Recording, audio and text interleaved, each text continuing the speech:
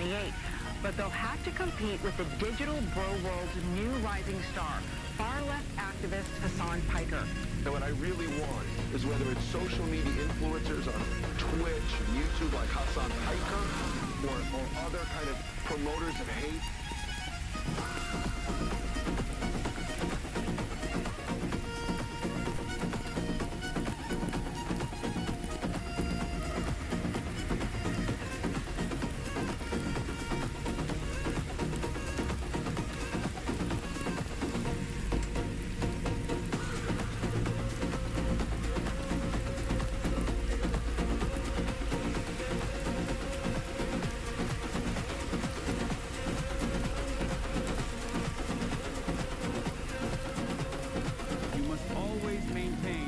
Revolutionary optimism. You must always continue to organize.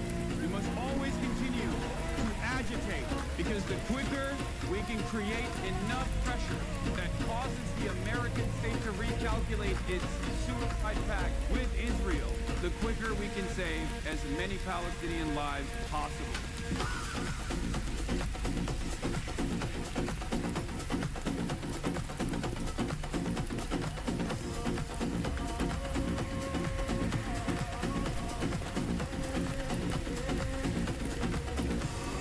What's going on, everybody? I hope everyone's having a fantastic evening, afternoon, pre-noon, no matter where you are in the world. I'm Hassan Piker, and this is Hasanabi broadcast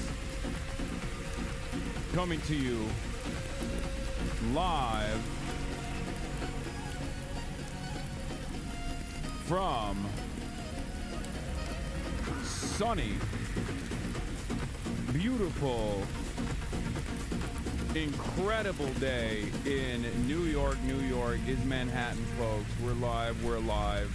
I told Marge that I'm not gonna do IRL today, but honestly, I got out of the interview that I did this morning with New York Times. I did another interview with Garrett Hayes from Mother Jones, and I couldn't believe how beautiful the weather is. It is immaculate, chat. It is 85 degrees and sunny right now in New York City.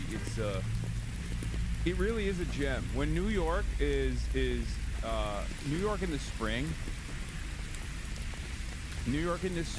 when it's like 80 degrees or higher, it's honestly the best place to be on the planet. Straight up. There is no better place to be anywhere else on the planet than here right now at this moment. And I'm of course spending it locked away, slaving away, as you already know, behind closed doors, doing my very best to entertain you guys and also keep you informed about all the comings and goings, about everything that's happening in the universe. Yeah, I saw Sneeko got sucker punch. Yes, Mayor Mamdani of Afghanistan has actually fixed the weather as well. I mean, what can this fucking guy do? Holy shit, ladies and gentlemen. We're live, and I hope everyone's having a fantastic one. We got a lot going on in the world. What is this? Check out 1512 for the Hasanabi mention. Bobby and the Ice Queens with Trixie and Katya. Okay, we'll look at that in a second. Trixie mentioned. Wow. Go outside today, boo. Sure, maybe. Okay, so, ladies and gentlemen, boys, girls, and MBs, the second channel is dying. What do you mean? Where'd that come from?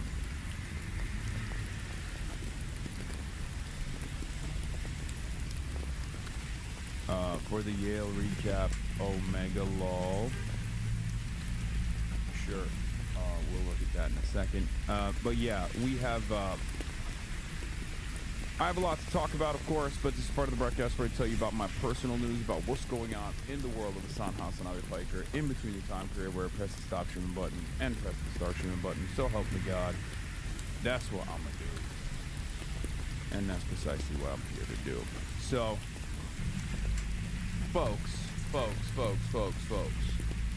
Last night we had quite the eventful Yale union debate. And I think, or I hope, you guys actually enjoyed it. A lot of stomping, a lot of hissing, a lot of this, a lot of that, a lot of controversy in the aftermath, of course, as always. But, yeah, I got Chinese Mog. It was Chinese maxing.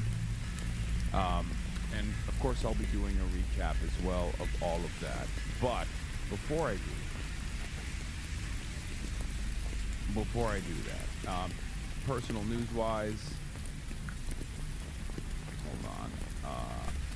Yeah, I ended the broadcast last night, and I hung out with the students a little bit in a private event. We had some charcuterie, some pizza was ordered, and then we quickly got into a car to come back to New York City because I had early interviews in the morning. I'll be giving you a recap of the event, the Yale event, in a second. It was actually very, very entertaining and very interesting. I personally enjoyed it quite a bit. I hope you guys did too.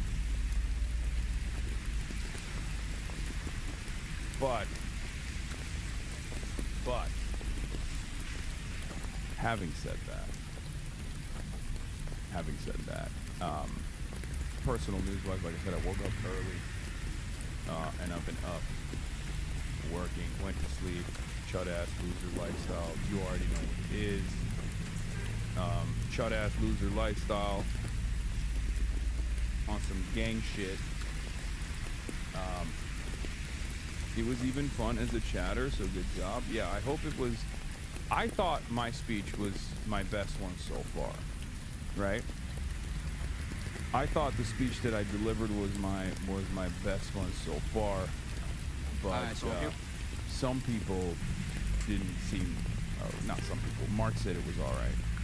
Mark still thinks it's better if I do off the cuff. I disagree. I think there was plenty of off the cuff on the speech that I delivered. He said it was like much better.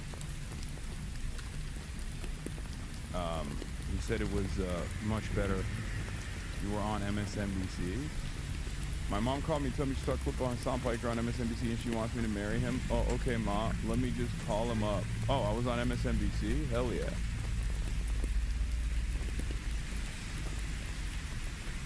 After I went to the UMich rally, my mom's been obsessed. She watches videos on YouTube before bed and always tells me how handsome she thinks he is. Moms love him. Dude, this is awesome. This is awesome. Okay. I love that. I love that. The word is spreading to the moms all across the country. Okay? Preaching the Hasanabi gospel. Yes, you were good, man. Give it best of both things. Okay.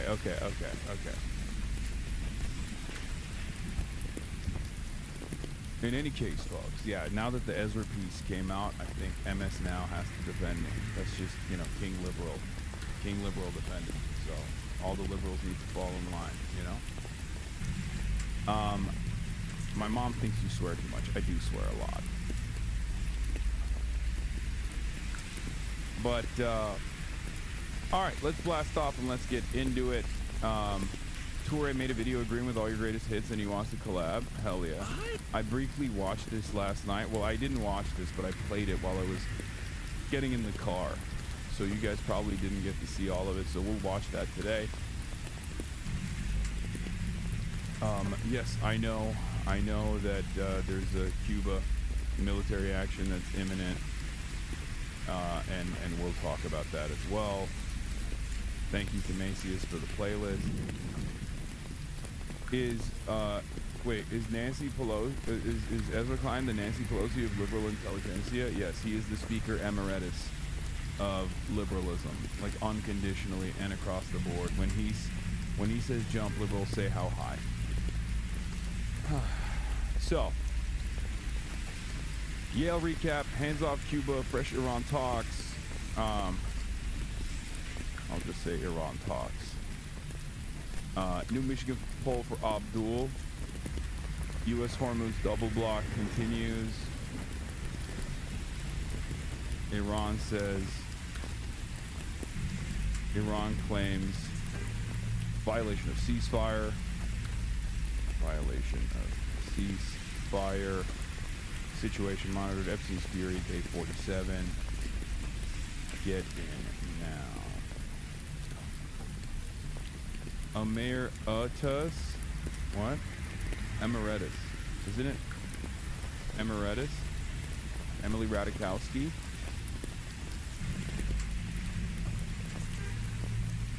Damn, I'm supposed to go to Cuba in a few weeks. You think it's cooked? I don't know. We'll see. We'll see what this administration does. I mean, they're saying that it's cooked, but bro, you guys are 100% Nazis. Dudes opening up another front is psychotic. Yeah. You made it into this Dem candidate's ad, lol. What is this?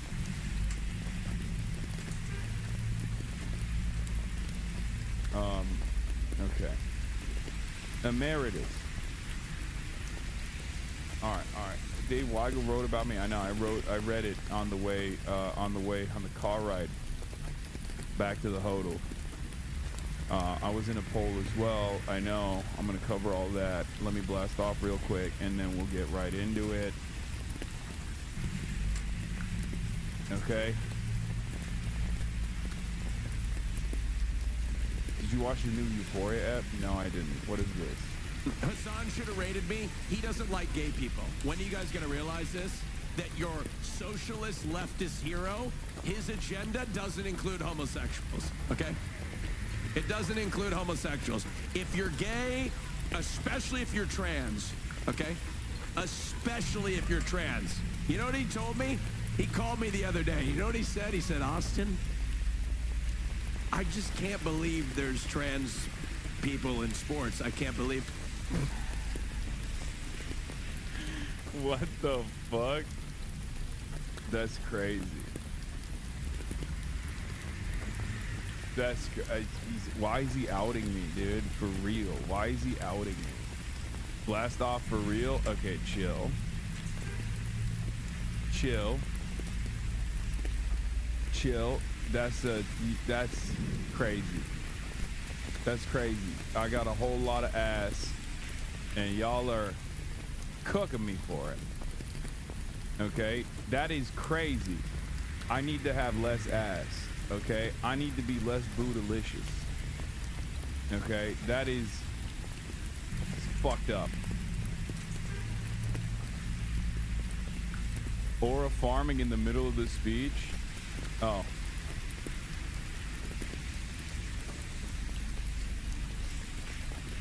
Austin slander knows no bounds. Yeah, he's fucking me up right now. That's crazy. I need to have less booty cheeks, man. I got an unholy amount, an inappropriate amount of booty cheeks. We gotta dial it back, folks. That's some Donald Trump shit right there. Double cheeked up for absolutely zero reason. Glute maxing and hype mogging in CT is unheard of. You grew it yourself. You should be proud. I'm not proud.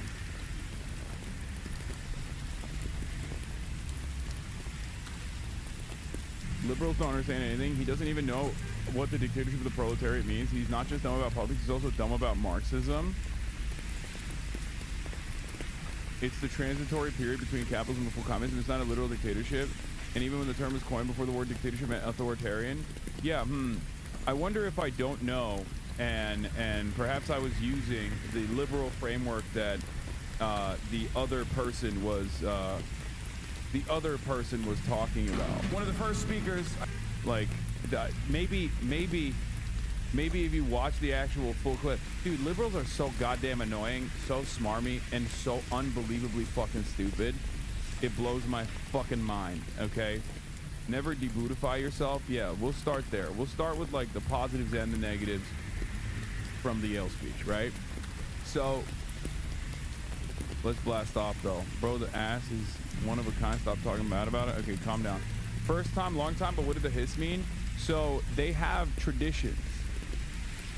They have traditions, at the Yale Political Union. Okay, so this is the oldest like political union slash debate club that they've had. Okay, we'll get right into it. Fuck it. Okay, so they have old ass traditions, like you know, the speaker comes up, he says for the speech. Okay, that's like one of the things. And then also on top of that, when they're, you know, there's people there, there's people in that crowd that are like conservative, reactionary, liberal, Marxist, Leninist. Like it's a very diverse, ideologically diverse environment, which is ironic because like everybody thinks, oh, Yale, they're all communists on the Fox News side. And my assessment was going to be that they're all liberal. I think my assessment was a little bit closer to the truth. Let's be real. But basically, you know, there was broad positive reception. Never get high on your own supply. Elite schools believing in liberalism is like believing their own propaganda. They do believe their own propaganda. Anyway, so, you know, they have different phrases that they deploy. They have different traditions. Hissing is one of them. Like, the crowd is both left and right. And the crowd is both left and right. And obviously, there are right-wingers who don't like what I'm saying, and they're hissing, and then there are left-wingers who like what I'm saying, and they're stomping.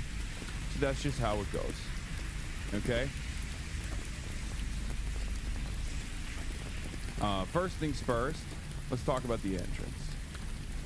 Okay? Let's talk about the entrance, which was also captured by the Yale Political Union.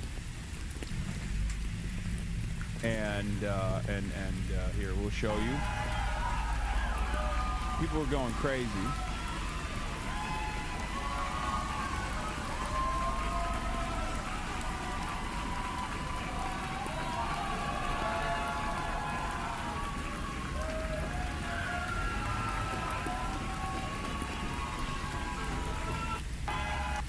And not only was the reception incredibly positive, some might even say orgasmic. Stop Anti-Semitism posted this, said, watch, Yale students orgasmically welcome Hasan Piker. A man who said America deserved 9/11 and calls the murderer a sitting U.S. senator. Yale is poison. Keep your children and grandchildren as far away from this institution as you can. Now, you know, Noah Colwyn also made a joke and said, watch Yale students orgasmically welcome Hasan Piker. That's an insane way to cover that entrance. I don't know why the Stop Anti-Semitism lady went with that. There were probably different words that she could have used there as a substitute for orgasmically. But you know what? Fuck it. Why not? Okay? Why not? If you're just going to be a horn dog about your psychosexual pathological obsession with me, you might as well go all the way. So I respect it. I respect Stop Anti-Semitism for being unbelievably horny. To be horny is to be alive. Okay? This reply to it is gold. What is it?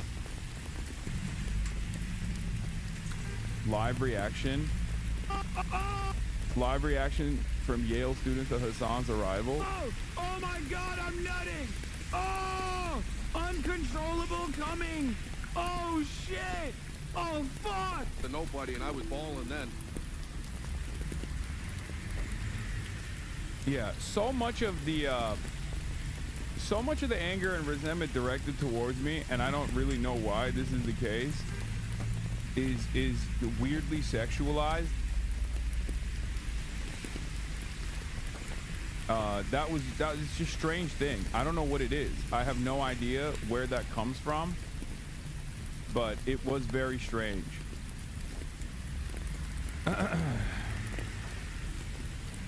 Yeah. Who'd you say hi to on your speech? The photographer. She came up to the right side of the podium.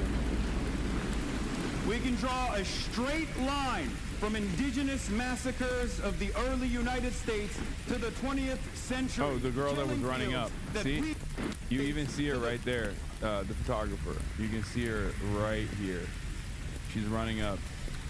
Of the early United States to the 20th century, killing fields that we have created in the third world.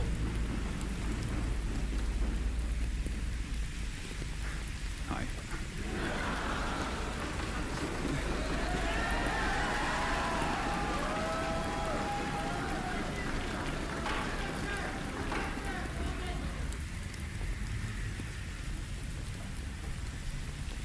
Why do you think I made the Hassan Bizarre Adventure manga that way? Because I called it a long time ago.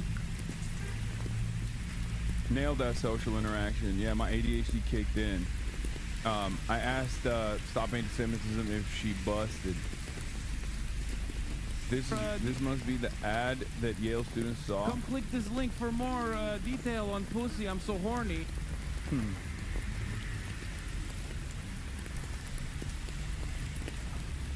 So,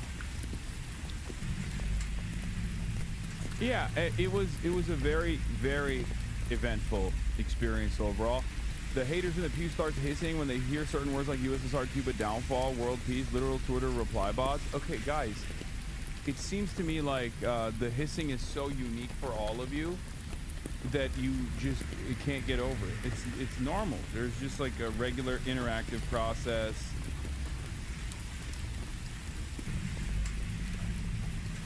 And you know, it's fine. It's just like a part of the theater of it all. Okay, I don't know why you guys are so hyper focused on it.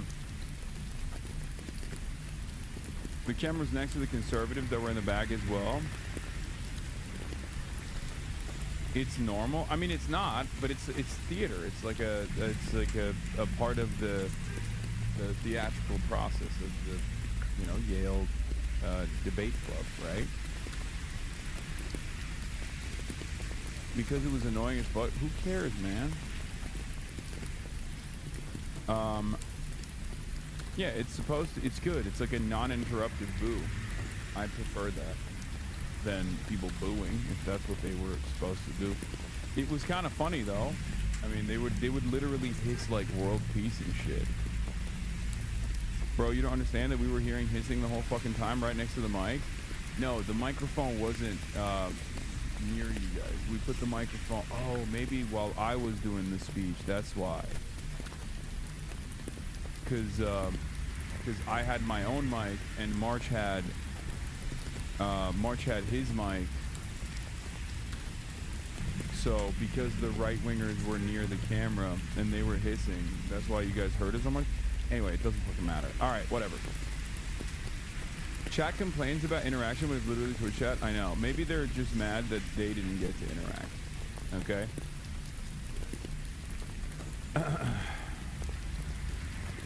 But, yeah, overall, I think the reception was... overall, the reception was fantastic. I mean, the environment in the room was fantastic. They were saying that there was a lot of excitement for Curtis Lewa, and when they had Curtis Lewa on, that was the most exciting event that they had thus far. And then when I said I would do it, apparently it just, like, you know, the participation was insane.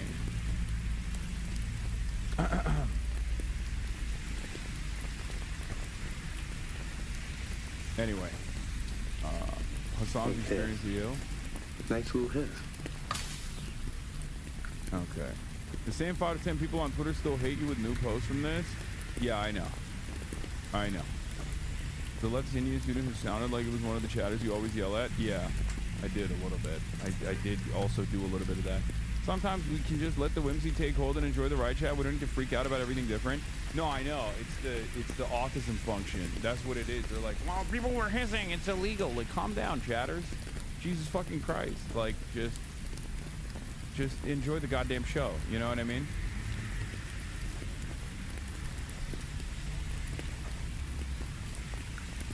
Like, holy shit. Anyway. I was mentioned on the Bald and Beautiful podcast. I'm gonna play that real quick. I don't know. I can't Hasan remember. Piker. Hasan Piker, yeah. Who's that? Thank you. I'm It's right. because you're Dake. left. It's because you're Dake. I'm probably a lot closer, right? He's a very, so. he's a Twitch streamer, very active on Twitch. He's Mary, I don't want to thirst over him, be the 4,000th obnoxious person thirst over him online, but yeah. I think thirst is different than, listen, it's a blessing to have 5 senses, including sight. It's a blessing to be able to notice something beautiful and say, that's just beautiful. Yeah, I just don't want to add to the annoying din of people online, like thirsting over him. I don't know. I just want to be unique. I understand. Yeah, but I would suck the shit out of his asshole. Ooh, let's take a break. That was it. That's the mention. That's what you guys wanted me to see.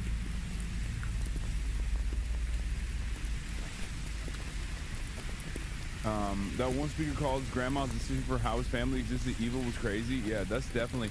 All of those were Hasanabi heads, by the way. Even the ones who are against my resolution.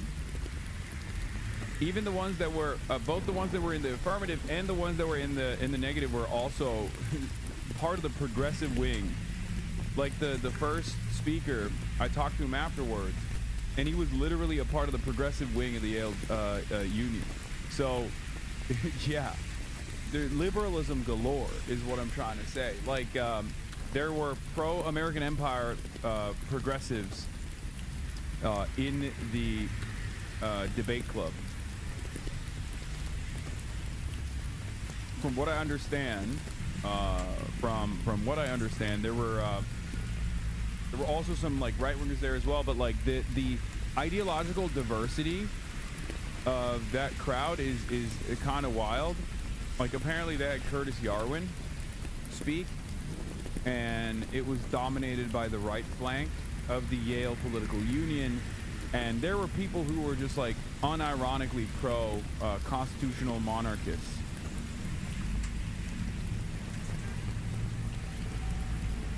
Liberal Hitler was my fave. Yeah, that one was crazy. I didn't even realize that was a thing.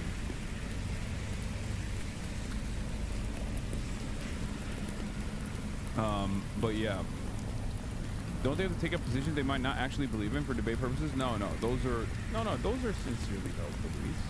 It wasn't like a debate club type situation. I think those were genuine points of contention. But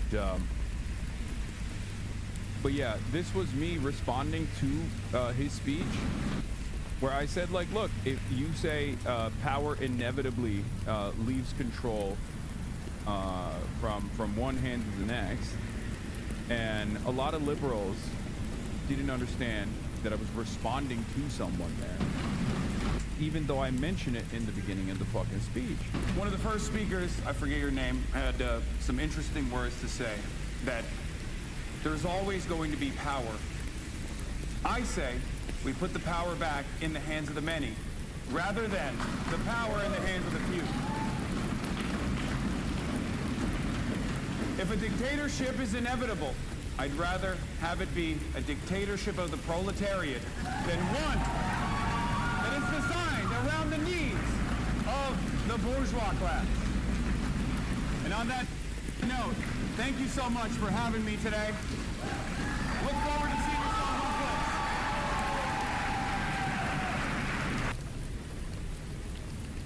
Did you try New Haven pizza? Yes, dude, I did, okay? I had Pepe's and I had Pete's, and Pepe's was really fucking good.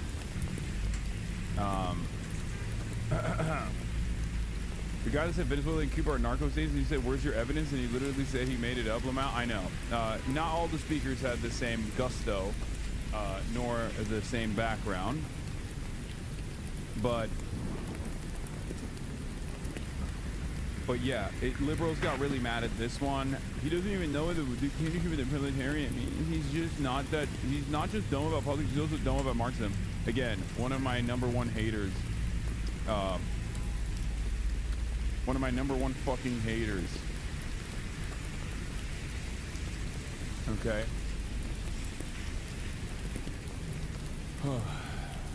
And then, like, they continue with the fantasy. A non-zero number of kids in that room have a favorable view of the Khmer Rouge, all this stuff. It's like liberals fantasizing about their opposition, their ideological opposition to their left flank, as both being incredibly violent, incredibly unproductive. Yeah, guy who hates you in your cause spotted. Exactly. Being professionally obtuse.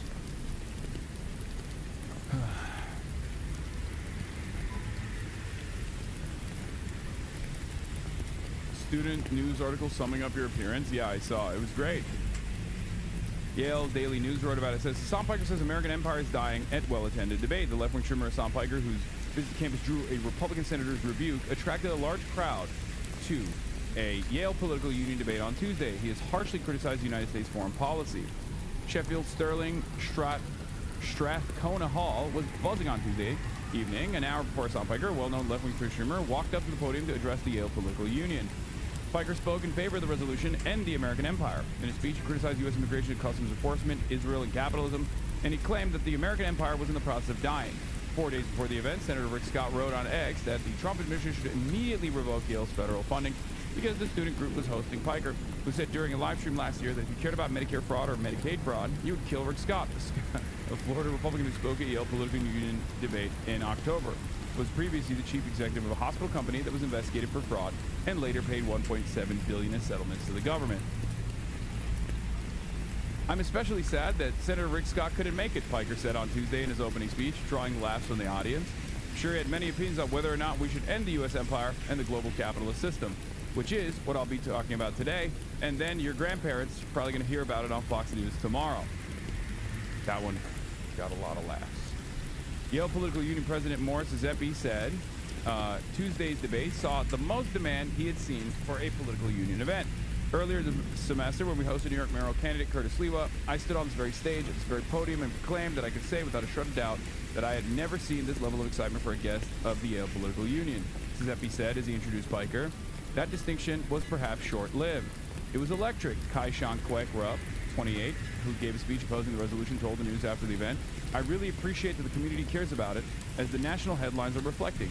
It's really contentious, and so it's good to have civic engagement at Yale, and it's really good to have people who disagree who are willing to listen to each other. Avi Rayo, 27, the Yale Political Union speaker, said that while the increase in attendees brought more energy to debate, every student speaker was able to speak, have questions, and not be interrupted. The crowd thought they spotted Piker entering 3 times and began to applaud, only to realize each time that someone else had entered the back door of the hall. When Piker entered, the lecture hall erupted into applause. This is a guy that has modern media presence, Jemer Kelesh, a member of the political union's independent party, said in an interview. He reaches our demographic exactly, people that are our age. In his remarks, Piker traced the history of what he called America's imperial roots from the Spanish-American War through World War II and the Cold War, which he described as an endless series of butcheries, each more perverse and more tragic than the last. What was the point of defeating the Nazis if we went on to dominate so much of the globe as violently as we have, he asked. After the fall of the Soviet Union, which Piker argued was one of the greatest catastrophes of the 20th century, America had no more big enemies left to beat and turned the gun on itself.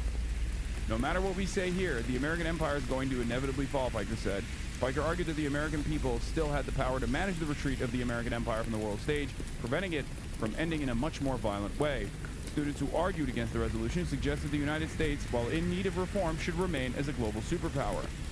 Power does not evaporate, it changes hands, Kwek Rupp said, arguing that an American empire is greatly preferable to the dominance of other global powers. Similarly, William Flanagan, 27, argued against Piker's vision of a weak, retreating America. We do not have to accept anything less than what we know this country can be, Flanagan said.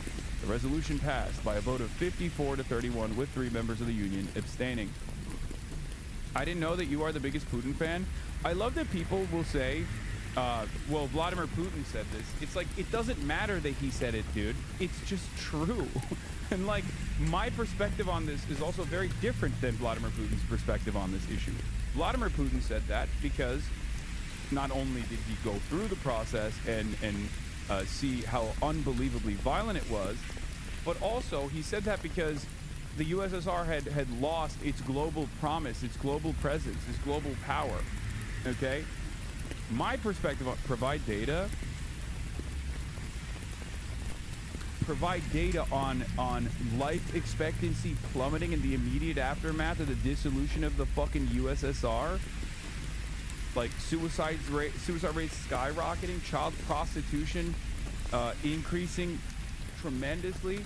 What do you mean provide data? I mentioned it in the fucking speech, but it's not just that. My point there isn't just about the material harm that the Soviet bloc nations were experiencing in the aftermath of this dissolution.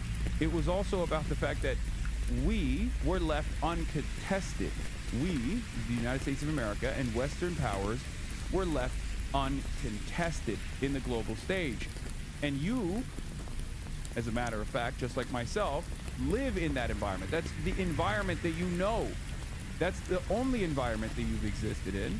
And that's precisely the fucking reason why you don't know any other alternative universe where there was a competitive global power that was an ideological opponent that presented the threat of a good alternative. You know what I mean? Like, why do you think we have accelerated neoliberalism? You talked about this. Even horrible, wrong people can say the right thing. That doesn't make you agree with their worldview. Exactly. The guy who spoke Mandarin to you are for that, but this point did not eat. But his point did not eat. That shotter doesn't know what you're talking about. He thinks the USSR still exists and Putin is still running it. Yeah.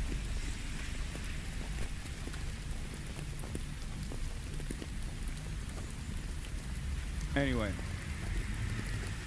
Yeah, Owen Jones. 12 million people are estimated to have been killed by economic shock therapy in Russia alone. Russia suffered the worst peacetime economic collapse of a major industrialized nation in history. The Russian economy nearly halved. The fall in Russian output was much worse than caused by the Nazi invasion in 1940s. Russian male life expectancy fell by 6.5 years to 57.6, back to its mid-1950s level. The overall fall in life expectancy was on the scale of Vietnam during all-out war in the 1960s. The suicide and homicide rates doubled. Real incomes collapsed by 40%. At the time of the Soviet collapse, 1 in 50 Russians lived in poverty. By the end of 1998, that surged to nearly 1 in every 5. Full employment gave way to mass unemployment as healthcare funding collapsed by a third and poverty surged. Disease such as diphtheria, tuberculosis, and syphilis rampaged. Russia was taken over by oligarchs, gangsters implicated in serious crimes who stole the country's resources. Murderous conflicts in the former Soviet territory included Chechnya, where potentially hundreds of thousands were killed. Yeltsin's contempt for democracy was underlined by his bombing of the Russian legislature and the undemocratic farce of the 1996 election. Putin came into power after the Russian secret services almost certainly staged apartment bombings, which killed hundreds. The invasion of Ukraine has killed hundreds of thousands of people. Need I go on? Yes, the collapse of the Soviet Union was one of the great catastrophes of our age. An alternative would have kept the USSR together, Baltic states aside, on a democratic basis without the ruinous shock therapy. Notably, a Soviet-wide referendum in March 1991 overwhelmingly voted to keep the Union together, although it was boycotted by 6 of the 15 republics in the Baltics and 3 small republics. That is just the internal problem. The larger fucking issue that I was also presenting is that we won. And guess what happened? We won the Cold War, and we turned the gun on ourselves. Okay?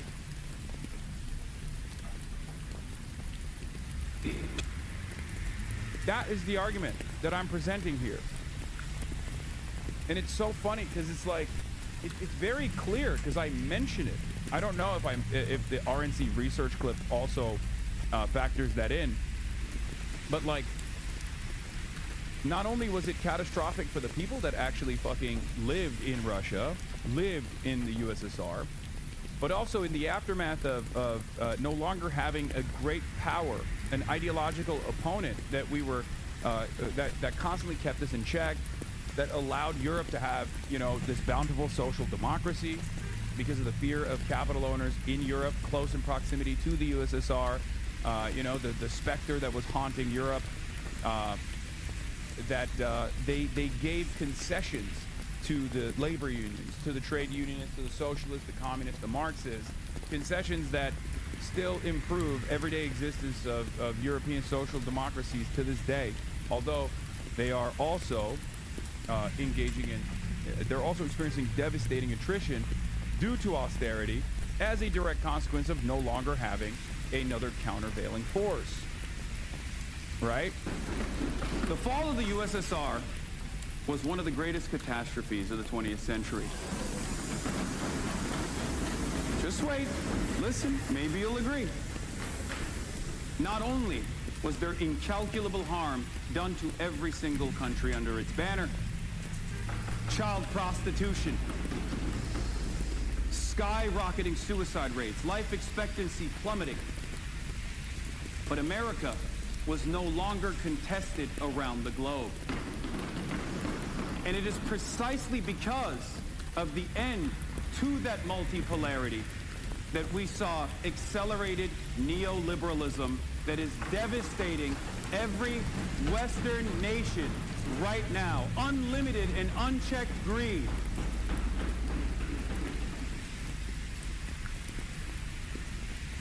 Our successes are leading to our own demise and the demise and collapse of the liberal system. The U.S. has produced disaster after disaster after disaster.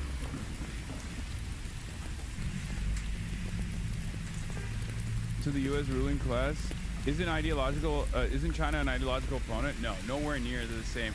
China is not the same as the USSR. China participates in the global system in very meaningful ways. China actually is the load-bearing structure that keeps the entire global design together. Ironically enough, the USSR did not play a similar role in the global system as China does. Like, think about like a collapse of China right now. Obviously, it's not going to happen, but a collapse of China right now, similar to the collapse of the USSR, would lead to far more devastating global outcomes, whereas the USSR's collapse led to major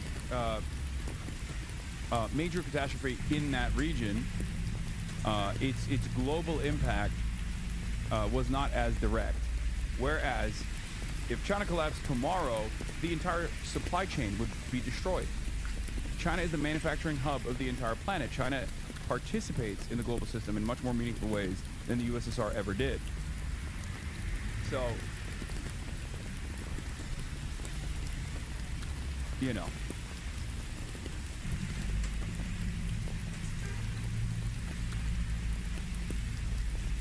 Load off the labor of the Chinese workers.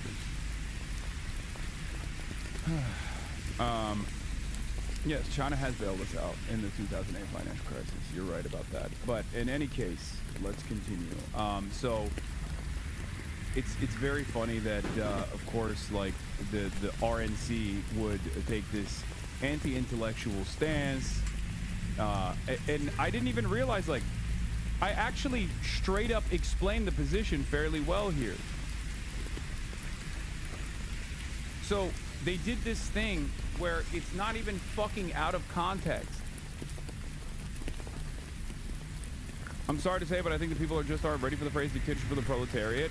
I don't think it really works in English, given the modern connotation. Same way they aren't ready to hear you say to do agitated propaganda. I don't care. I'm going to say it regardless because it probably makes people a little bit more curious.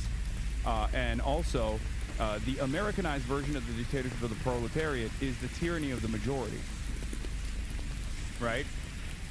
Americans have a distaste towards the tyranny of the majority. That's why, you know, they constantly talk about the need for the Electoral College and all these, like, undemocratic systems that were implemented.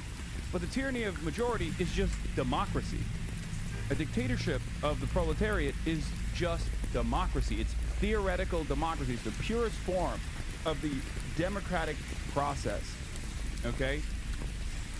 Americans might turn around and say that's mob rule, but it's just democracy, because what is the inverse of the tyranny of majority? It's the tyranny of minority, a dictatorship of the bourgeois. Right? That's it.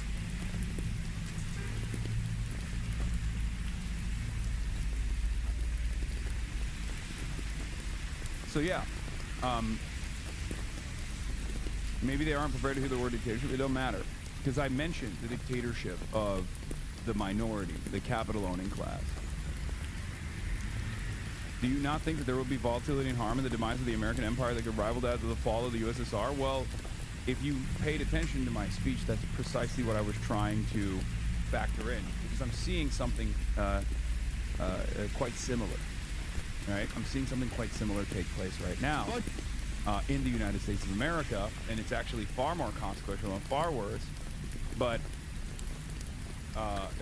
like, I think that we have the power to make sure that that retreat is managed. And it's managed in a way that is beneficial for everyone, and we yield a more egalitarian society in the aftermath of such incidents. That was the entire point of my speech, at least. So, this was another... Manages to be $361 billion larger than last year's, despite cutting $300 billion in social programs and Yuyito 74! Yuyito 74! God damn! Thank you for the 50 bones. Holy shit.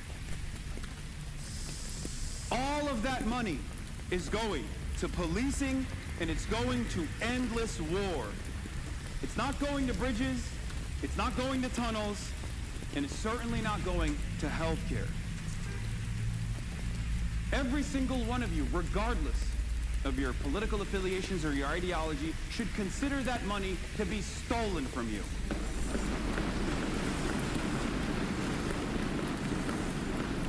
Trump's budget.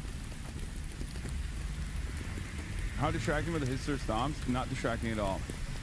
Why are chatters talking optics? This speech wasn't for the modern Democrats or Republicans. You're talking to politics-inclined youth at a revered university. It was for the kids in the room and just so happened to be streamed to everyone. Yeah, it's really funny that people are making it seem like this was my stump speech at like a fucking Michigan rally or something.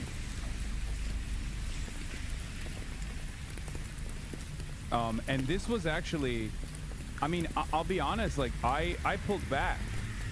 I pulled back on more radical elements of my speech on purpose because I assumed that the room would not be super receptive to it because it's Yale after all, right? Like these are the sons and daughters of incredibly wealthy individuals, and therefore my expectation was going to be that they would not be positive about such you know, radical statements. But what's really interesting about it is I was wrong because this diva cooked right after me. Of the international corporate conglomerates that our governments serve. America is not and has never been the linchpin cinching together the democratic free world. We toppled Allende to install Pinochet in the 70s, provided financial backing to the fascist Argentinian juntas, supplied unconditional support to Yeltsin, chief architect of the modern Russian oligarchy during the Soviet collapse of the 90s, and today we bankroll the genocidal apartheid Israeli regime, playing defense in the UN for the anal gang rape of Palestinian prisoners with rusty metal holes. We have set a global historical precedent for draconian drug laws, upending entire economies with gang warfare driven by the American elite's unquenchable twin desires for coke and bloodshed. We have set back progress, combating the climate crisis that threatens the imminent annihilation of life on Earth, of the international corporate... She's the exact opposite of the redheaded kid from Cambridge, but she cooked hard. Yeah, no, she popped the fuck off.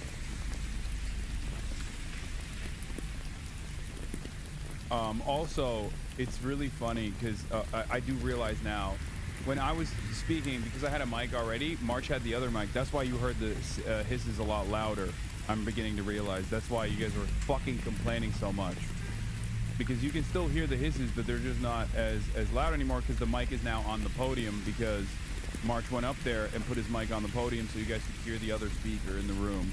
So that makes a lot more sense. Another quote-unquote more benevolent empire.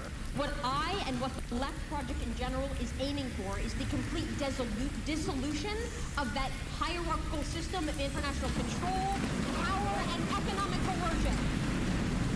Where power should end up and where power should resolve is in the international hands of people, of human beings, not of governments, not of corporate leaders, not of stock traders, not of the monsters bomb life on Earth into oblivion for another cent in their stock portfolio. That was so good.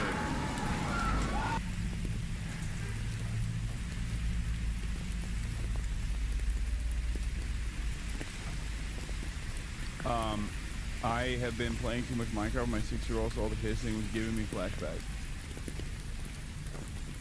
We live in polarizing times. Don't be conciliatory towards the right, Hasan. Okay, chatters. I think I had the right amount. Did your dad enjoy it? Yes. Did your faith in youth get restored? Yes and no. It was the right amount. It was the right amount, and I'm very happy with it, because I'm not just speaking into that room, as you guys have seen. I'm speaking to the entire Fox News audience.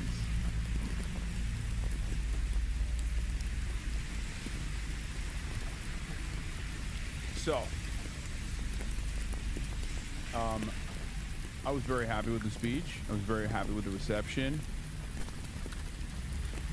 And your fit was way better, by the way. Loved it. Thank you.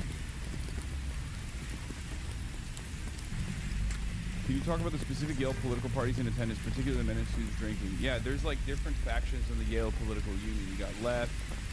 Apparently the communists were also a part of the Yale political union, but they separated. You have the progressive wing. You have the centrist wing, I think. Like, I'm not entirely certain about the different factions, but you have the right wing, you have the far right. You have the Tories. There's 7 parties total, I believe. And it was a really interesting conversation, really interesting back and forth. But yeah, it was funny with this one where his argument was we need to rebuild this empire because this one sucks. So I'm curious what, kinds of means are justifiable. For example, if an empire deems a certain group. I was going to ask that same question too, but I didn't want to constantly be on the podium asking questions. So I was laughing because he asked that question. It's like, so if means justify the ends, like, what do you do? Like, what about genocide? Subversive to its own ends. A group that makes up a sizable portion of its population. Would something like a mass extinction or a mass termination or like a mass disenfranchisement of this group ever be justified? Because of the way the gentleman posits his view of empire, it seems like this is a reasonable one. So we're about to unveil liberal Hitler. Absolutely. So I did have one line that was basically clear to hear and one that maximizes collective human good.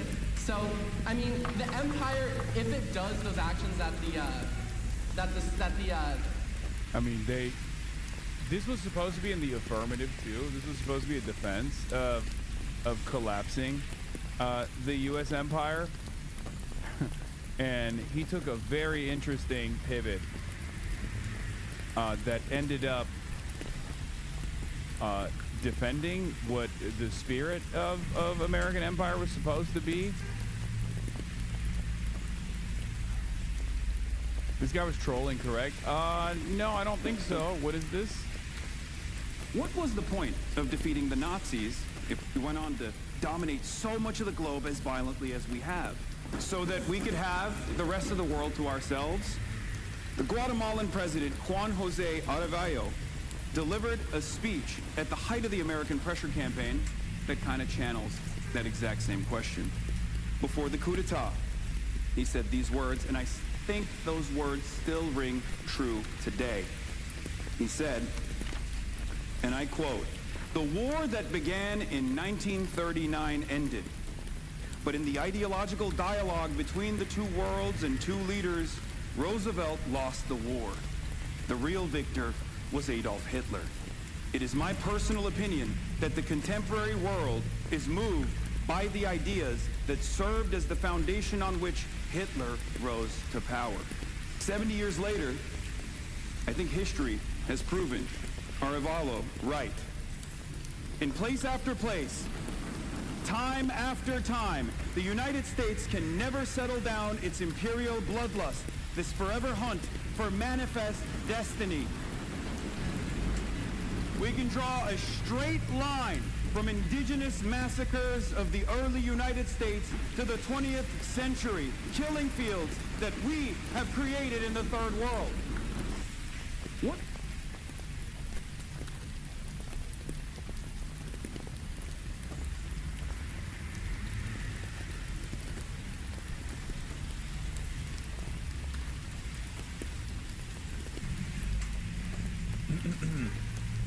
I feel like you spoke a truth that a lot of people haven't heard or haven't been raised to argue against, which is a great depiction of society as a whole. This was by far your best performance to date, in my opinion. Other speeches have been superb, but this one gave theatrics and made it much more enjoyable.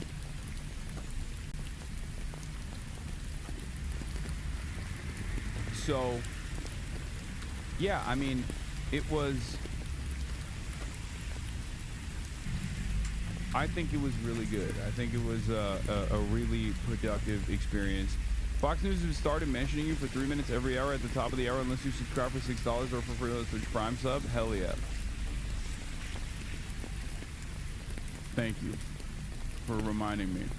Stomping is in support, hissing is against, but the hissing could be against me, or the hissing could be like a boo against me saying like, fuck Trump, you know what I mean?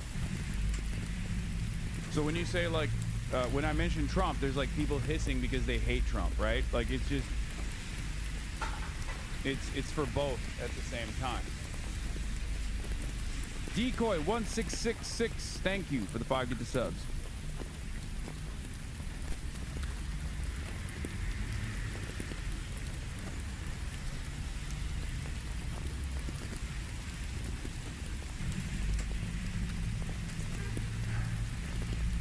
The party of the right is chock full of freakish legacies of essayers. When I was on campus, the impotent rage of these losers caused an attempted homicide-suicide. Wait, what the fuck? That's insane. Okay. What stance vote on American Empire did the guy sitting next to you have? I don't think they voted. But as far as the resolution goes, it won overwhelmingly. It was like 54-31 or something. So no one asked if you were anti-Semitic planted. Yeah. Dude, we do have a crisis in anti-intellectualism in this country, though. It's kind of funny that a lot of these, like, centrist liberals who fancy themselves to be quite the intellectual, the studied knowers of history, the ball knowers, unironically engage in the exact same fucking, unironically engage in the exact same bullshit that right-wingers do whenever they are, whenever they have to address, like, a position to their left. Right? It's so funny. That's like, this is the point I was trying to make earlier, which is like these guys, these centrist guys on the timeline being like, oh, this guy's so stupid for saying dictatorship of the proletariat, blah, blah, blah, all the shit, like, or even the USSR quote that they, like misunderstood, even though context is like straight up in the fucking clip that the RNC posted. Some people were saying, oh, this is what Vladimir Putin said. This guy's a real Putlerite. He loves Putler. He loves Adolf Putler, right? And then some people were saying, oh, this guy's a real subversive. He hates America. He's an American hater. And it's like unbelievably frustrating to hear that from supposedly well-educated liberals who think that they have a lot more intellectual curiosity and are a lot more intelligent than the average fucking Republican, but the moment that they encounter any sort of dialectical materialism, historical materialism, any sort of like Marxist thought, they automatically turn into reactionaries. And it's very frustrating to encounter.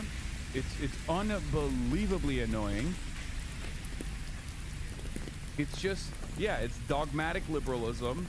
And it's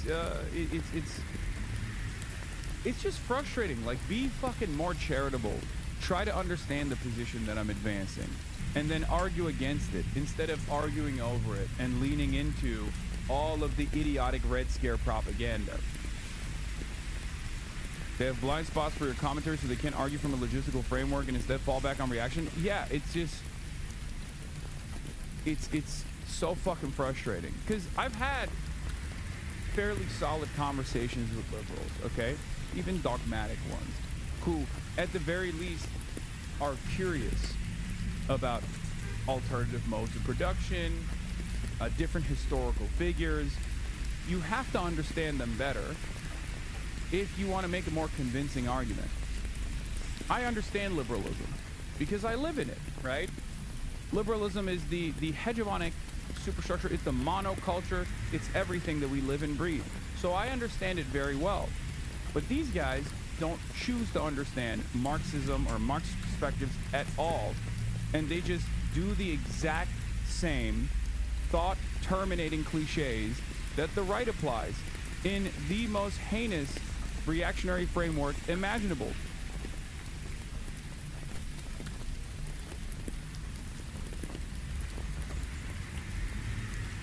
They genuinely think speaking about leftist leaders of the past is a sin or something? Yeah. No, they immediately hit the oh, he's anti-American, look at him, he's a campus, he's anti-American, he's anti-West, he's anti-American. Not realizing that the argument that supplants, the argument that is the foundations,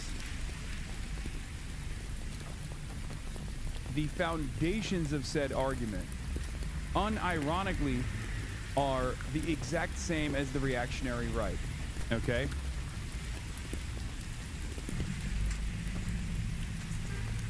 What is this? This is who the Democrats are humming and hawing about being in the tent for democracy. He agitatively, welcomingly wants democracy to die and a communist regime to take its place, like all the worst communist regimes being led by LARPing bourgeois male. What the fuck? Again, this stems from just an inability to comprehend what these words mean. You just hear certain key words. Although you fancy yourself to be like an intellectual, I don't know if this person does. But you harp on what these words imply. Okay? Oh my god, not Epstein's Ghislaine? Oh, okay. That's Molestinese annoying Canadian.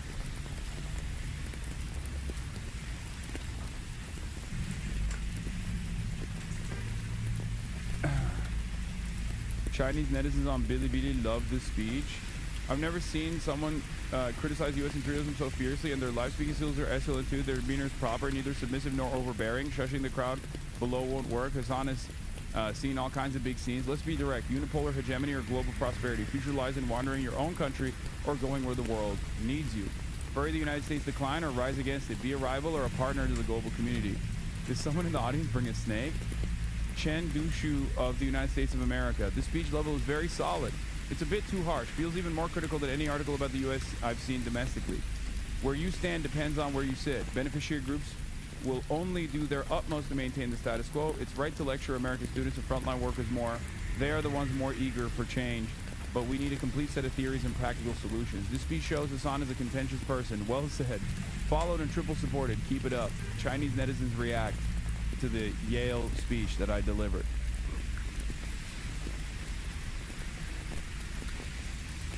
So I think it's just I don't know how to explain it. I find it to be so like you're so intellectually incurious. How do you live like that? How do you choose to live like that, especially when you're like, oh, I read many books, right? I read many books. I'm smarter than the average Republican. And yet you pivot to the same exact reactionary framework. Fear, Western chauvinism guides your perspective. The fear of the unknown, and the assumption that like what we've done to the rest of the world will inevitably turn into a revenge campaign, and it will be done to us. Like, you know, the third world will rise up and dominate us in the same exact way that we've dominated them. Like, it's ridiculous. It's shown time and time again not to be the case, right? those who were subjugated do not turn around once they're emancipated and do that exact same sort of violence to those who subjugated them. It's just not how it works.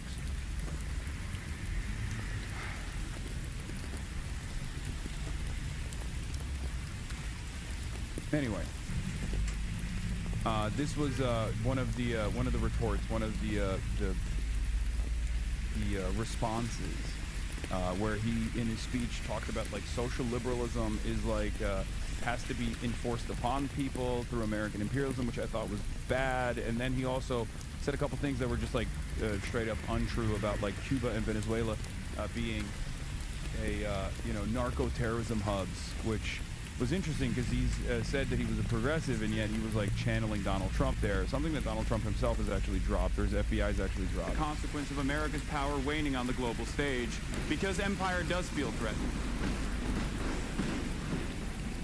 So I think your first question was like free speech and relation to liberal democracy. So I agree. I think like I'm one of the big ones that like condemns like Americans who like jailed in the Red Scare and all those things. I actually think that like we're actually pretty good at like actually protecting actual free speech right now. I don't think people are actually like jailed or anything. I think like one of the most dangerous attacks on free speech is a sort of more like institutional one, like the ones that's happening in like schools all over, like the South, for example, where you can't teach critical race theory. But once again, like I think one of my main points is that like this sort of free speech is like I think unique and like even unique to like America compared to the rest of the West. For example, the UK, where like they can like censor anything. But I think the state of free speech in America.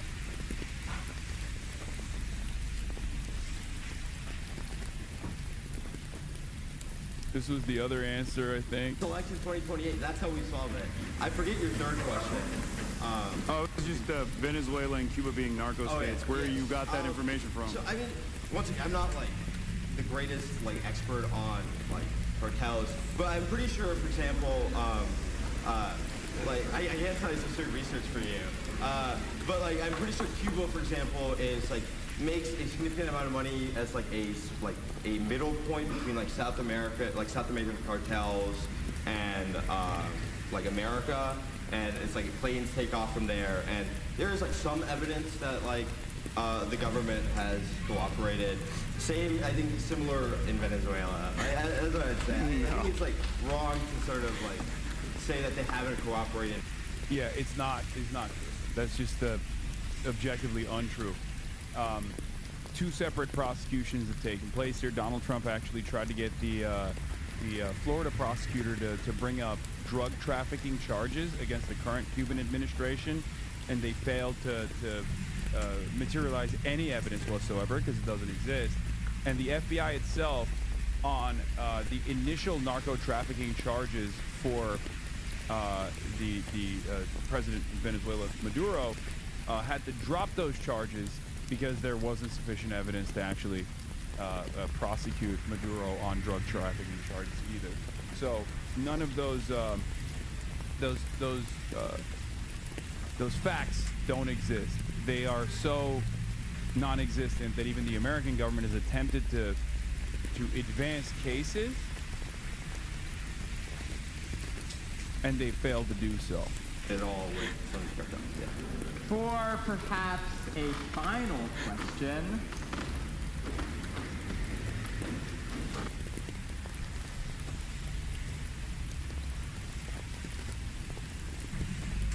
So,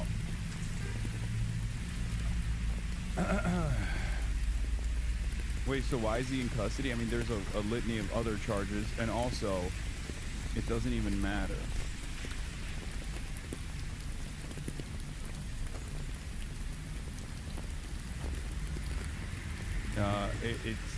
You think America needs to bring sufficient charges to fucking prosecute foreign leadership? I think we've already established that America is accountable to no one, not even Americans, mind you.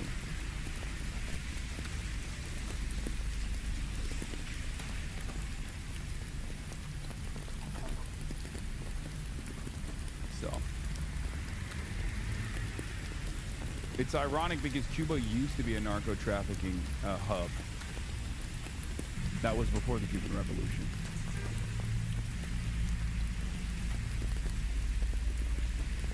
Just correction, still being charged with drug trafficking. They weren't dropped. The only change was removing stuff about Cartel de los Soles from the indictment. Yeah, they removed the Cartel de los Soles from the indictment because they don't have sufficient evidence, which is the key connective tissue between narco trafficking charges directed at Maduro.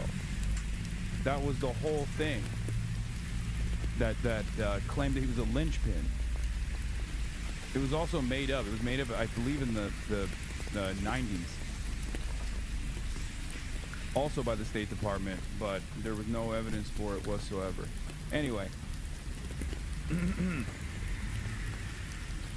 Yeah, the only instance of Cuba working with narcos was under Batista. Yes, it was.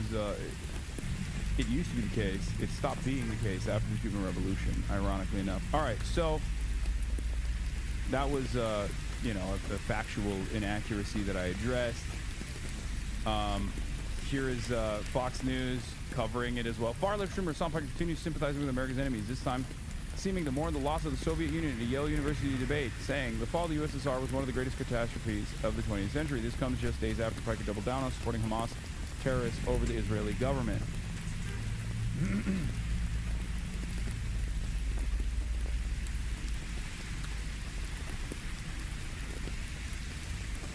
Fox is obsessed with me. Every day. Every fucking day they bring me up. Which, again, I welcome. I don't think it's a bad thing. I think this is a good thing. Once again.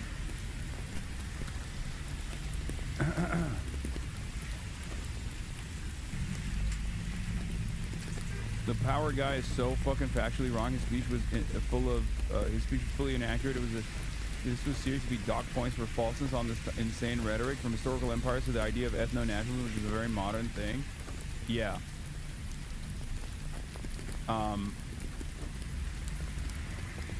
I don't think the argument being made was that America would be punished by those we've subjugated. The argument is that empire is going to exist in some form with or without American empire. No, some people were saying that. Some people were presenting that as the counter-argument, and that others were saying empire is going to exist. That's the first speech that was delivered after me, saying empire is going to exist in some form with or without the American empire. The argument is that the American empire exiting from the world stage doesn't mean we move to a system of global cooperation. Yes, I agree. Except what I tried to ask him, the first speaker, was basically, one, what is your evidence that another global superpower is automatically going to take advantage of the power vacuum that exists? And two, what makes you believe that the new system of cooperation potentially, or even like a new unipolarity, or even a single empire controlled world, is not going to look like an evolution like the American empire's evolution from the previous global design, which was, by your own admission, far better.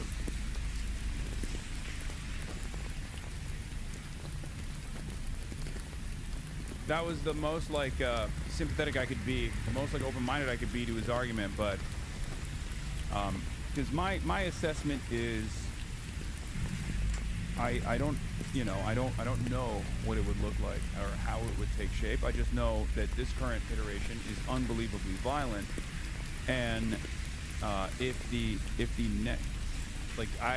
have a firm commitment to ensuring that whatever comes next is much more egalitarian, much more cooperative.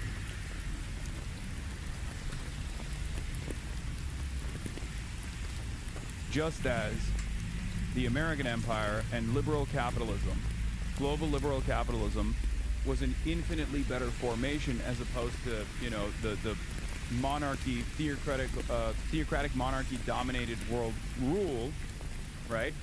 I don't think anyone is saying that feudalism is preferable to capitalism. I'm certainly not saying that.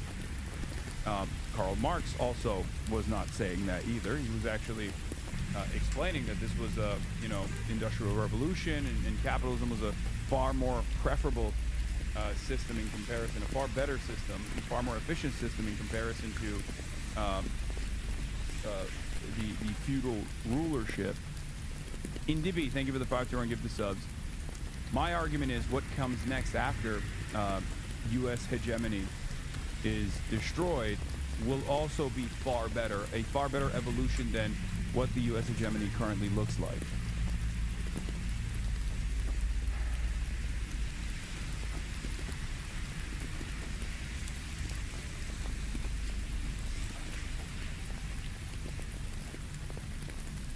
Anyway. Daily Wire. Fetterman issues ultimatum to Dems. Israel or raging anti-Semites like Hasan Piker.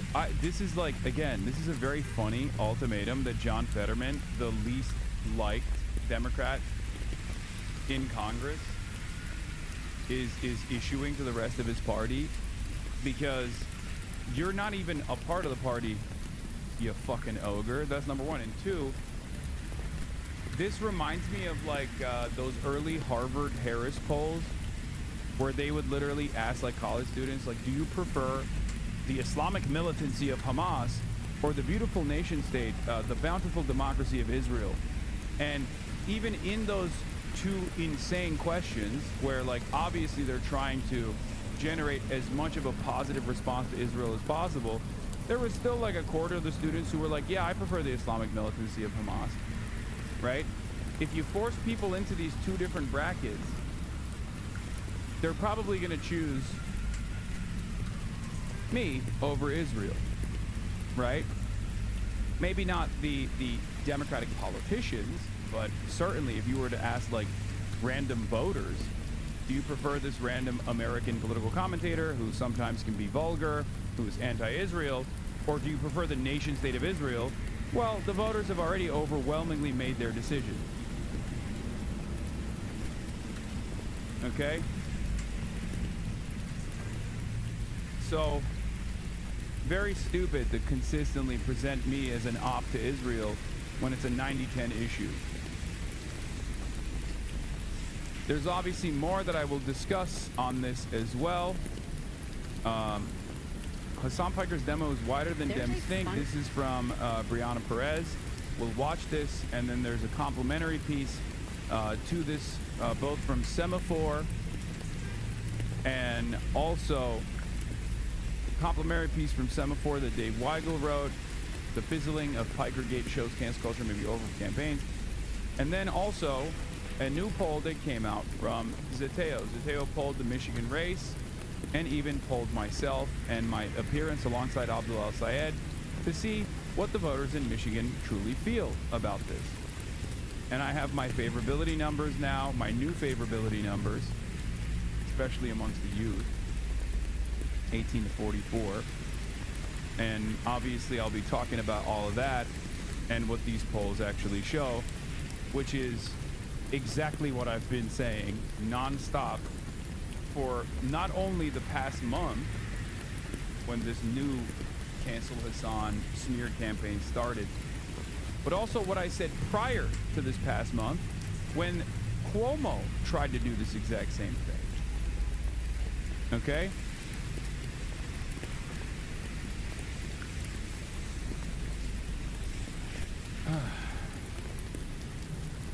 In any case, where is it? Let's start here first. Hasan Piker's demo is wider than Dems think. Fundamental misunderstanding that establishment Dems have about Hasan Piker that I have yet to see addressed. And that is this myopic understanding of who makes up his audience. And this is a big focus of even individuals that are urging Democrats to take Hasan Piker more seriously or just not write him off completely. And that's this idea that Hasan Piker's audience, the people he gets through to, are a demographic that the DNC doesn't get through to. Primarily younger, mostly men in their early 20s. But you know who else is a huge fan of Hasan Piker? My mother. And no, I will have you know that it's not because she finds him handsome. Apparently, he's not her type. But to be clear, she and I don't see eye to eye on a lot of stuff, politically speaking. And that's kind of my point. He's speaking to a much broader range of people than many Democrats and pundits really seem to realize. She, by all accounts, should be the Democratic Party's bread and butter. Lifelong blue voter, middle class, mid-60s, raised in a blue state, living in a purple state, grew up on Bill Maher, who she was a big fan of until, in my opinion, way too recently, who even overseas managed to raise a toddler who recognized two people on TV by name by the age of 2. Michelle from Full House and President Clinton. And yet, she's traded in Bill Maher for Hassan Piker. To be fair, this is obviously anecdotal evidence, and specifically in my mom's case, the reason she knows about Hassan Piker is because he featured one of my clips on his stream, so she looked him up. But after watching that and then one other video of his, she was hooked. But also, she's not the only boob. This is a very common experience. This is why, at first, when we went to rallies, it was just young people. And now it's both young people and their parents. Okay? It's normal. And the reason for why this is such a common experience, a commonly shared experience by many of you in this chat as well, many in this community as well, is because the message resonates regardless. It's not like I'm not tailoring my commentary specifically towards young men. Although, you know, when I first started this, I was a young man. Now I'm 34, still technically young in comparison to my counterparts, but certainly it wouldn't say I'm a young man. Don't feel like a young man anyway. But the point I'm making is, like, the resentments that I am communicating, both against the Republican Party and the growth of fascism in this country, but also the feckless ineptitude of the Democrats, that resentment exists out there in the ether. Okay? That resentment exists in the fucking ether, and it's very frustrating that a lot of Democrats, a lot of consultants, a lot of campaigners, a lot of analysts, the lanyard class, they refuse to recognize that there is real resentment, or rather, they want to not listen to that resentment at all, because they're banking on the idea that harm reduction will be enough to carry over their neoliberal, corporate-sponsored Democratic candidates over the finish line. Okay?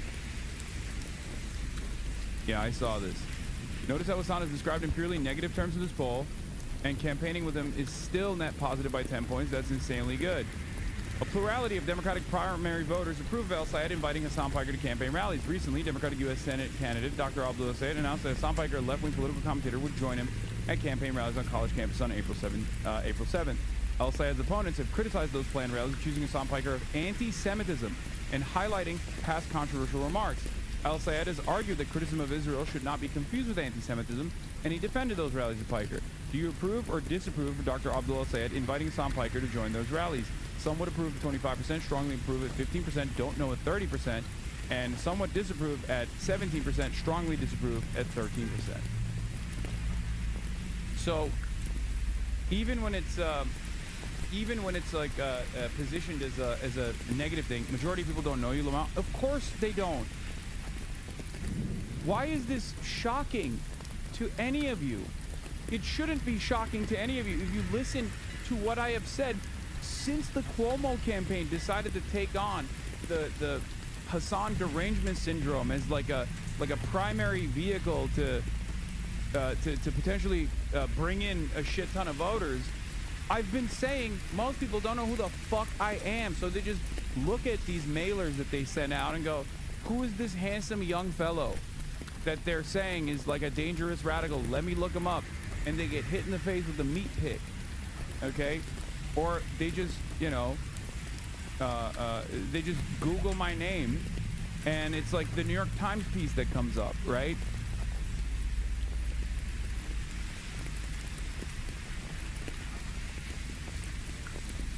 It's just, I know this. That's why I'm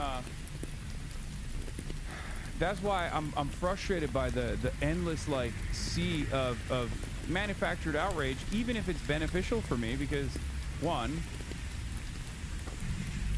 who likes to be professionally misunderstood? Okay? Every time I think Hasan might be cool, I have to remind myself when he says this kind of thing, he actually just means present-day China. Wait, what? Okay, good.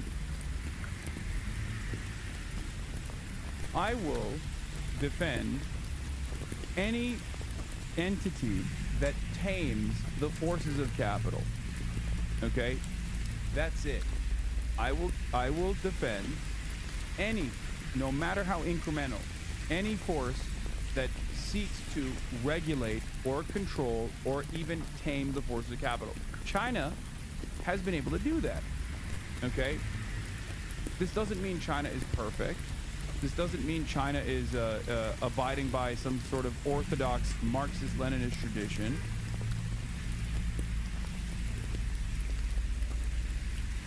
But in comparison to what modern America looks like as a great power, in comparison to modern-day China, obviously one has been infinitely more successful in controlling the flows of capital.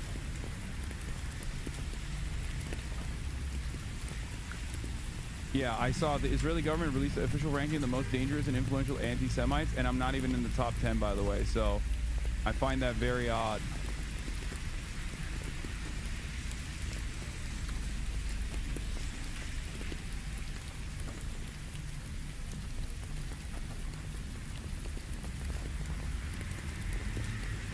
In any case, yeah, I fell off. I'm not even in the top 10 anti-Semites. So we'll get back into the we'll get back to that poll in a second. In my family who's heard of him and likes him. But I think one of the reasons people are underestimating Hasan's audience and reach is because they are fundamentally misunderstanding how media works these days. They're looking specifically at his Twitch streaming audience, which sure, probably largely young men in their early 20s. But I would posit to say the vast majority of Hasan Piker watchers don't actually watch him live. I get him on my feeds on verticals. My mother watches him on YouTube. And I think that just makes it a lot harder to quantify and track his very real reach. And by the way, this has very real effects. Just today, she told me about a candidate she had just heard about that she loved, ABDUL al-Sayed. And why had she heard of him? Because of Hasan Piker. So not only is Hasan speaking to demographics that the establishment Dems have yet to capture, he's speaking to the demographics that they take 100% for granted. And they're clearly severely underestimating who exactly in this country is feeling so much discontent with them and their policies. Dems aren't just out of touch with people they have yet to excite or capture. They're falling out of touch with the people they've always assumed would be there. Down the war with Iran. Yeah. 100%. No notes. Because once again, this is in line with the same thing that I was talking about before, right? Where people have this like weird fantasy about, oh, if someone in the real world were to encounter, do you see these? What is this? I don't know. I have not. I don't think I have. If someone were to encounter Hasan's message in the real world, would fucking beat him to death with hammers. A real working class champion would kill him. And it's very, very stupid. It's a very stupid argument, okay? The idea that I'm only, the idea, wait, did it F? Whoa, what the fuck? Uh-oh. Is it still F'ing? What is happening? Why is this happening? I'm not experiencing any issues on my end. Hold on. Hold on, I'll fix it. I'm gonna hit the ingest fix real quick. This is happening. Hold on, hold on.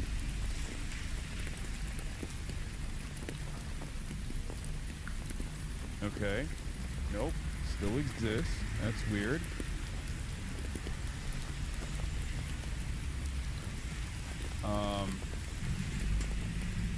It's not on my internet side.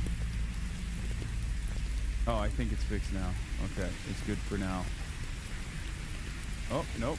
Spoke too soon. What the fuck? What the fuck is going on? This is very weird. Hold on, hold on, hold on, hold on, hold on.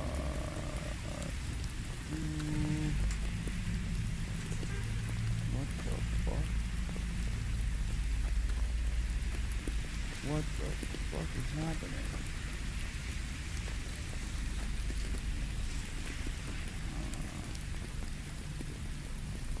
Let me see if I can get a quick fix going, but it's definitely not on. It's not on my end. It's like a.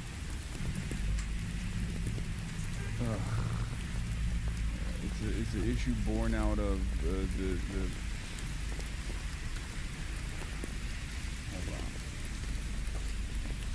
Hold on. Hold.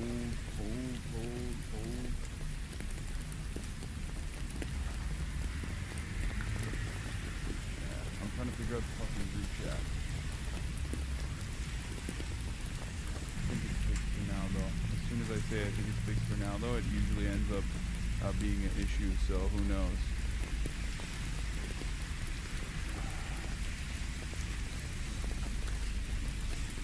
Alright. Hold on.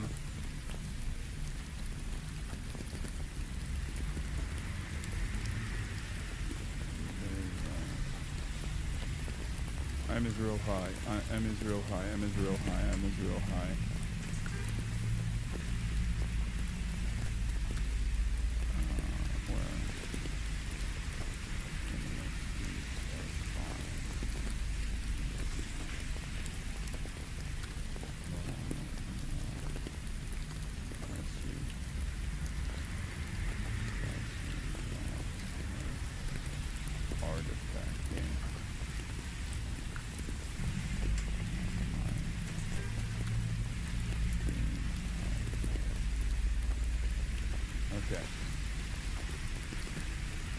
Okay, we're good for now.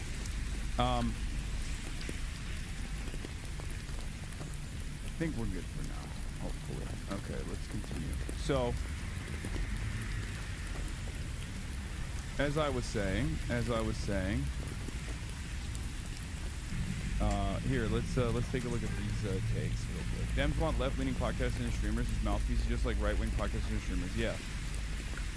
Surrounding Hasan Piker and whether or not presidential candidates should go on his podcast, I realized that centrist Democrats, the Democratic Party, Democratic strategists, they want access to streamers, they want access to podcasters, specifically the audiences that these figures have, and they want a Joe Rogan of the left, but they specifically want a Joe Rogan of the left. By that I mean they want someone like Joe Rogan who had Trump on his podcast and who did not push back on Trump, who did not ask, clarifying questions. So they want someone like that on the left. They want an audience like that. They don't want someone like Hasan Piker who pushes back. They don't want, someone who will really ask questions and call them out, call them in, whatever you want to call it. They don't want that. They want to be on a podcast, much like Joe Rogan, much like Theo Vaughn, and be able to just say whatever without any pushback. They want sheep. They don't want people who ask questions. After watching this entire debacle surrounding Hasan Piker and whether or not presidential candidates should go on his podcast, I realized that centrist Democrats, the Democratic Party... True. And the entire backlash by centrist Dems is born out of that frustration. The frustration that they have to sit there and listen to someone that isn't in the in-group. After watching this, right? They have to sit there and listen to someone who can hold the attention of some of the electeds and can take your frustrations directly to them, and they're very worried about that. Okay, they're very, very worried about that.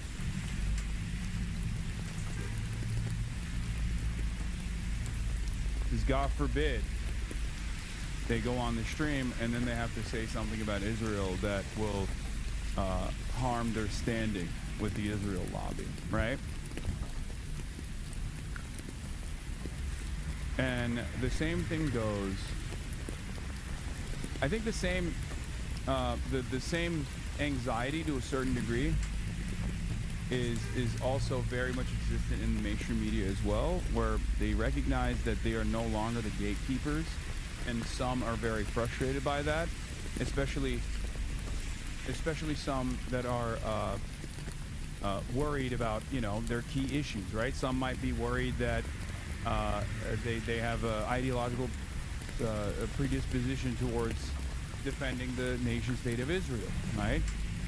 It's a very powerful force. It's a very powerful interest, and they're worried that hold on. They're worried that this is going to cause even greater problems amongst the masses. Like the masses are going to become more bold with their demands against Israel, and that's a real fear too. It's almost like attacking a well-liked booster of the Democratic Party isn't a good way to campaign, but I guess that's just how committed they are to protecting capital. Yeah.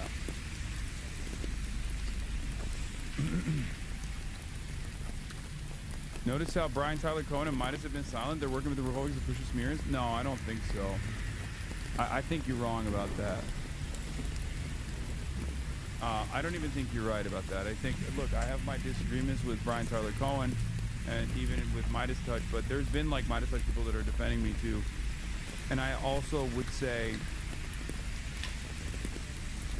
that like they're on the independent side, so they have to combat the popular forces anyway, much more directly than the ordained gatekeepers of the Democrats and liberal media have to.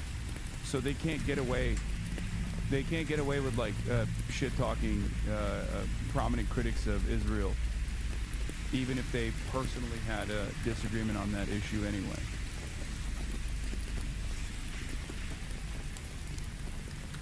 All right, let's see this one.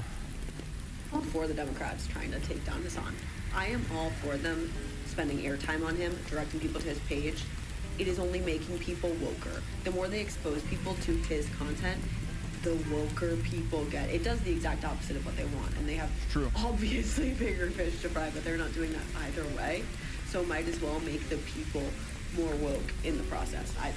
I do feel like it's a net positive. It's stupid. They are stupid, but it's a win in some capacity. Yeah, I don't even think this is like hope in any way, shape, or form. This is part of the reason why whenever people are like, yo, how are you handling all this stuff? I say, pretty fine, actually. It's been good. It hasn't been bad because it you know, boosts my profile, especially as a prominent critic of Israel. It causes people to you know, for as many people as it urges to never look in my direction, there are far more people that will be curious and will try to figure out exactly what I'm about. And when they do, they realize that the narratives are totally ridiculous, right? The narratives are totally ridiculous. So, on that front, yeah, normie Dems can't stand their party anymore. This must be Hasan Piker's fault. Yeah, Meet the Press did a focus group with Democrats where they called the party weak, spineless, and floundering. Now, what do I always say? Science is a candle in the dark. Thank you for the 10 gifted subs. I don't always say that, but sometimes I do say that. But here's the thing. When I meet people, when I'm out and about, people expressing their discontent towards the Democrats and also towards the Republicans, they're not my fans. They just have the same frustration. They're not in the target demographic. They're totally outside of the target demographic. You know? There is definitely a minority, a very small minority of like older Hasanabi heads in this community, in this chat right now.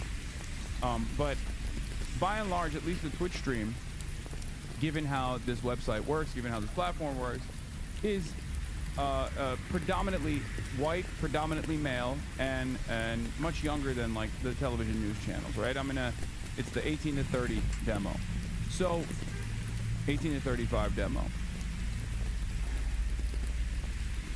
But there are still people that are outside of that demographic that tune in and watch. and understand the message and appreciate it, because I'm communicating their frustrations as well. I'm more so, that's why I keep repeating over and over again, I am a megaphone. I'm a megaphone, right? I'm not like single-handedly turning people into critics of the Democratic Party. Those critics already exist. Some of them know who I am and appreciate my commentary. Some of them have no fucking clue who I am. Some of them might not even like what they've heard about me from mainstream outlets, but they still have that frustration. And once again, this poll proves exactly what the fuck I'm talking about, right? So Zateo went in and ran a poll. Okay, they went to Data for Progress, and they ran a poll. Exclusive poll: Michigan's Dem Senate race is wide open. AIPAC is toxic. Hasan Piker is not. Hold on. Tied up in Michigan. Michigan's Democratic primary for U.S. Senate is a three-way dead heat, according to a new poll conducted for Zateo and Dropsite News. The survey additionally found that likely Democratic primary voters are far more concerned about the pro-Israel lobby AIPAC's influence on candidates than the influence of Hasan Piker, the leftist Twitch streamer who campaigned with candidate ABDUL at 2 Michigan universities last week. The poll from Data for Progress found that 22% of likely Democratic primary voters support El-Sayed, endorsed by Bernie Sanders and a vocal critic of Israel. 23% support Haley Stevens, a conservative pro-Israel Democrat backed by party leaders in Washington, D.C., and 22% support Mallory McMorrow, the J Street endorsed candidate positioning herself between Stevens and El-Sayed. Notably, a third of voters were undecided. So there's a three-way tie here. I mean, this is within the margin of error. It's a complete tie. Okay. The poll also tested what would happen in a two-way race and found that McMorrow would benefit more from El-Sayed dropping out than vice versa. His voters are more likely to consider McMorrow their second choice, whereas McMorrows are more likely to call Stevens their second choice, suggesting that McMorrow is not simply siphoning or splitting the progressive vote. So this means that McMorrow is actually still taking some of the progressive vote, the classic Warrenite spoiler. However, there are also more conservative voters in the Democratic primaries that are making a decision between McMorrow and Stevens. Okay? So it turns out Stevens staying in and McMorrow staying in is actually more beneficial for Abdul, is what this assessment looks like. I still don't believe it. I think with more increased attention to the race, having it be a matchup between Abdul and McMorrow, or better yet, a matchup between Abdul and Stevens would be far better. I've said this from the start. I wouldn't call someone who's basically tied for first a spoiler. Yeah, I'm not saying anyone's a spoiler in this situation. I'm just simply stating that it's currently a wash. The power of the white woman vote split. The reality is that Abdul would gain from raising name recognition. Look how popular Bernie and AOC are. Exactly. Meanwhile, voters are not overly concerned about Abdul El-Sayed's decision to hold rallies in Piker, despite the aggressive anti-Piker cancellation campaign led by the centrist think tank Third Way, egged on by both McMorrow and Stevens. Per the poll, 13% of likely Democratic primary voters in Michigan view Piker favorably, while 7% view him negatively. The vast majority of them say they don't know enough about Piker to have an opinion about him. The poll gave voters more context about the controversy to assess whether it would influence their vote. They were told El-Sayed's opponents had criticized him for planning rallies with Piker, accusing Piker of anti-Semitism and highlighting past controversial remarks, and that El-Sayed has argued that criticism of Israel should not be confused with anti-Semitism. Asked then whether they approved or disapproved of El-Sayed inviting Piker to join his rallies on college campuses, 40% said they approved, and 30% said they disapproved, and 30% said they weren't sure. Okay? So a plurality of Democratic primary voters approve of El-Sayed inviting me to his campaign rallies. Michigan primary voters appear significantly more concerned about the influence of AIPAC, America's top pro-Israel lobby, with far less prodding. Okay? 64% said they are less likely to support a Senate candidate who receives donations from AIPAC and other pro-Israel groups, while 10% said they are more likely. The poll found that 62% of Michigan Democratic primary voters agreed that they are less likely to trust a candidate that would stand up for Michiganders that will stand up for Michiganders in general if they won't stand up to AIPAC. 13% disagree with this sentiment. Nearly 2/3 of voters agree that candidates unwilling to stand up to AIPAC are less trustworthy on issues. The question was, do you agree or disagree with the following statement? If a candidate is not willing to stand up to AIPAC, I am less likely to trust them to stand up for Michiganders on other issues. Using Israel and AIPAC as a litmus test for how responsive a politician will be to the needs of their constituents. Now, even with all of that, you might be asking a question about why Stevens is still in the running. Well, that's because while we all know that Stevens is the AIPAC stooge in this race, most voters don't know that, okay? That's just the reality. You have to remember, even the most informed voters, especially those who find themselves so interested in a campaign that they're this far out of a primary, still, you know, responding to polls and still interested in the outcome, or saying that they have a specific candidate that they like, are still being informed by false nonsense. Because AIPAC notoriously does not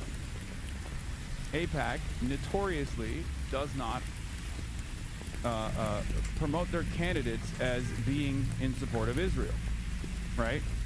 Rarely do they ever officially affiliate publicly. They never put that in their ads. AIPAC understands that Israel is a profoundly unpopular entity.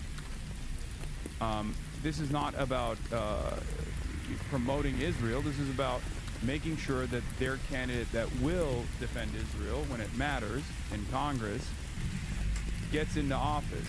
So they'll do anything and everything they can to disparage the enemies, the ops here, and they'll do everything they can to put their hand on the scale with unlimited ad spend, of course. Ad spend that never, ever talks about Israel at all, or even talks about AIPAC. So, Adam Carlson made hypothetical two-way races, saying McMorrow versus Stevens matchup, McMorrow gets +9. McMorrow versus El Sayed, McMorrow gets a +8. And Stevens versus El Sayed, Stevens is +6. I think this is wrong, for the record. I think if it's a straight matchup between El Sayed and Stevens, I think El Sayed would cook.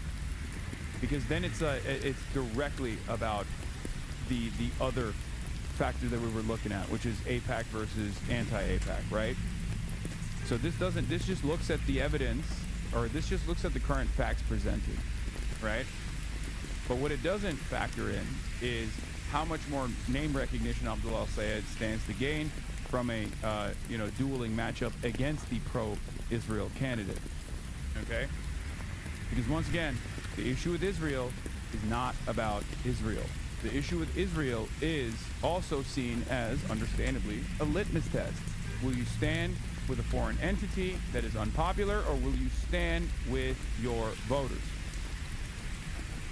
How beholden you are to corporate donations and how responsive you will be as a politician can be seen through the AIPAC dynamic. The real question is, will AOC endorse them? If she did, that would be huge. Yes, absolutely. I hope, inshallah, AOC will endorse Abdul El-Sayed. I want AOC to endorse all of the candidates that I work with. I mean, they would all benefit tremendously from it. They would be able to cut across the noise. It would be a huge help, and it would be great for AOC as well. Bernie has already endorsed Abdul El-Sayed, obviously. What's the argument for why she doesn't? I don't know. I don't know the answer to that question, chatters.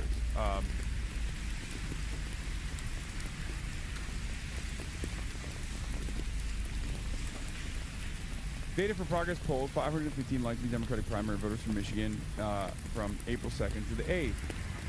Stevens has long been an AIPAC favorite. AIPAC's Political Action Committee raised over $340,000 worth of direct campaign donations for Stevens in early 2025, just before she announced her bid for Senate. Though it has not raised money directly for her Senate campaign, last month Stevens taped a promotional video for AIPAC, which in 2022 helped her oust former Michigan Democratic Rep Andy Levin, a progressive Zionist who argued for Palestinian rights. I believe McMorrow also was in support of Stevens back then against Andy Levin.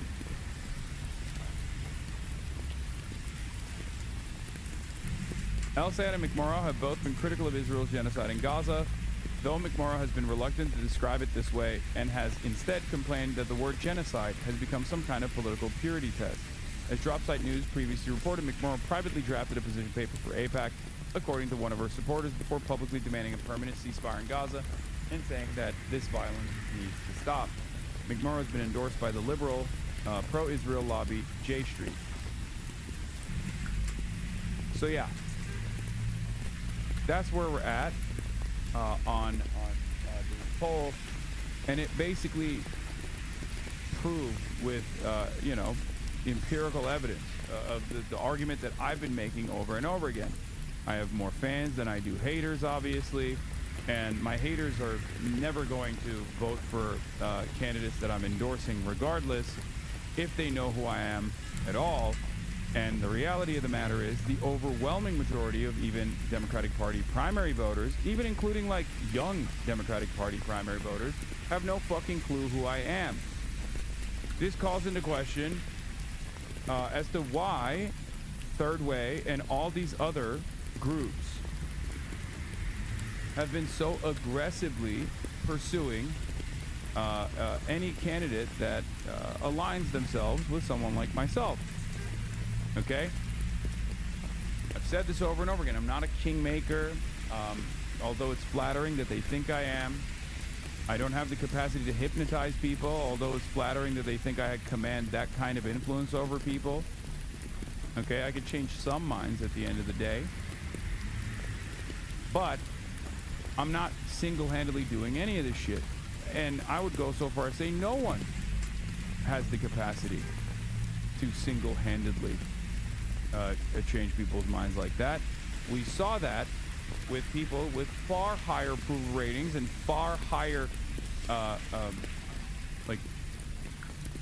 people who are far more popular with far higher approval ratings who have much larger audiences than I do. Taylor Swift, Beyonce, numerous liberal superstars, celebrities endorsed Kamala Harris. That didn't move the needle enough, right? It's that simple. It is that simple. I am for all intents and purposes, a who-omegalol. So, there was some commentary in the aftermath of this that I found to be somewhat frustrating. You should just pretend you're a kingmaker and then throw your weight around and shit on Third Way or whatever. Oh no, I mean I'm far more popular than Third Way, obviously. That's not a real thing. No one knows who the fuck Third Way is. Third Way doesn't exist in the popular marketplace at all. That's not their contest. They're just vying for influence and access to elected representatives that they buy. They purchase that access through their big donors, whose interests they communicate to the Democratic Party. So Third Way's response here, it's anger towards candidates that are aligning with someone like myself or getting boosted by people like myself, okay, is totally for that reason. They're worried that that candidates will hear from not only Third Way and other lobbyists, but also from people like myself, and they're terrified of that prospect, right? Polling USA says, once again, I'm vindicated by assuming no one knows or gives a shit about Hasan Piker or any streamer. 80% of Democratic primary voters in Michigan don't know who he is, don't know him well enough to have an opinion according to the same poll, and his net favorables are like at +5 among those who do Lamau. So here's what's so fucking frustrating about this. This is my argument, okay? I'm the one who said that. I'm the one who's been saying that since the Cuomo campaign, okay? I said this. Many centrist and right-wing think tanks said it was massively consequential in a negative way and are now retreating because the endless attempts at manufacturing outrage backfired, okay? So I don't understand what this is. Like, they presented a false narrative they kept hammering it over and over again, that I was this like unbelievably well-known and unbelievably negative figure, right, in American politics that would cause normie voters and people that are you know, potentially going to vote for any candidate whatsoever to shy away from doing so. Okay? And it's very stupid. It's very, very dumb. You did not take a neutral position. If anything, you said the event would negatively polarize people, which is just incorrect with this data. This is Cove.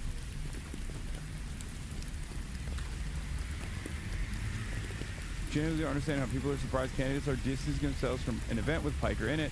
Like, did we forget about the distancing Mamdani himself from him during a New York City mayoral debate? Smiling, crying.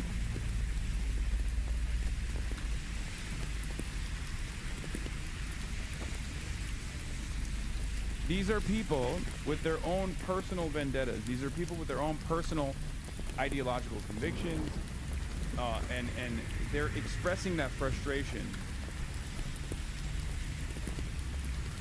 You know?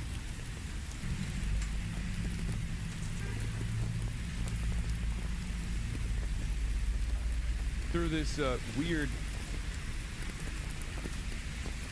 cynical fight over who gets to align with whichever fucking candidate. But I'll tell you what.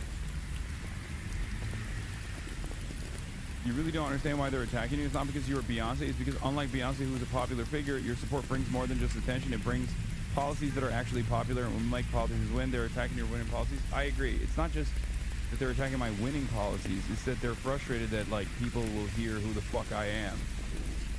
Or people will, like, politicians will be more responsive because when they appear on my stream, they get a big boost in number of volunteers, and also small donations that they receive, right? And also additional media attention, additional media coverage that increases their profile. Best Al-Sayed strategy, in my opinion: consolidate left, go full anti-establishment / system, including anti-Schumer, keep pushing Medicare for all, abolish ICE, arms embargo for Israel, go after white working class voters where Bernie did well in 2016 and 2020, full economic populist message about them being left behind, pretend Stevens doesn't even exist, focus on contrast with McMorrow. Best McMorrow strategy: have surrogates go hard after Stevens, especially on AIPAC, try to keep her hands clean as much as possible so she's in a position to inherit Stevens' voters if and when she collapses. Turn this into an effective two-person race with Al-Sayed, where she would very likely be the favorite. Keep chipping away at Stevens' wide but shallow advantage among black voters. Don't let Al-Sayed make a credible argument that there is virtually no general election electability gap between him and her.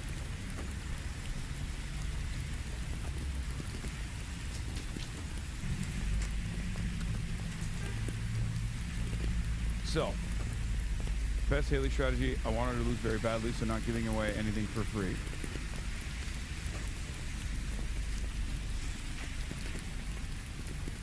So, you know, I'm sure that there is a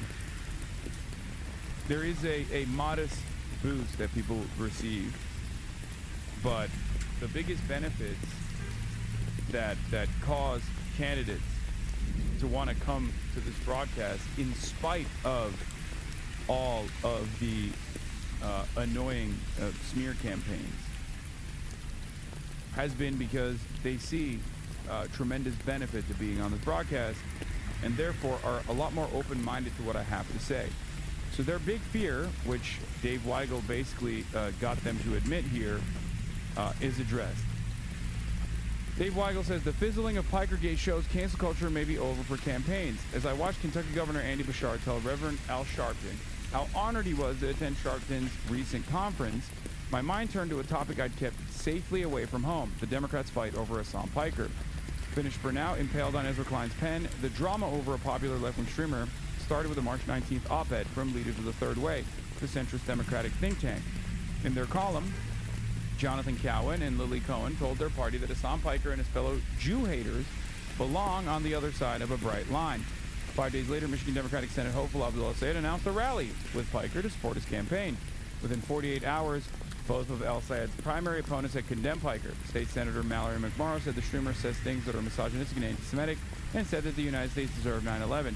The rally went ahead. El Sayed told Politico that he thought people were over cancel culture. A version of the same mini controversy played out more than 20 years ago with Sharpton. He ran for Senate in 1992. Democrats initially refused to give him a forum, citing his links to a fringe far-left party and questioning whether Al Sharpton is even a Democrat.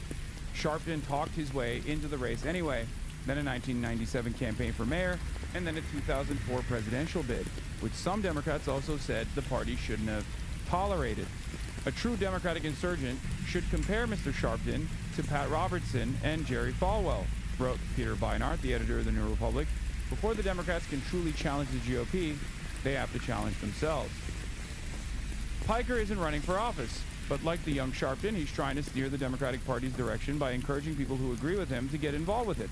And no matter how much a party or candidate might like to try, voters can't be controlled when it comes to what they watch and listen to. Exactly. Okay? Exactly. We're also in a dramatically different media environment where the overwhelming majority of voters don't have any fucking appetite for this kind of like sister soldier moment that Democrats love doing. Obama did it to Jeremiah Wright. Obviously, Bill Clinton did it to sister soldier, which was, you know, where that term was coined to begin with. The idea that you, show your moderate bona fides by positioning yourself as against like people that have boosted your campaign and people that have supported you is not beneficial at all, right? This is the post-Trump universe that we exist in. You have a lot more amenities with who you align with. You have a lot more opportunity to reach audiences. Okay? Anyway, and many voters are putting up with opinions, language, and content that used to be campaign killers. During Donald Trump's 2016 campaign and first term, he could start a whole new cycle with a retweet of some far-right account. Democrats would pile on because they wanted to beat him and genuinely found the post to be offensive. Republicans would distance themselves. That rarely happens anymore. One notable exception, Trump's sharing of an image that portrayed him as the son of God, which got some genuine Republican outrage. Our polity simply couldn't contain two contradictory ideas, that Trump would say whatever he wanted and that offensive speech must be strictly policed. The backlash to censorious liberalism has been a tremendous success, and the decline of traditional media has helped. Republicans would still like some jokes to hurt candidates, though. The third-way Piker fight gave them a hook to ask if other Democrats would reject Piker. When the host said Senator John Ossoff was one of his top picks for a 2028 presidential nominee, the NRSC demanded that the Georgia Democrat immediately condemn Piker. Ossoff ignored that, and I see no evidence that the people of Savannah or Marietta care that their senator, who has never appeared on Piker's show, has a fan in a left-wing commentator who's rooting for Hamas. Ordinary people are simply not policing this stuff. The third way's challenge to Democrats over Piker backfire. Cowan told me in a statement that the goal was warning Democrats that if they embraced Piker, they'd be tagged with his radicalism and that the gambit worked. So this is the cope. This is the meat of the argument, the meat and the potatoes. Dave went to Third Way and asked them, what was the goal here and did you accomplish it? And they literally said, had Third Way not focused a spotlight on Piker, exposing the depth and breadth of his bigotry, mainstream Democrats might as well have campaigned with him. Just like Al Sayed, he said, now they'll stay away. Why are they admitting this? This is an out and about fucking admission that there is nothing here.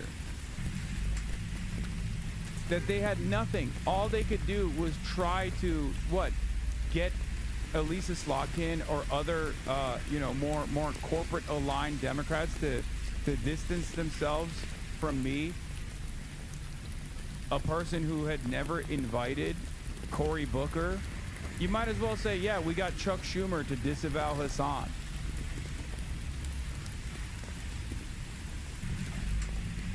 These are not people that I have invites out, okay? These are not people that I see myself endorsing regardless. I mean, it's entirely dependent on the races themselves. But also, who watches this guy? Well, you do apparently, Soda Pokin. What's also really funny about this argument is that many of these people were frustrated that I had not endorsed Kamala Harris. Now, they're saying Hasan has to stay away. They literally were like, Hasan doesn't participate in politics. His community doesn't participate in politics. Now they're saying Hasan and his community are participating in politics in a very meaningful way, and we don't like it. So what is it? Well, I know what the answer is, and they basically admitted it, which is we don't want him to have access to our candidates. We want to maintain the grip, the tight grip of control that we have over pro-corporate, lobbyist-aligned Democrats. Okay? Michigan primary voters, however, aren't exactly staying away from al-Sayed, who's running as a progressive insurgent, ready to grab attention and win arguments. His campaign told me that it saw a 29% increase in volunteer signups and a 221% increase in dollars raised via our website and social media once people started talking about the Piker stop. That was us. We did that, by the way. Straight up. And that's also precisely the reason why, while Third Way and other groups can fundraise or bring their big donors, bring the attention of politicians to their big donors, get them to fundraise for their Democrat electeds. There's one thing that they can't do, which is muster up tremendous real excitement around a candidate. They can't bring real door knockers and real volunteers who believe in candidates, right? They can't create organic engagement with candidates. And they can't fundraise small donors, like small donations, like we can. And that's it. So that's part of the reason why I probably have gotten hundreds more candidates reaching out in the last couple of weeks than ever before. Okay? Because in the aftermath of these like past couple of weeks of smear campaigns, it wasn't that candidates started distancing themselves from me. It was more people fucking reaching out. An unbelievable amount. And he looked at Gemini in live time, an hour and a half later, he said, well, that didn't happen. But for the people who listened in the beginning, it did happen. It's all about the severity of the accusation. Even if you roll it back months later, it kind of doesn't matter. It's interesting because I think this came from a good place. People were very disillusioned with mainstream media, saw the bias there, and then I think we kind of went out of the frying pan into the fire, where now a lot of people are getting their news exclusively from these podcast hosts who they would acknowledge themselves are more entertainers than actual reporters or professionals trying to seek and verify truth before they share it with their audience. And now we're seeing, obviously it's great to ask questions, but sort of the uncertainty that people had about government during COVID, now we've seen that extend to questioning the moon landing and the Holocaust and embracing conspiracy theories wholeheartedly. And you know, they're like, stop. All of our moves because someone said it on a podcast. Brylin, your thoughts? Yeah, it's become really easy to blame an entire... Yeah. Podcasting began as a way to counter mainstream media. Now it's resulted in questioning everything from the moon landing to the Holocaust. Okay? Hilarious that many conservatives heralded podcasts and independent media as the nation's salvation just a year ago when they helped Trump win. Now many of those podcasts criticize Israel and Trump's captivity to it, so now they're poisoned. Must trust corporate media again. You see that? Also, one of the things that I find funny about this argument is that the moon landing being fake and Holocaust revisionism and Holocaust denial are the two OG conspiracy theories that existed far before podcasts ever did. So you couldn't have chosen two conspiracy theories that absolutely existed before the rise of podcasts. That always happened. You should have said the truth. You don't like that podcast is no longer fucked with Donald Trump and Israel. That's the real problem.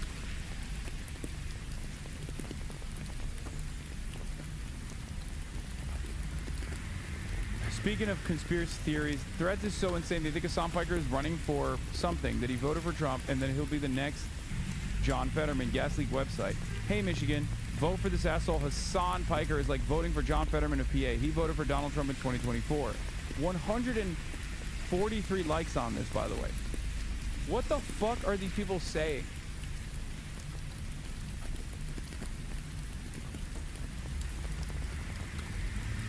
It's incredible how wrong someone could be. I don't even know what the hell's going on Threads, I'll be honest. I didn't even realize it was like that out there. Like, I thought, you know, Blue Sky has some crazy takes. But this is beyond that, right? Far beyond that. Anyway. On that note, let's move on. Oh, last thing I wanted to show you is, yeah, favorability among voters below the age of 45, by the way. Your boy is cooking. Sanders is at 86. AOC's at 58. Elside is at 41. Slotkin is at 21. Piker, following closely behind Slotkin, is at a plus 16. Above Stevens, above McMorrow, and holy fuck, way above APAC. I don't know if it's my algo, but all I see is neutral or good things about you on Threads. Yeah, I don't know. I don't know how people talk about me on websites that on social media platforms that I don't like occupy that much.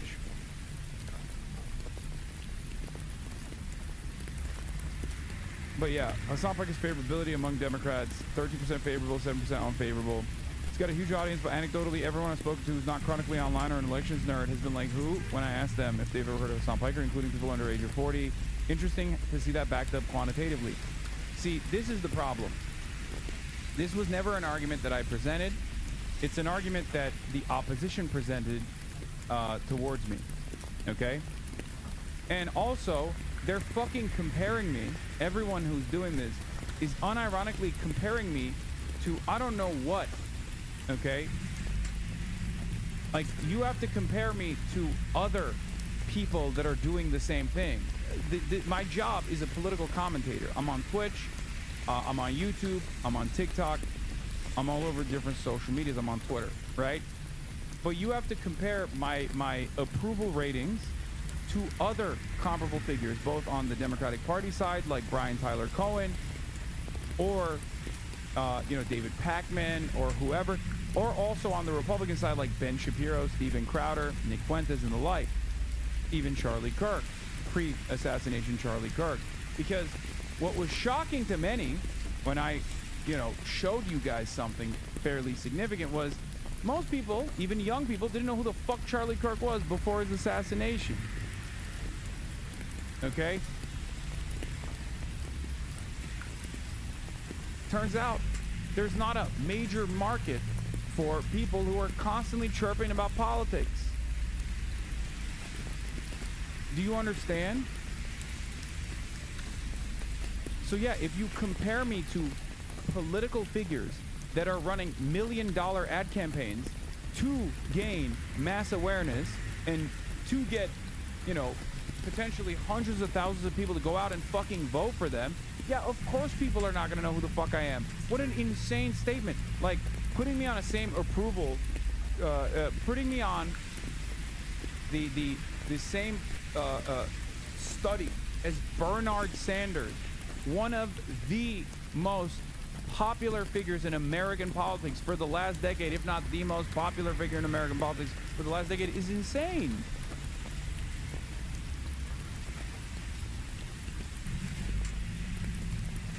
It's just so silly. Of course, Bernie ran a fucking national campaign twice. What are we doing?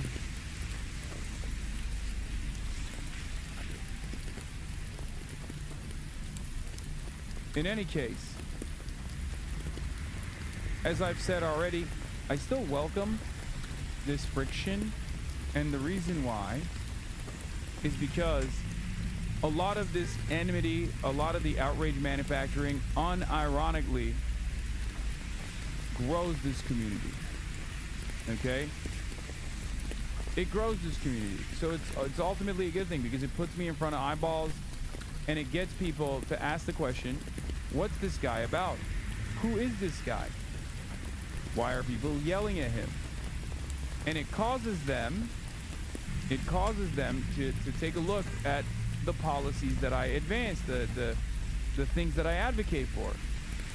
And when they do that, beyond the filtered narratives, they realize, oh shit, I actually agree with this guy. That's it.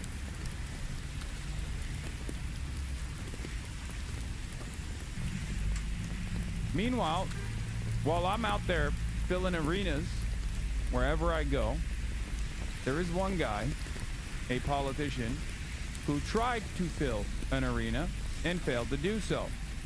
That is the Vice President J.D. Vance. On a sequence of L's that seemingly is endless, J.D. Vance has received yet another one.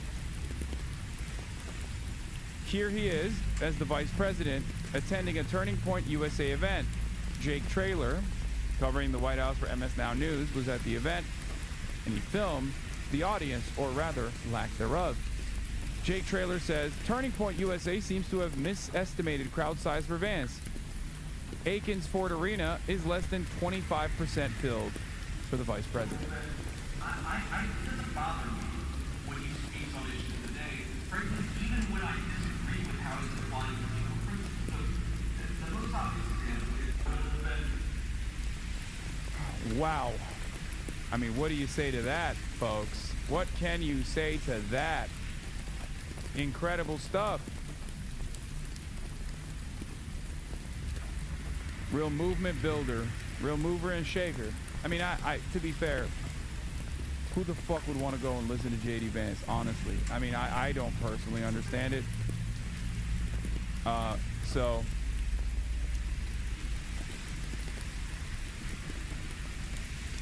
I'm shocked that there was any attendance at all. J.D. Vance not carrying the flame, and I wonder if they were orgasmically listening to J.D.'s speech. Oh, I saw this. Speaking of no motion, this guy has 300,000 followers, and this is what happens on the rare tweet where he doesn't mention Hasan. That's why every damn day, all day, he talks about is Hasan. Yeah. It's a very sad state of affairs.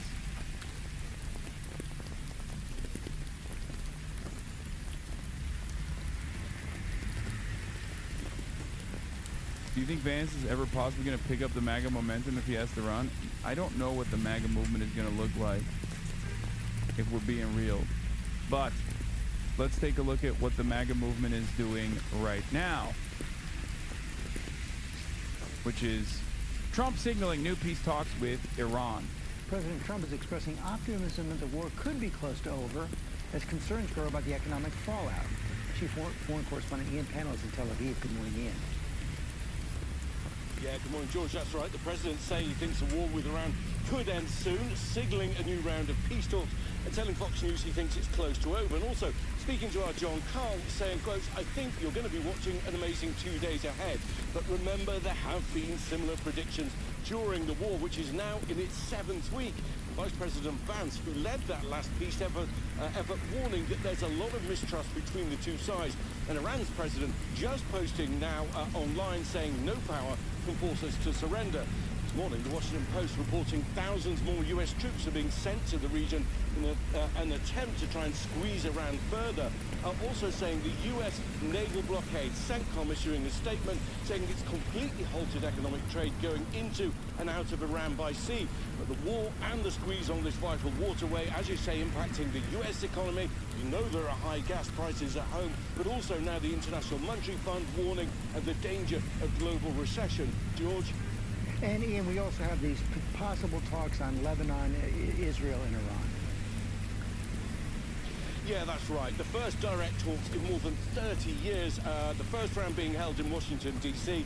between representatives of Israel and Lebanon. Secretary of State Rubio calling them historic, but Israel's war with Hezbollah, the Iranian-backed militant group in Lebanon, really shows no sign of easing. Over 2,000 have been killed, more than 1 million forced from their homes, with more attacks in Lebanon and Israel this morning, and a fresh evacuation given by the IDF to Lebanese civilians to leave their homes. George? Ian Hamilton. Now to the conflict with Iran. President Trump says another round of peace talks could begin within days. U.S. military is enforcing a blockade of Iran's ports, though CBS News is confirming that some ships are actually sailing through the Strait of HORMUZ. Risha Zhang has more from the White House. New this morning, President Trump insists the war is almost over. I think it can be over very soon. So if they're smart, it will end soon. With less than a week left in a fragile ceasefire, the U.S. and Iran remain locked in a stalemate after direct talks failed to produce a permanent peace deal. We've beaten them militarily, totally. The only thing they have is the Gulf, and I think now we're the Strait, as they call it. And I think now... I love when he says, as they call it, after just, you know, naming something. Like, no, they don't call it that. It's just, that's what it is. As the Strait, as they call it. Fuck you mean?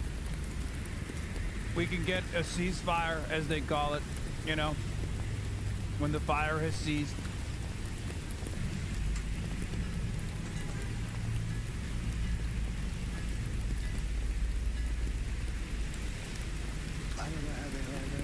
Trump sounded optimistic Tuesday about a second round of negotiations, suggesting something could be happening over the next 2 days.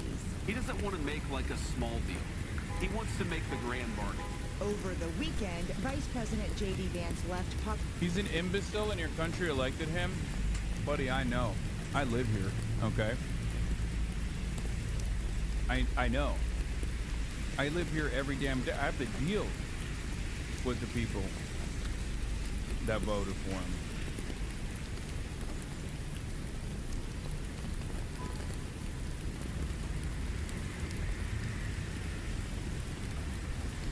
Pakistan empty-handed.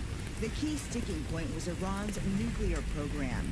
A U.S. official told CBS News the U.S. asked Iran to stop enriching uranium for 20 years, along with, quote, all kinds of other restrictions, but Iran refused. In Pakistan, we made a ton of progress. Vance, who recently wrote a book about his conversion to Catholicism, also responded to Pope Leo's recent criticism of the war. How can you say that God is never on the side of those who wield the sword?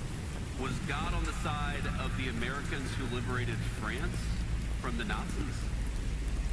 It's unclear whether Vice President Vance will... Bro's trying to debate the Pope, man. American Catholicism is so unbelievably cooked. Excommunication, please.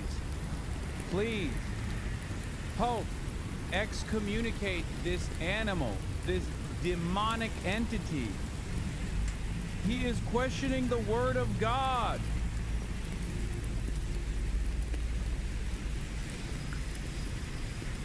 He's also a newcomer. Why would you let a newcomer come in and question the word of God, bro? That's like the primary thing. It doesn't make any sense. Get him out of here. Get him out of here, Pope, please.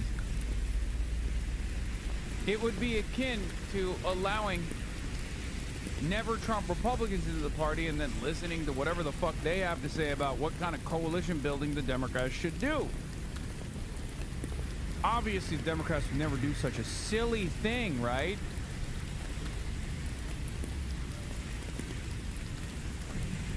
They'd never do such a silly thing. So neither should the Catholic Church.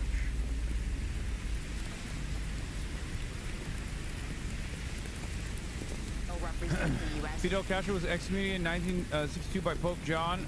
Some say on the basis of a 1949 decree which forbade Catholics from becoming communists. The next round of talks with Iran, which President Trump says could happen as soon as this week. He promised in an interview, quote, an amazing 2 days ahead. Adriana. All right, Rita, thank you so much. Day 47 of the war has been characterized by questions about how the American blockade of the Strait of Hormuz. Oh yeah, now we know why Iran knows where everything is. Iran used Chinese spy satellites to target U.S. bases. Stop. That's crazy.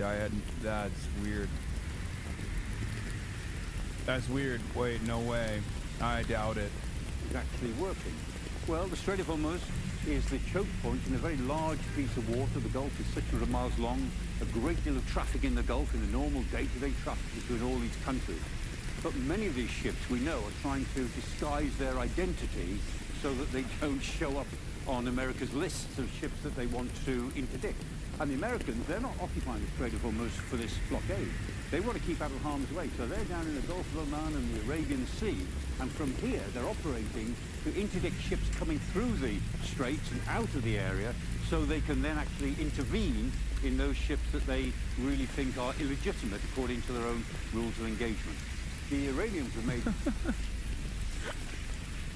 Such an important passage. Heart emoji.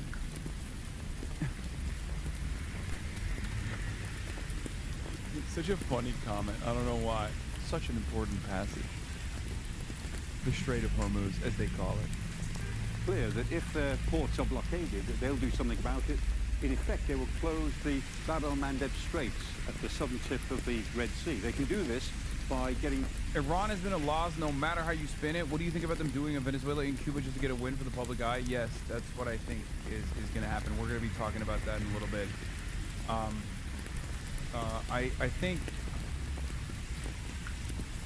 I think that is the likely scenario here, which is it's so callous, our indifference to human life and our endless capacity to punish people in our proximity. It's unbelievable. It's very, very frustrating. But I do think that's a likely scenario here. I hope that that's not the case. The Houthi allies actually attacked shipping going through the straits the way they did a couple of years ago, and they reduced traffic in the Red Sea by about 50%. And that's pretty bad news for the Saudis in particular, because they have a pipeline that goes to Yanbu port. It will take about 6 million barrels a day at the moment through the Red Sea. But if they can't get their tankers out through the Bab el-Mandeb Straits, they can't get many of them out through the Suez Canal, because the draft of the Suez Canal is only about 25 meters. The biggest tankers can't really live with that. Only small tankers could get out that way, which would lock up a lot of oil and gas inside the Arabian Peninsula. But of course, world commerce is not just about oil and gas, it's also about container ships and bulk ships and so on. And if world commerce cannot use the Red Sea, then they have to go the long way round via the Cape of Good Hope.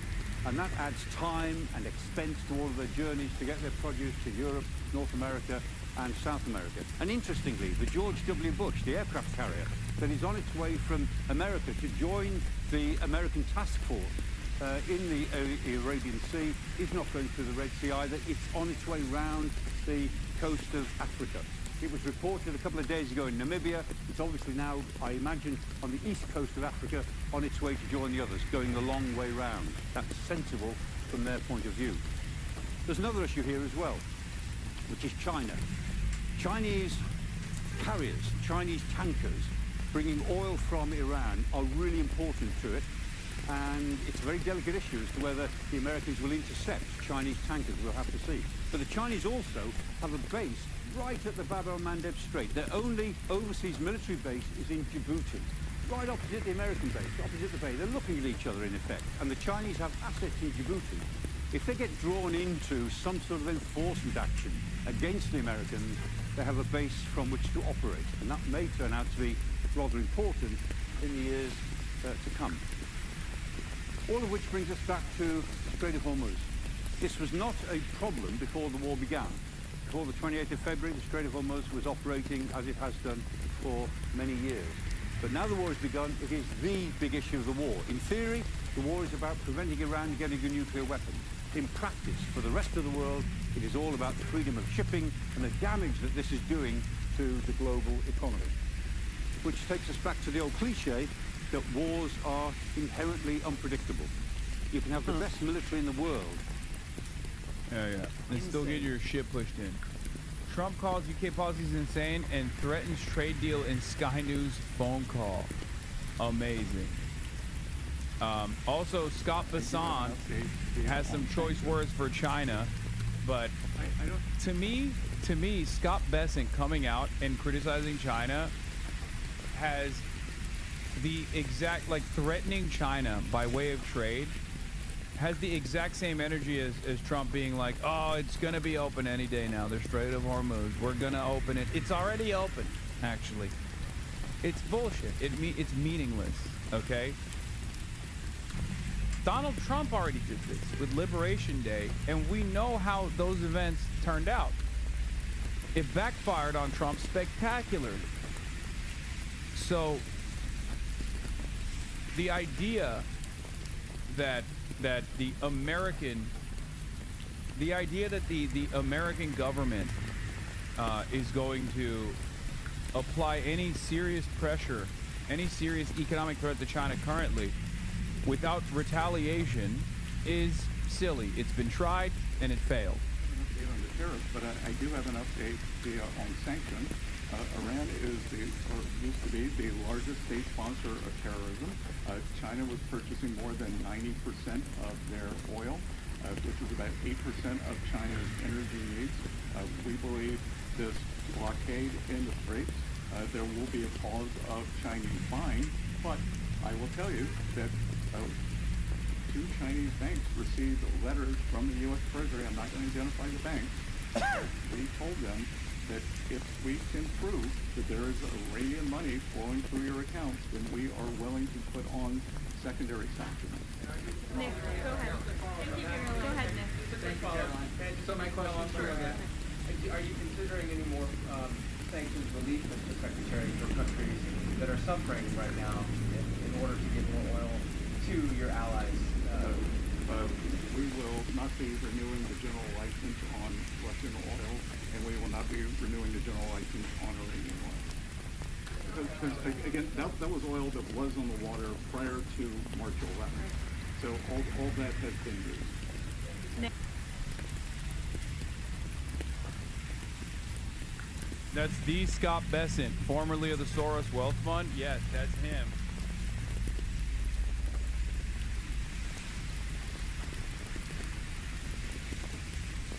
Yup, you guessed it. That's him, Chad.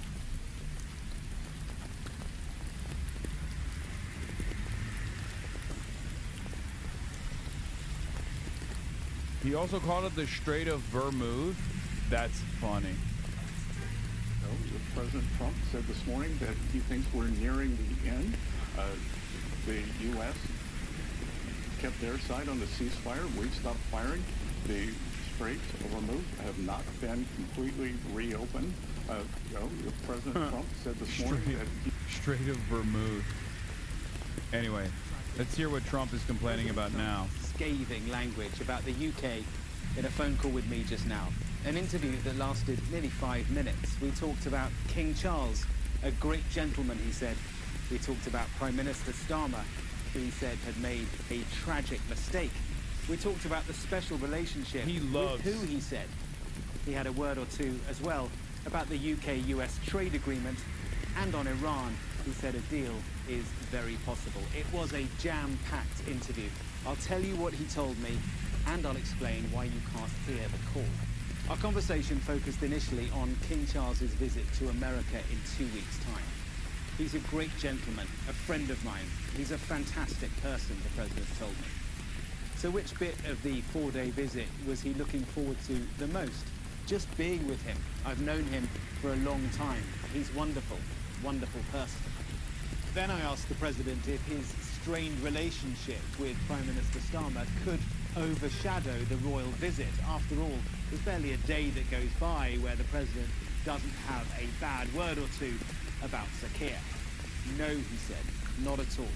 I've known the king for a long time, and he's not involved in that process. The president there is talking about the politics, of course, and on that, he then laid into Prime Minister Starmer. I like Starmer, but I think he's made a tragic mistake in closing the North Sea oil. Okay, first of all, the entire purpose of the king visiting the United States of America is to try and calm Donald Trump down. For this reason, because everyone in England knows that Trump is fascinated with the royals, and that's literally the whole purpose. Part of it is also to try to get him to learn that Canada is a part of the Commonwealth, and therefore he shouldn't invade Canada. I wish I was joking. That is genuinely the objective.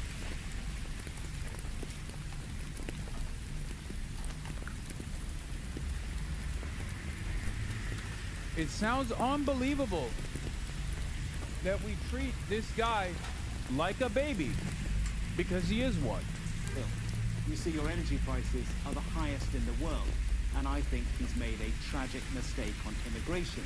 I love your country, the president said, and I would love to see it succeed. But if you have bad immigration policies and bad energy policies, you have the worst of both. You can't succeed, not possible. I put it to the president that maybe it's up to the UK Prime Minister to run his own country, not America's president. Well, it is, he said. But a lot of people ask me what I think about them, and I think they're insane, he said about UK policies. They're destroying your country. Your country's being invaded. I pushed back. Invaded by who? By illegal immigrants from all over the world, including those from prisons, drug dealers, people from mental institutions. Your country is being invaded. It was all familiar stuff, all the stuff he says all the time about America's immigration problems, but now applied intriguingly to Britain. But was it, I asked him, just fake news? Was maybe his information about Britain's immigration challenges not quite right? I've been very accurate here, he said, and he moved on. It's worth explaining a few things about this call, because it's unorthodox, to say the least, to be ringing up the president. This is his personal mobile phone. The calls are not arranged. If he picks up and he's happy to talk, then the interview starts. The agreement with him was that I would record but not publish the audio. So I asked him how he would describe the special relationship right now. With who, he said. With the UK, I replied. It's the relationship where when we asked them for help, they were not there. When we needed them, they were not there. When we didn't need them, they were not there. And they still aren't there. Sounds like it's very bad in that case, I put it to him. And with that, you had a threat. Well, it's been better, but it's sad. And we gave them a good trade deal, better than I had to, which can always be changed. And with that, he said he had to go. I pushed him briefly on Iran. A deal before the king visits? It's possible, he said. Very possible. They're beaten up pretty bad. It's very possible. It's approaching 9:20. Incredible. I mean, he's a baby. Like, we're saying he's a mobster, but that's giving him too much credit. Because a mobster has some kind of logical through line with the way that they operate. Sure, they have a tendency to engage in violence and all this stuff. They'll use violent means to achieve their ends, right? Donald Trump, on the other hand, I think is closer to just like a baby. Boss baby.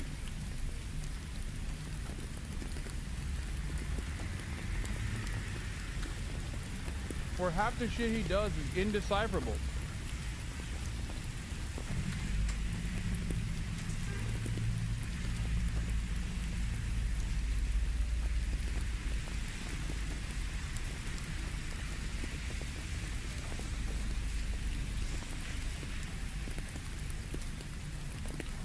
In the morning there in Washington, the president is up and posting on social media, as you say. Yeah, on Truth Social in the last hour, he's posted about Iran. What exactly has he had to say?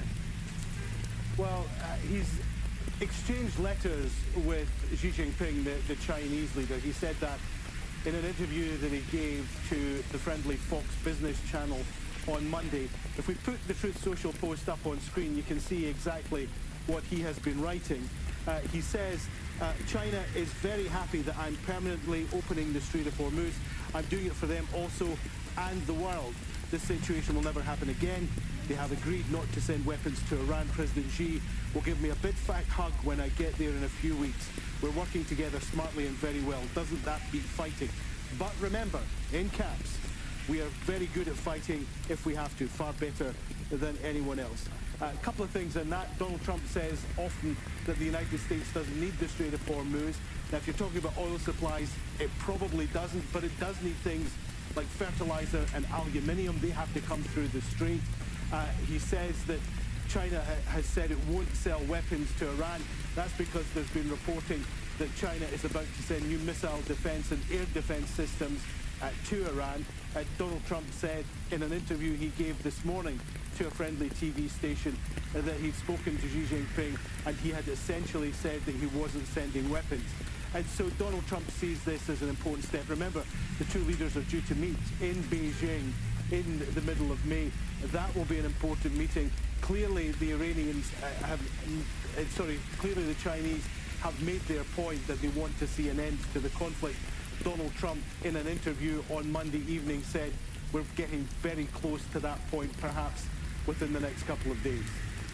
Our chief U.S. correspondent Alan Fisher reporting live from the White House. Alan, many thanks indeed. China's relationship with Iran is not anchored on a security alliance. China and Iran have a comprehensive partnership, a strategic partnership, but there's no mutual defense implied in that relationship. I think not. It's true.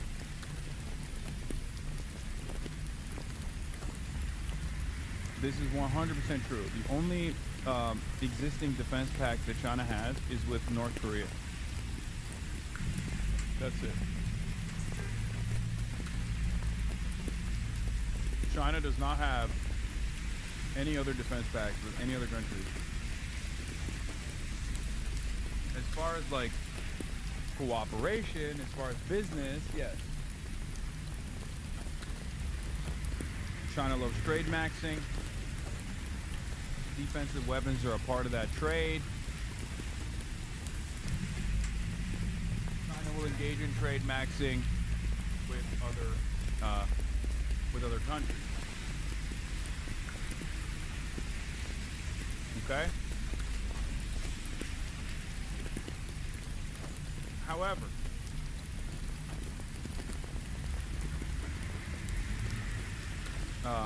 Pakistan is a unique situation. It's one of the only countries that China has like a lot of interest in.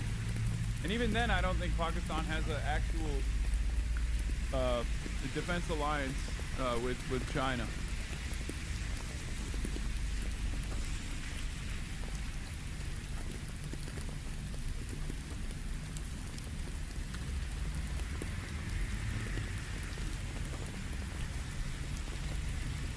Knowing how the initial decapitation strikes would turn out, perhaps caused Beijing to step back and assess the situation before stepping up and supporting a regime that may not survive.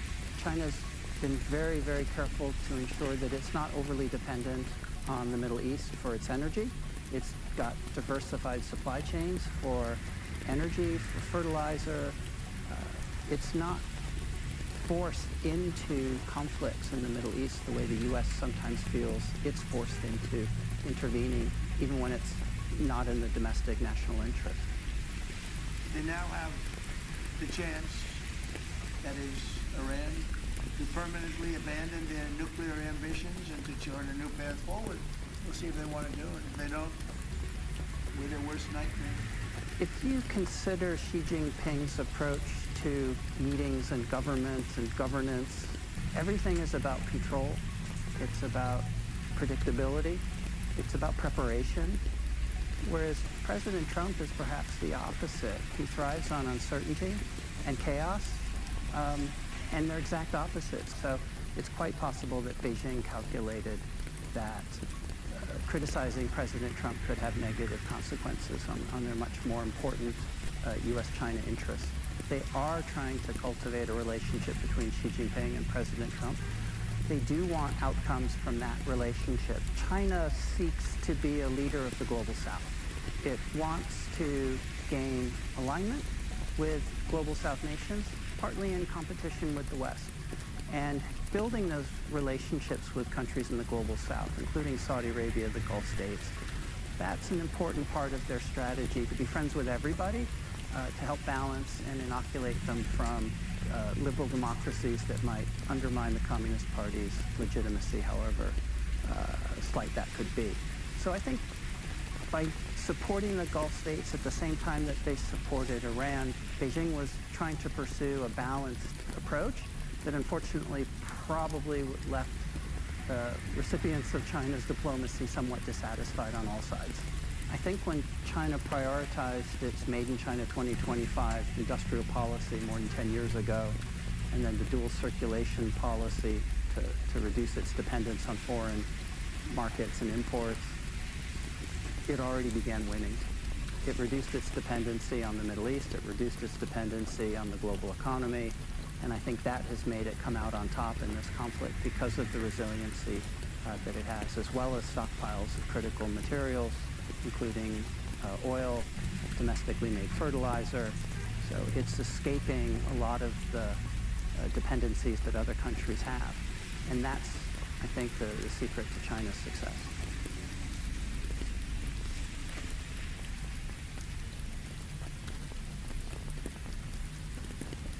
You've got a major meeting coming up next month with President Xi. I want to get your take on China and how this shift in oil, particularly because of Iran, particularly because of Venezuela and what you've done, even your comments on Cuba, how does that change the dynamic of this meeting with President Xi? I don't think it does. I mean, he's somebody that needs oil. We don't. He's somebody I get along with very well. Just wrote me a beautiful letter. He wrote you a letter? Yeah, he did. He responded to a letter that I wrote because I had heard that China is giving weapons to, I mean, you're seeing it all over the place, to Iran. That China's Did he giving say he's weapons. giving them? Yeah, and I wrote him a letter asking him not to do that. And he wrote me a letter saying that essentially he's not doing that. Okay.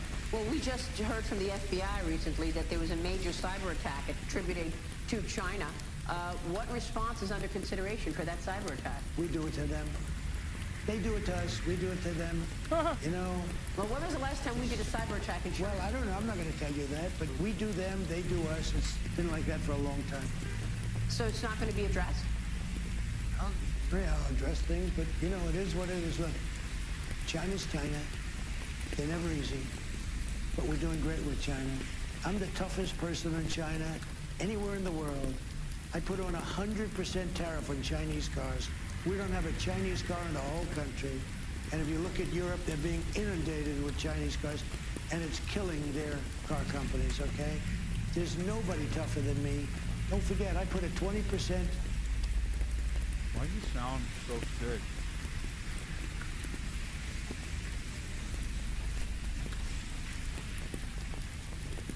You sound sick, right?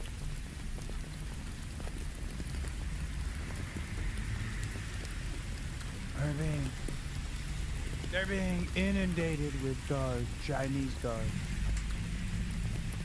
Okay, so I don't fully understand what this dynamic with China looks like because it's Trump. Like, I don't know if this is a classic, like, oh, we will do anything in our power to trade max, which means, and we will always concede to American demands happening here with China. Or if they should have lied to Trump, or the secret third thing, which is Trump is just lying about this back and forth.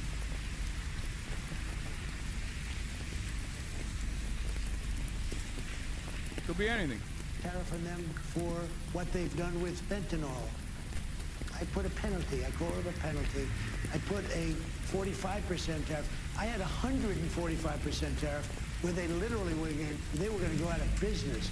Look, There's never been anybody tougher in China than me, but I also have a good relationship with President Xi, and that's a good thing. Remember this, TikTok, billions and billions of dollars, not the biggest thing in terms of China, bigger is the other things I do, but everybody said they will never approve the deal, it's a hard no.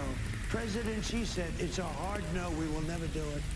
Then American business people got together, paid billions of dollars, and I called up President Xi. I said, you know, it'd be a good thing if you did it, and he did it.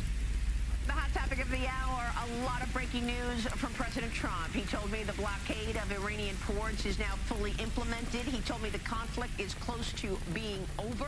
I sat down with Commander-in-Chief for an exclusive interview at the White House yesterday, where he told me all about that, plus the current state of the economy, his expectations for the price of oil, and the reconciliation package to come. Take a look. God, everything America touches turns to shit. I mean, look at TikTok now, bro.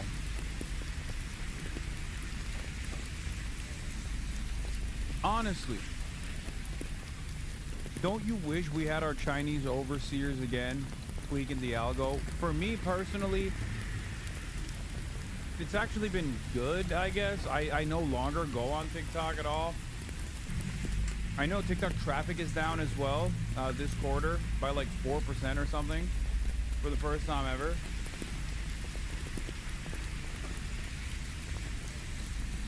Some people are saying TikTok is ass. Sure. Maybe it was ass, but it was my ass.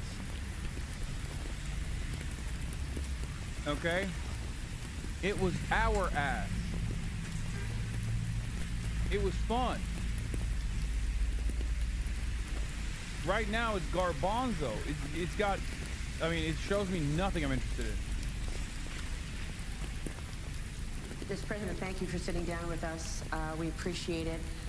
You've had a real reaction to the blockade. Are you happy with the reaction since you put this blockade in place in the Strait of Hormuz? Well, it's been pretty amazing, actually. I thought that was going to happen. They reacted to this even, I think it was, you know, we've obliterated them. And this almost seems to be more of a reaction than we had before. So we'll see. I mean, look, it only matters the end result. And we're doing very well.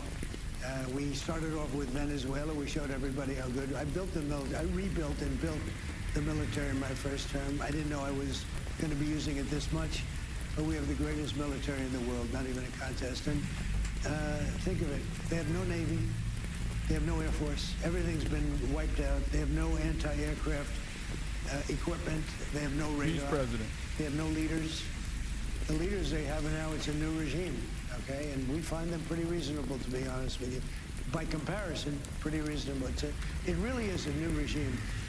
And I think we're doing very well, but it only matters what the end result is, and maybe it'll happen fairly soon. Who knows? And you told me on Sunday that you think they will ultimately consent and say they're not going to continue building a nuclear weapon. How will you verify? Well, first of all, if they don't, we're not making a deal, okay? So there's no deal.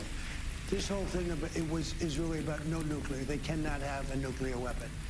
And if they're going to have a nuclear weapon, we'll be living with them for a little while, but I don't know how much longer they can survive. I don't know how much longer they can go because they've been hit very hard. And as an example, we could take out every one of their bridges in 1 hour. We could take out every one of their power plants, electric power plants, in 1 hour. We don't want to do that because someday you're going to have to rebuild, and it takes you 10 years to rebuild a bridge. Even if you're Trump, it takes a long time, and power plants are just as bad. So we'll see what happens. Did you get any pushback, like from the Chinese or the Saudis, about blocking the Strait of Hormuz? No, I had none. Let me move on to domestic issues, sir.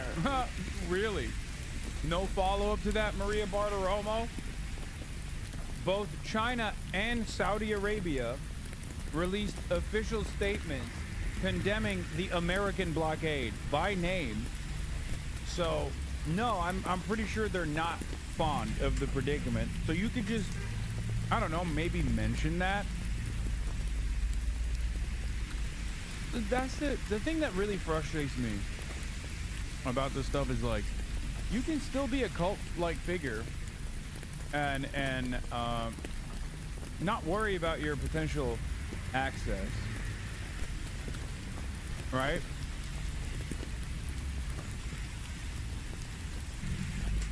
And ask some interesting questions, like interesting follow-up questions, without losing your loyalty. I don't know. What are your top priorities now for the economy for the rest of the year? To be honest, we are doing so well. You look at this. I hit the 50,000 Dow mark, which everyone said couldn't happen in 4 years. I did it in 1 year. I hit the 7,000 S&P mark in less than 1 year, which was a number, as you know, you reported it. They said if at the end of 4 years you hit those numbers, and I did it at the end of the year. And I said, now we have to do a little bit of a turn, a detour, to a place called Iran, and we have to stop them from ever having a nuclear weapon. And if you told me that in the midst of it, we would have a stock market that's almost as good as it was 2 months ago, just about, very close, and that we'd have oil, that we'd be selling oil, that oil would be at 92 or whatever it is right now, instead of 200, because a lot of people said, oh, it'll be 200. This is in the midst of everything. Now, I think we're doing very well, and maybe people assume we're going to win this thing pretty soon. We've beaten them militarily, totally. The only thing they have is the Gulf, and I think now we're the Strait, as they call it. And I think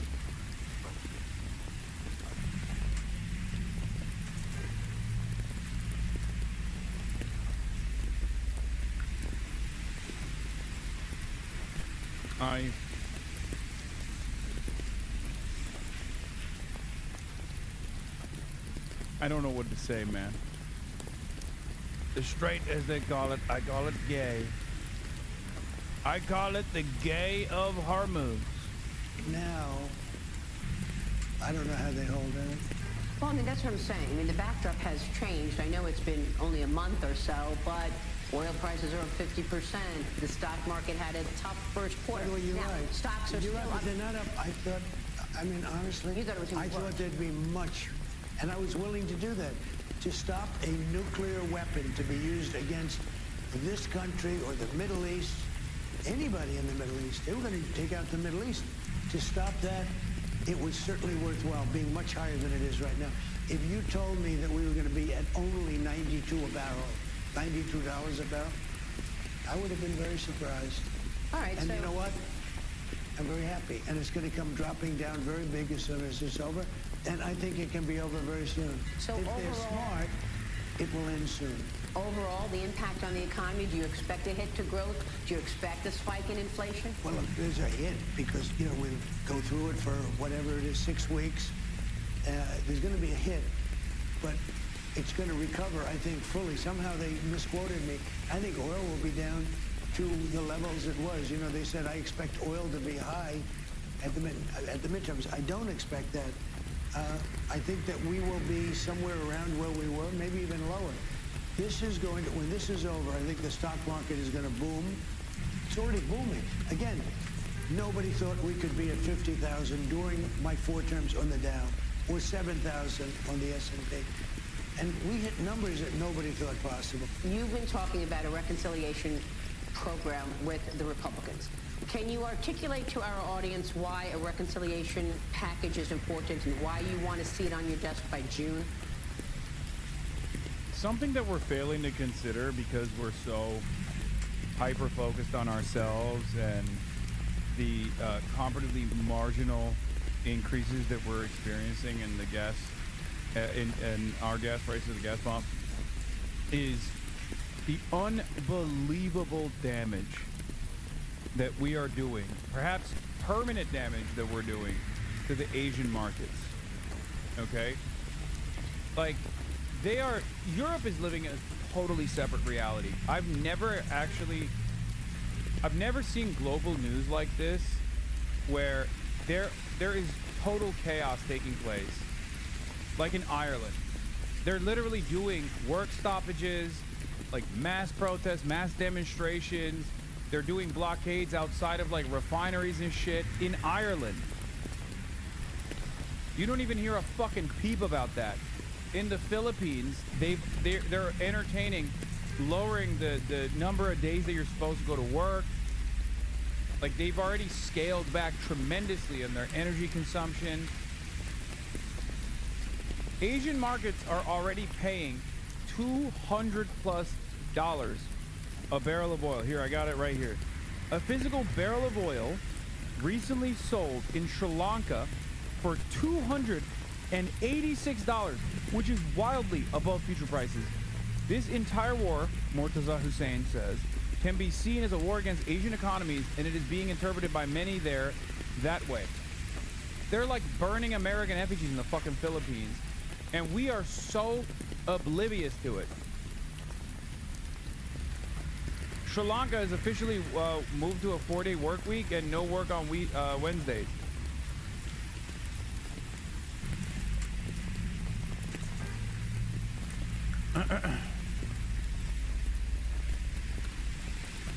And it's so crazy because we don't even talk about it. Like, here in the United States of America, we're so oblivious. We're like, oh, it's just a little bit of growing pain, you know. Oh, you're the price of a gallon of oil will go up 50 cents, maybe $1, right? And it's fine. Meanwhile, because we are the global hegemon, and because our actions are causing so much instability around the world, the rest of the world is directly pointing to us. And we're so callous about it. Yeah, first order effect started in the Asian markets. The chaos has already started moving to Europe. And while I've stressed this over and over again, like, we might withstand marginal economic pain in comparison to the rest of the world is absolutely blaming us. They're not blaming Iran, they're blaming us. And Israel as well. Yeah, it's the African markets as well, yes.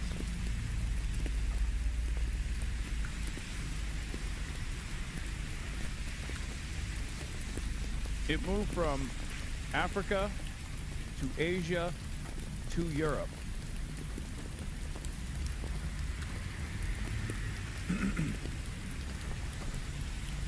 So strange. I've never seen anything like it, man. Our media is not covering it at all. I'm willing to bet many of you didn't even know that there was chaos happening in Ireland.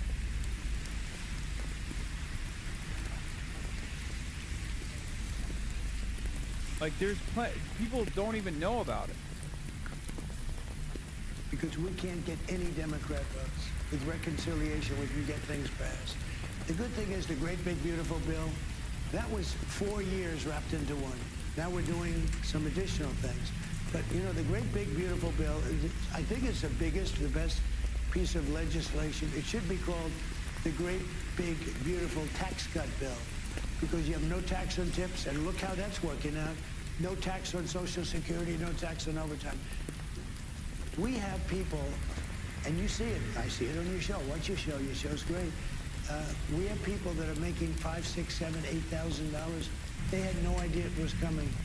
And it's turning out to be even better than we anticipated for people. But there are rules around reconciliation that it requires deficit reduction, right? How will you ensure that you've got a decrease in spending? Well, we have to go by the rules, and we're going for those rules. And if we didn't go by the rules, we couldn't even put it in. We wouldn't be able to submit it.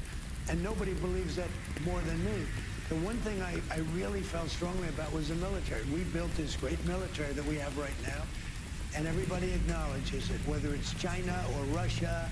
We have the greatest military in the world, and I built that in 4 years, my first term. It's a great, including adding Space Force. You know, a lot of the things that you see that work so well is because of Space Force. It was a great thing that we added when we went for Space Force. So what can you put in the reconciliation bill, other than funding Customs and Border Patrol and ICE? Anything else? Well, we're doing mostly that. This is mostly about that, because the Democrats don't want to do it. Then we're putting some things as we go along. But, you know, you've heard the expression, we want to keep it sort of slim, because we want to make sure that I have the safest border in the history of our country. Nobody came in. I'm not even sure I can believe that. But the Democrats do the numbers. It's really, you know, the agency that does that is, they tend to be on the Democrat side, to put them on it. In the last 9 months, not one person came across the border illegally. Now compare that to 25 million people coming across by Sleepy Joe's. I was there. I went to the border 6 times. I saw it. I understand what you're saying. They came in by the millions, hundreds of thousands a week, just pouring it totally unchecked. And you know, the countries, I know the leaders of most of these countries, they're very smart, they're street smart. Some are highly educated, some are, but they're very street smart. They don't send their good people to us. When they do a caravan, 25, 30,000 people in a caravan, you don't have their good, you have people that frankly, even if they're not criminals per se, they don't want to work, or they want welfare, or they sent all these people to our country. What the Democrats have done to us should never be forgotten. Can you put the Save America Act in the reconciliation I'd love plan? to do it, and we'll certainly look at it, but I mean, there's nothing easy, and it has to be called Save America, as you just did. A lot of people like to call it the Save Act. Nobody knows. It's Save America. It's voter ID. It's you have to be a citizen to vote. Proof of citizenship. Ideally, mail-in voting, you knock the hell out of it. Can you make it a budgetary item? It's good for the military. You know, the military's away. They have to be able to use it, etc. Somebody that's sick, somebody that's away, you can't. And you do mail-in voting. But mail-in voting cut back so that it's fair. It's tax day. What do you want to make sure people understand about the changes that you put in the tax code in the big, beautiful bill? And how significant are these refunds that people are getting? Okay, well, the refunds are really significant, and it makes it less complicated to do your tax return, much less complicated. But the people, I mean, I think you're seeing this, you're reporting, everybody's reporting, because now it's gone into effect. And people are getting refunds of $5,000, $8,000, $11,000 that they had no idea they were getting. It's turned out to be better, as good or better than I said it would be. Is that going to be enough to offset the increase in gasoline prices? It will be, because gasoline's coming down very soon and very big. Why? So you think gas prices will be lower before the midterm election? I think they'll be much lower before midterm, much lower, yes. Okay. Now, you've suggested... I mean, that's on the assumption that we stop. I mean, you know he's fucking lying, dude.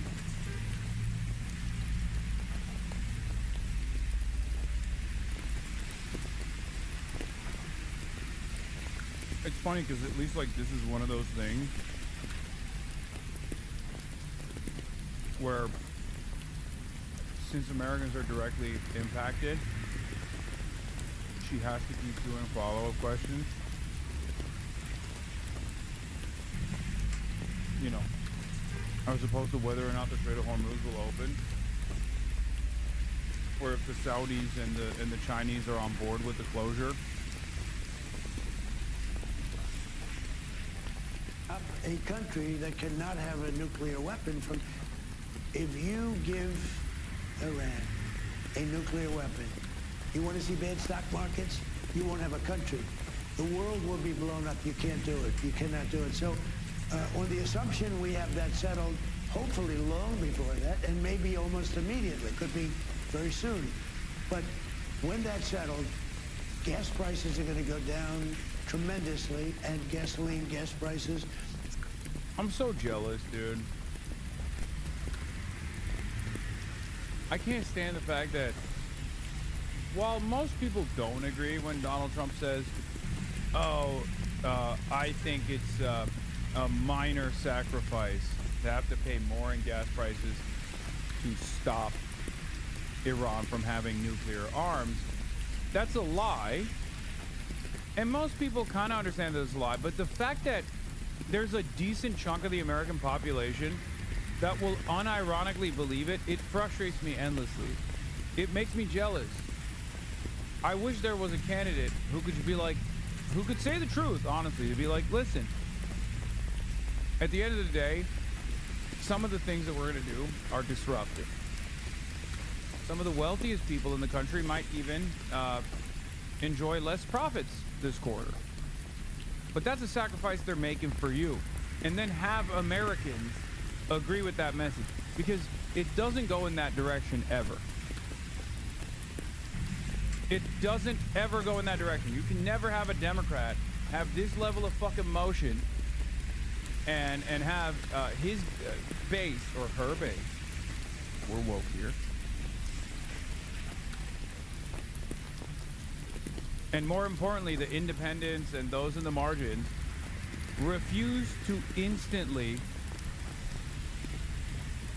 turn heel and start fucking complaining.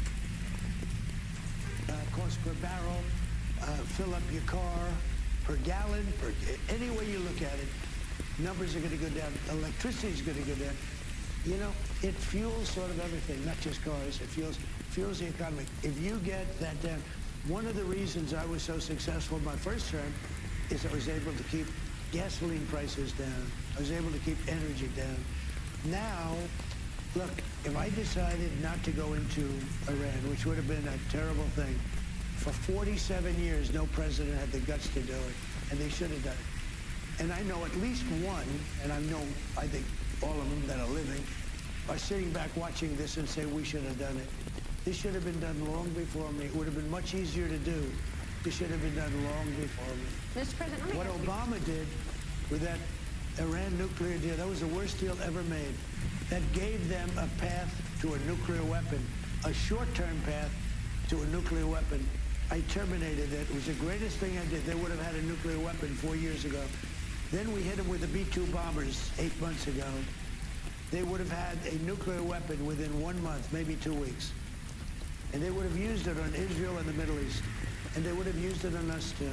And not just Israel, by the way.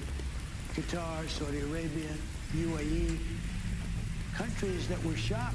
Dog, they're literally, they've bombed the fuck out of all those countries because of your actions. Like, what are you talking about? You're talking about what could possibly happen to these countries if Iran got a nuclear weapon? Well, that possibility is a reality for them right now. Maybe not with a nuke, but who gives a shit? They're like using conventional ballistic munitions like to destroy and crater these countries. It's so stupid. Anyway, meanwhile, look at this. Akbar Shahid Ahmed, senior diplomatic correspondent for the Huffington Post, writes, a key Senate vote today could send a big signal about U.S.-Israel relationship and Trump's wars, as well as the future of the Democratic Party. Details here on who to watch as the chamber considers $450 million in bombs and bulldozers and how this fits to other anti-war efforts to block the bombs. Coons is circulating a statement for Dems to use to continue okaying bombs and bulldozers for Israel per a source. Statement says Israel's under threat, criticizing Netanyahu and compares the situation to the U.S., saying Israelis, like Americans, have had to ask outsiders to look beyond the government. Bernie's currently starting the debate on the bill right now. Changes to the West Bank's legal status since 1967, removing nearly all constraints on settlement expansion. Netanyahu himself declared, this is Netanyahu, quote, there will never be a Palestinian state, end quote. And I say that to some... So anyway, while that's going on, let's read this analysis still. I'd wondered what the staunchly pro-Israel voice would do here. I was told AIPAC would likely hold its fire, but it's even more meaningful for that side of the debate when a lawmaker, especially one likely to gain greater power like Coons, provides cover. Meanwhile, Tim Kaine has confirmed he will vote against weapons transfers to Israel, given its wars in Iran, Lebanon, and Palestine. Note that if Democrats retake the Senate, Coons will likely be their chief foreign policy voice there as the chair of the SFRC, Senate Foreign Relations Committee. Separately, Senator Slotkin's vote appears to remain in question per a conversation I just had with her team. It's unbelievable that the highest-ranking foreign policy guy, Chris Coons, is currently whipping votes to continue sending bombs. And this isn't a full arms embargo, chat. This is just 1,000-pound bombs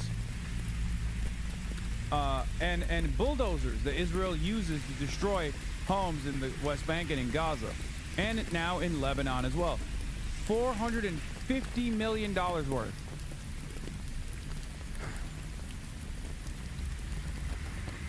And you got motherfuckers in the Senate whipping votes against it. We got to run a populace in Delaware. There can't be that many voters in the entire state. Money can't touch that.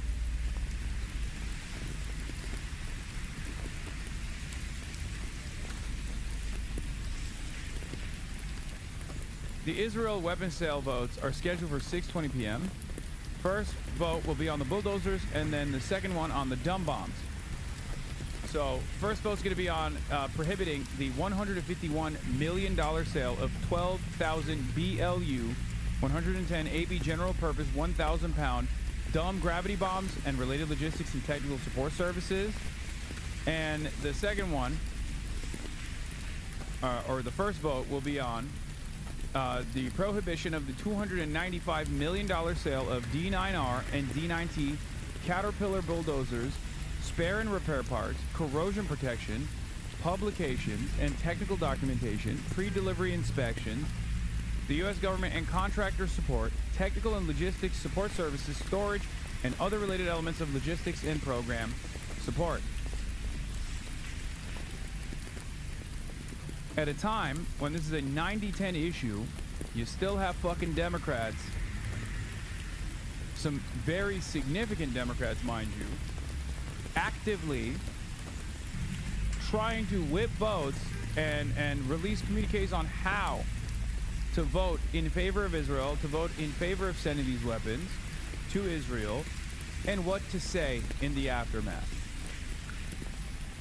This is the opposite of democracy. Okay? If theoretical democracy was real in the United States of America, there would not be a single fucking Democratic vote in favor of this, and far more than this, right? This is block the bombs. This is a modest, too little, too late proposal. And even then, you have Democrats in the Senate trying to whip votes to continue the arms sales. Okay? Think about that. President, are not threats, they are promises. For all of the reasons that I have given, and more, and you're going to hear more from some of my colleagues in a few moments, support for Israel in this country has plummeted. Today, according to a recent Pew poll, 80% of Democrats now have an unfavorable opinion of Israel, and 41% of Republicans share that view. And the numbers in all parties among young people are even higher. Young people, whether they are young Democrats, progressives, conservatives, do not want us to continue to fund the horrific war policies of Netanyahu. A recent Quinnipiac poll also found that 60%, including 3/4 of Democrats, 2/3 of independents, and 37% of Republicans. I say that to my Republican colleagues. 37% of Republicans do not want the U.S. sending more military aid to Israel. And that is why, Mr. President, I am offering today 2 joint resolutions of disapproval, the only formal mechanism Congress has to block an arms sale. The first resolution would block the sale of $151 million in 1,000-pound bombs. The second would block $295 million in bulldozers, the machines used to demolish homes in the West Bank and Gaza and make a Palestinian state physically impossible. Mr. President, the time is long overdue for members of the U.S. Senate to start listening to the American people and not to AIPAC. The time is now for us to end all U.S. military aid to the extremist Netanyahu government, and a yes vote is an important way forward. Mr. President, with that, I would yield to my colleague from Maryland, Senator Chris Van Hollen.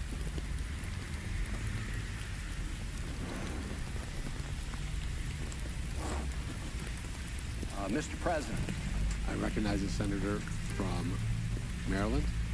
Mr. President, I rise in support of the two resolutions offered by my colleague, Senator Sanders, that would bar the transfer of certain offensive weapons and equipment to the Netanyahu government.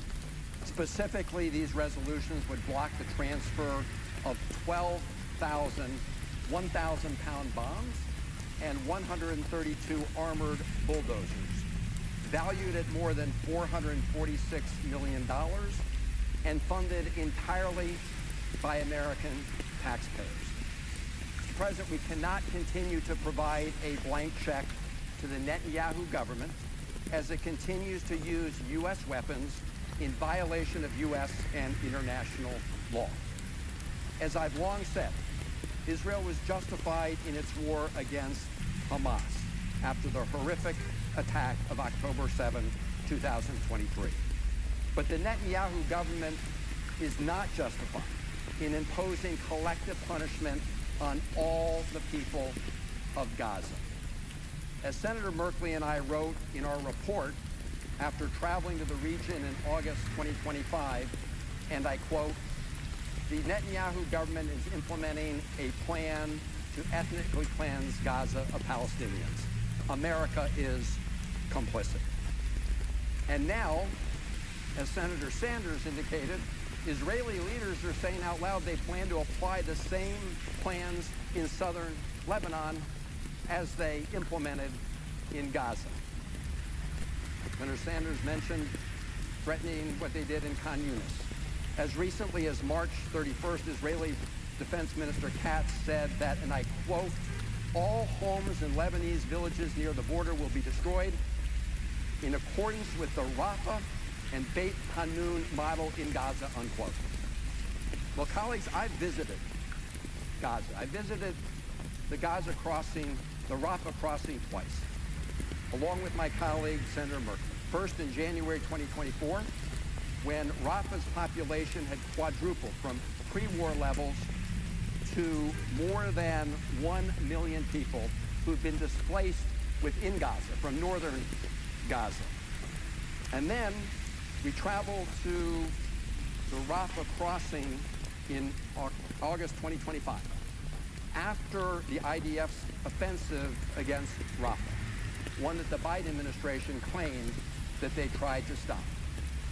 And on that visit, Senator Merkley and I climbed a rooftop, and you could look into Rafah, obliterated, reduced to absolute rubble.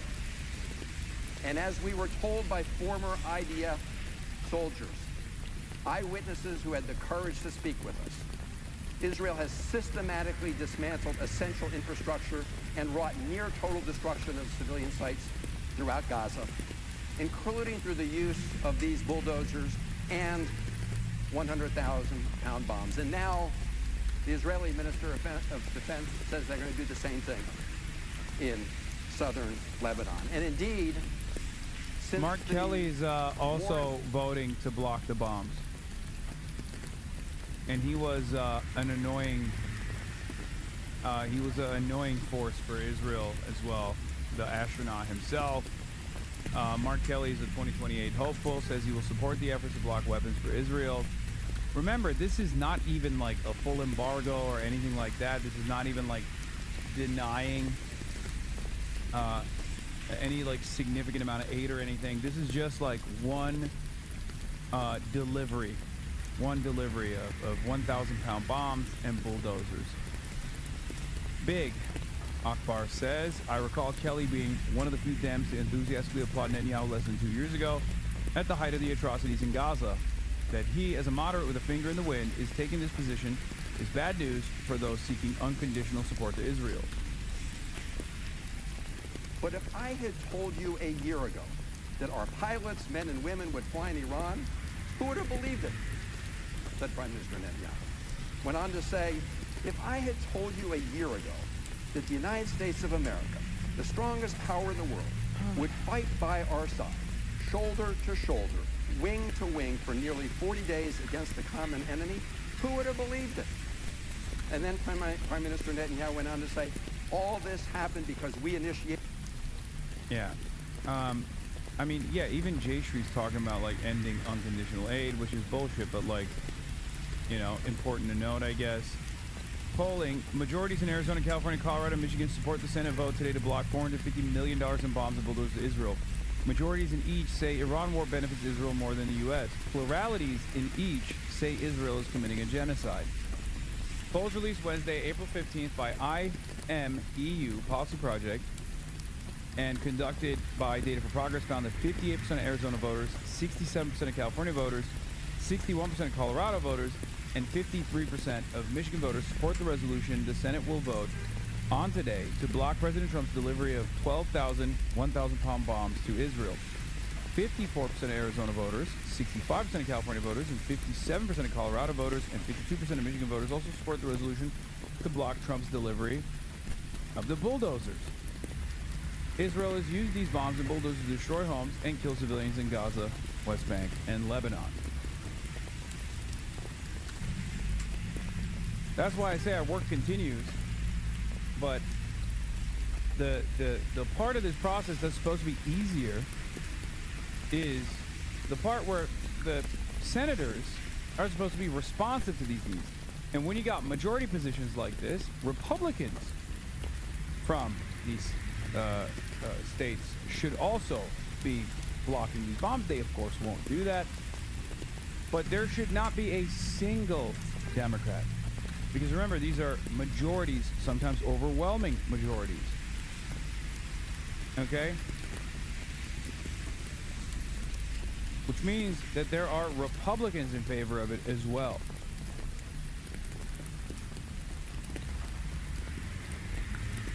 There are also a ton of violations in Gaza while all this is happening.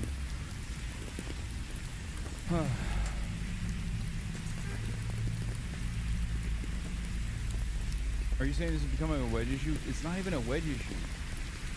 It's yet another issue that it should be a wedge issue if Democrats were smart. They're not. They're so scared.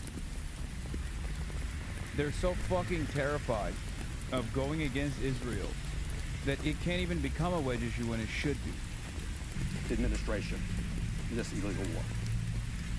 Now, colleagues, I want to focus for a moment on the portion of the Sanders resolution that bans the transfer of bulldozers to the IDF. These are the bulldozers that helped raise Rafah in Gaza to the ground. And for those who don't remember, I asked them to recall the case of Rachel Corrie, a 23-year-old American peace activist who was killed by an Israeli bulldozer trying to block the razing of buildings in Rafah over 20 years ago. Rachel Corrie has never gotten any justice, and her family will tell you that today. In fact, just since January of 2022, at least 9 more American citizens have been killed by extremist Israeli settlers or security forces in the West Bank. And not one of them, not one, has gotten justice. Just like Rachel Corrie, no accountability. Now, Mr. President, there's no piece of equipment that has helped Israel and the Netanyahu government destroy civilian infrastructure in the West Bank and Gaza and now Lebanon more than the bulldozer.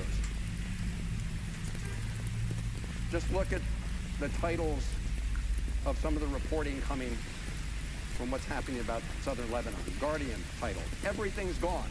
Israel destroys entire villages." And you can see it for yourself. I really encourage my colleagues just to look at the videos. Some of them have been shared by members of the Israeli military themselves that showed controlled detonations and destruction of entire villages. And this isn't new.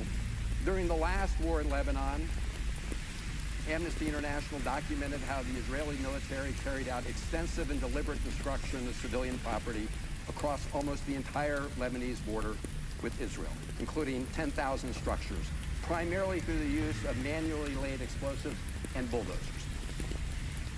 And in the West Bank, as we speak, we're seeing violent Israeli settlers kill Palestinian citizens with impunity. And we're also seeing the use of these bulldozers to demolish Palestinian homes in the West Bank and other civilian infrastructures. Again, you can see it for yourselves in the videos. This is all part of a slow-motion ethnic cleansing effort in the West Bank and de facto annexation of the West Bank. Indeed, the New York Times in September 2024 spoke about raids in the West Bank villages of Tulkrum and Jenin. The headline was this, quote, "Israeli bulldozers flatten mile after mile in the West Bank," end quote.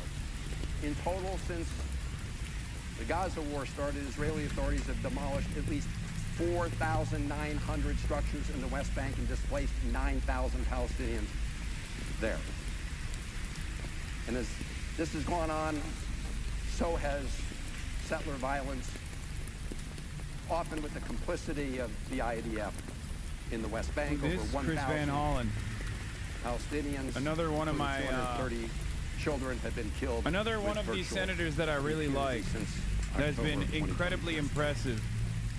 And he's been very impressive these past Israeli 2 years, human rights organization, especially.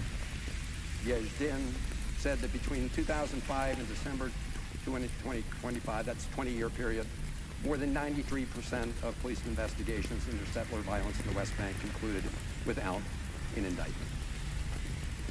So what are we going to do about this, Mr. President? We need to stop providing the Netanyahu government with an absolute blank check. We need to demand accountability for American citizens who have been killed there. And so I urge my colleagues now to support this resolution. If we want to rein in a Trump administration that launched an illegal war against Iran, we should also rein in the Netanyahu administration. It's doing exactly the same thing with American taxpayer dollars. I yield the floor. I thank the senator from Vermont. I thank the senator from Maryland and yield to the senator from Oregon, Mr. Merkley.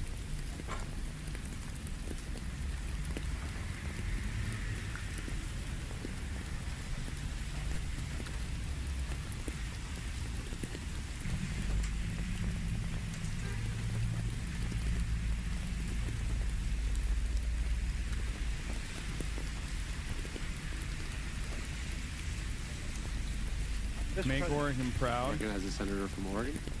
On February 28th, in coordination with and at the urging of Israeli Prime Minister Benjamin Netanyahu. No, Van Hollen's always been decent on this issue, on the issue of Israel. I'm just saying he's been exceptionally impressive in the last 2 years, where he's become one of the champions of, like, one of the best voices in the Senate against Trump's excesses and ultra violence against immigrants and stuff like that. I remember he famously went to he went to El Salvador to extract Kilmar Burger Garcia, his constituent. So he's been great. Also, the Ministry of Diaspora Affairs released an analysis of 10 prominent influencers in the global anti-Semitic and anti-Zionist arena. Israel did. And your boy has fallen off. Your boy's fallen off the map. Your boy is utterly irrelevant. That's right, ladies and gentlemen. I did not crack the top 10 of the most dangerous anti-Semites. The list reports: number 1, Dan Bilzerian. Number 2, Greta Thunberg. Number 3, Bassem Youssef. Number 4, Candace Owens. Number 5, Abd El-Bari Atwan. Number 6, Omar Suleiman. Number 7, Anastasia Maria Lupis. Number 8, Nick Fuentes. Number 9, Ian Carroll. And number 10, Tucker Carlson. Swedish climate activist Greta Thunberg, according to the Israeli government, is the world's second most dangerous anti-Semite. Several spots ahead, as Responsible Statecraft reports. of white nationalist Nick Fuentes. Greta Thunberg is the #2 anti-Semite and anti-Israel influencer in the entire planet. Now, am I mad that I wasn't in the top 10? Fuck yes, I am. I'm not even going to lie about it. This is an unbelievable L. Okay? It's unbearable. It kills me. I have officially fallen off. It's official. Long gone are the days where I was only losing by a thin margin to Clandis Owens as the top anti-Semite of the year. Back then I defeated Bassem Youssef and I defeated Greta Thunberg. But they, while I might have won that battle, I ended up losing the war. Now, of course, Candace Owens' anti-Semitism metrics have stayed resilient, strong. She's still at the tippy top. Me, on the other hand, they're calling me pro-Semite. They're saying I'm pro-Israel.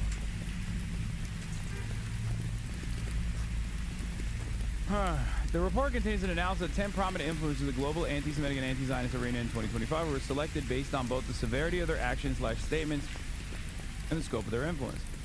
While outside organizations have created similar rankings of anti-Semitic influencers, this appears to be the first one published by the Israeli government, because this is the OG, like, this is the real one. Right? This is the most important one.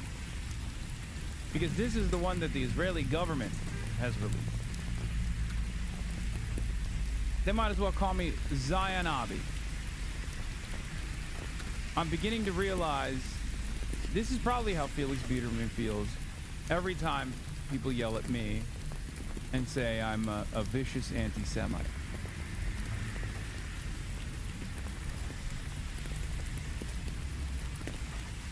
As evidence of Thunberg's anti-Semitism, the Israeli government pointed to her use of the terms such as genocide, siege, mass starvation in reference to Israel's actions in Gaza. Many of these views are well within the American mainstream. A Quinnipiac poll from August found that half of American voters believe that Israel is committing a genocide. 39% of Jewish Americans believe that Israel is committing a genocide. According to an October Washington Post poll, Israel's Ministry of Diaspora Affairs, which produced the report, deemed Thunberg a more dangerous threat than Fuentes, who has said Judaism is incompatible with Western civilization, and called for a total Aryan victory. Yeah, from Dr. Jihad to Dr. Jerusalem, folks. Let's be real. This is who I am now. A loud and proud defender of the nation state of Israel. The Israeli government's rating system is based on 2 categories. What is this? Speaking of your ops, did you see this? TikTok and the replies is safe for work, I checked.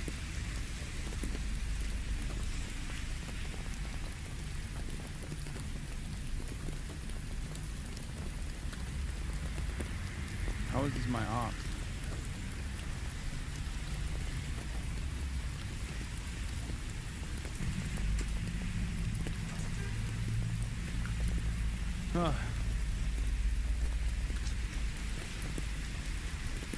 Anyway, let's look at the categories. The first is the person's level of influence, which includes metrics like social media follower count, appearances on news channels, and perceived influence on public opinion. Second, each person was given a risk score, a rating assigned based on the frequency of posts that are anti-Semitic/anti-Israeli, terms that are often used interchangeably throughout the report.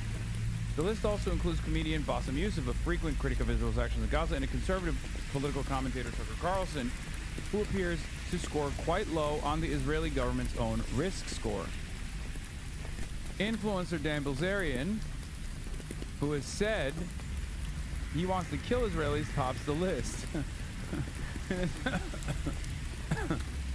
In a separate section about American influencers, the Israeli government report singles out Miss Rachel.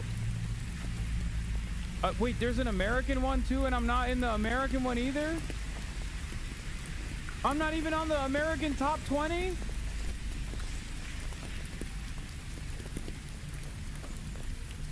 I'm Brian, kill me, dude.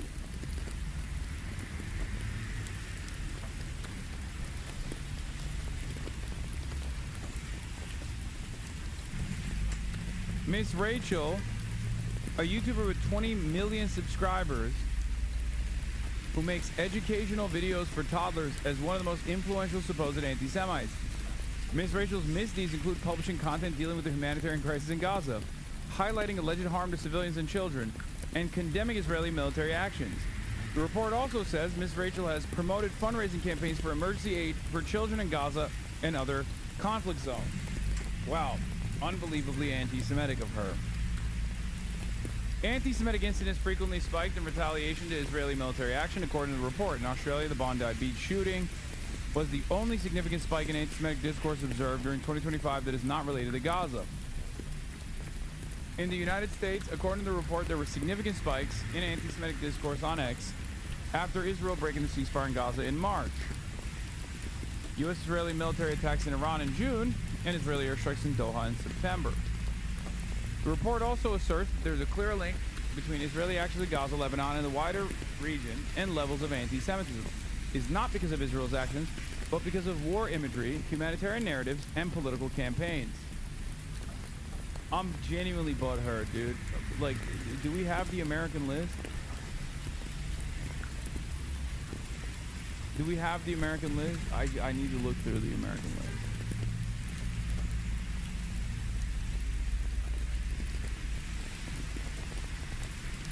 The streets are calling you Hasbarabi. My senator told me you were an anti-Semite. She would never lie to me. What was this all for?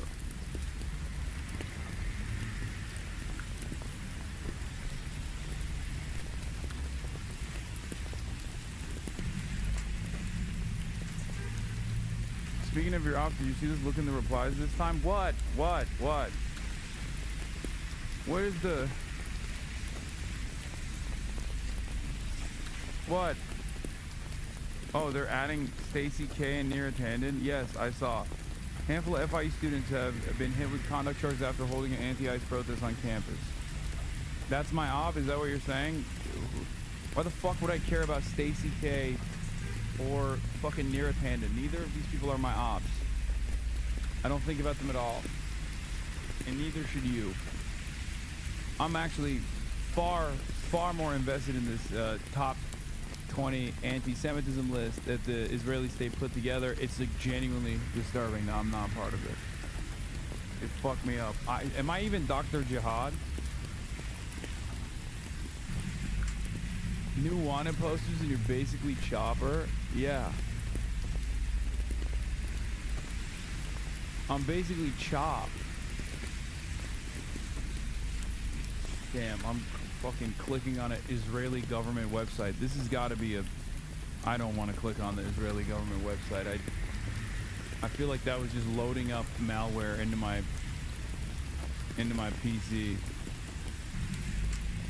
Yeah, from Dr. Jihad to Dr. Mossad. Devastating predicament. I have not even globalized the Intifada. All right, let's look at some good news. Here is Happy Tax Day, and Kathy Hochul has gotten on board with at least like one tax initiative that taxes the super wealthy. Let's take a look. When I ran for mayor, I said I was going to tax the rich. Well, today, we're taxing the rich. I'm thrilled to announce we've secured a pied-à-terre tax, the first in New York's history. This is an annual fee on luxury properties worth more than $5 million, whose owners do not live full-time in the city. Like for this penthouse, which hedge fund CEO Ken Griffin bought for $238 million. This pied-à-terre tax is specifically designed for the richest of the rich, those who store their wealth in New York City real estate but who don't actually live there. But even so, they're able to reap the huge financial rewards of owning property in, dare I say, the greatest city in the world. Most of the time, these units are sitting empty, since again, they don't actually live here. This is a fundamentally unfair system that hurts working New Yorkers. Now, I love the fucking Succession soundtrack too. It's coming to an end. This tax will raise at least $500 million directly for the city. It'll help fund things like free childcare, cleaner streets, safer neighborhoods. As mayor, I believe everyone has a role to play in contributing to our city, and some a little bit more than others. Happy Tax Day, New York.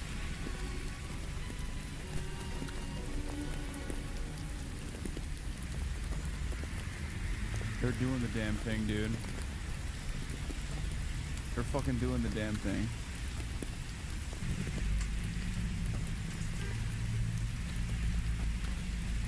It's genuinely so awesome that I'm afraid they will kill him. No. All right. Ezra Klein. Ezra Klein did an effort post.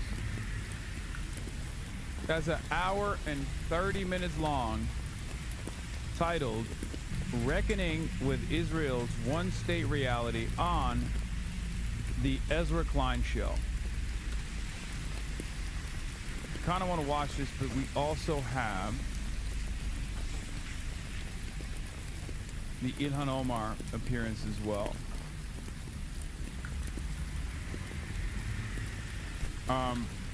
Here's some updates from Bonzer Berry. A senior Iranian political and security source to Al Mayadeen says, with the follow-up and pressure from Iran, a ceasefire will be declared in Lebanon starting from tonight. The duration of the ceasefire will extend until the end of the ceasefire period between Iran and the United States. It's possible that Netanyahu, as a destructive element, will move again to sabotage this agreement. Occupation Army Radio. So far, the United States has been pressuring Israel to stop attacks deep inside of Lebanon, but this has been the situation for a week. But now Iran is not content with that and is demanding a comprehensive ceasefire in Lebanon.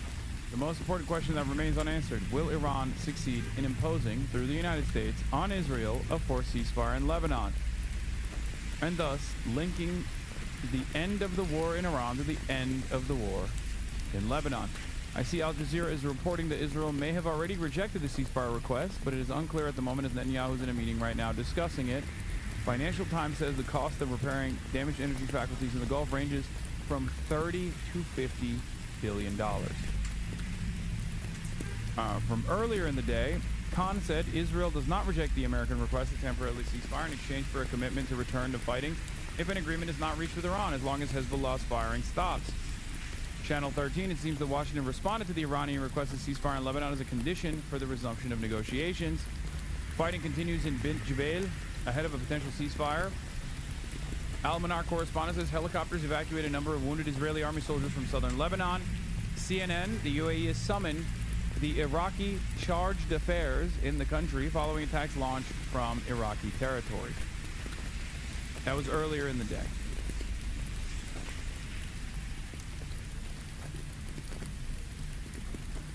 I mean, this is a huge deal.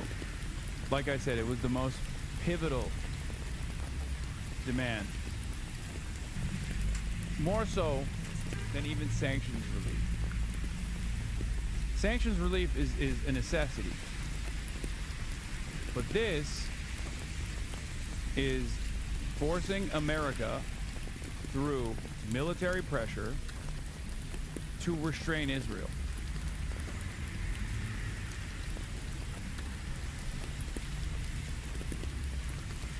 It is massively consequential as far as demands goes. Dylan Saba also says if this happens and it holds, it will be the first real evidence that the U.S. has moved to constrain Israel and that a deal is possible. I'm allowing myself the tiniest bit of optimism. Please don't make me regret this. Structural forces of world history, he says.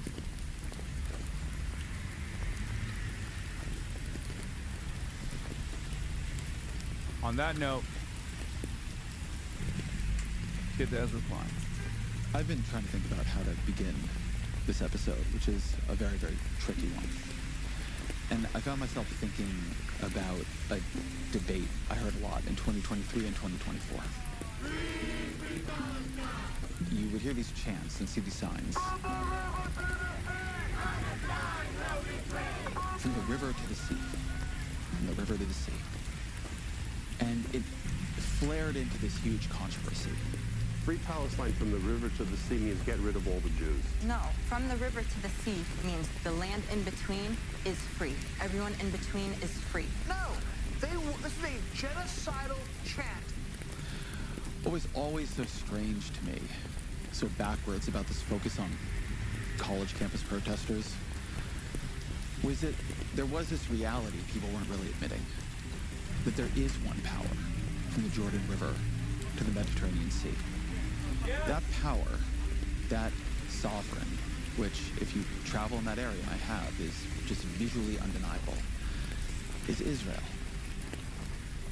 American politics has not grappled really at all with the level of day-to-day domination that Israel exerts over Palestinian lives, and the complete absence of any... This has been my argument as well, and has been the argument of Avi Shlaim and numerous other people, okay?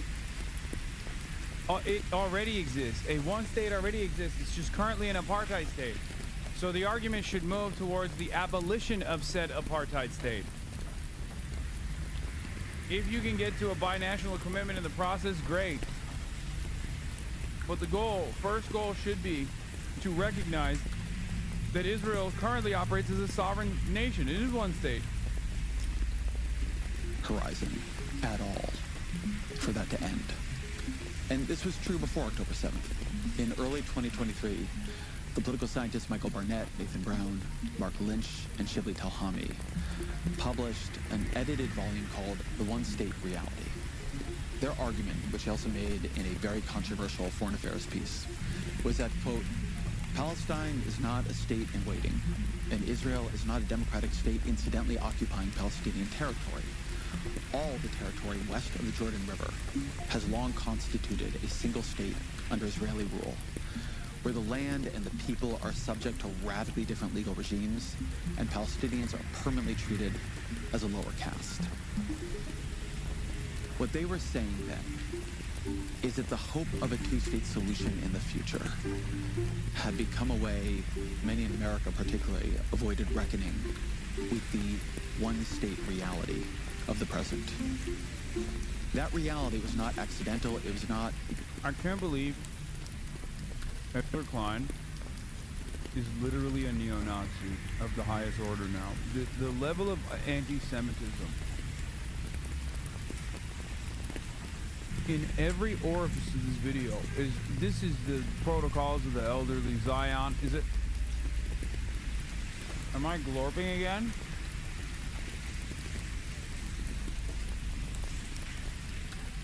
God damn it.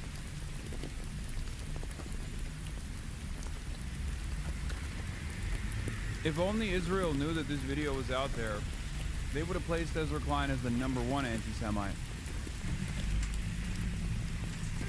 It is not intended to be transient. It was being etched into the land in stone and cement, in settlements and checkpoints, in the construction of walls and the demolition of homes. That might have been a controversial claim when they made it.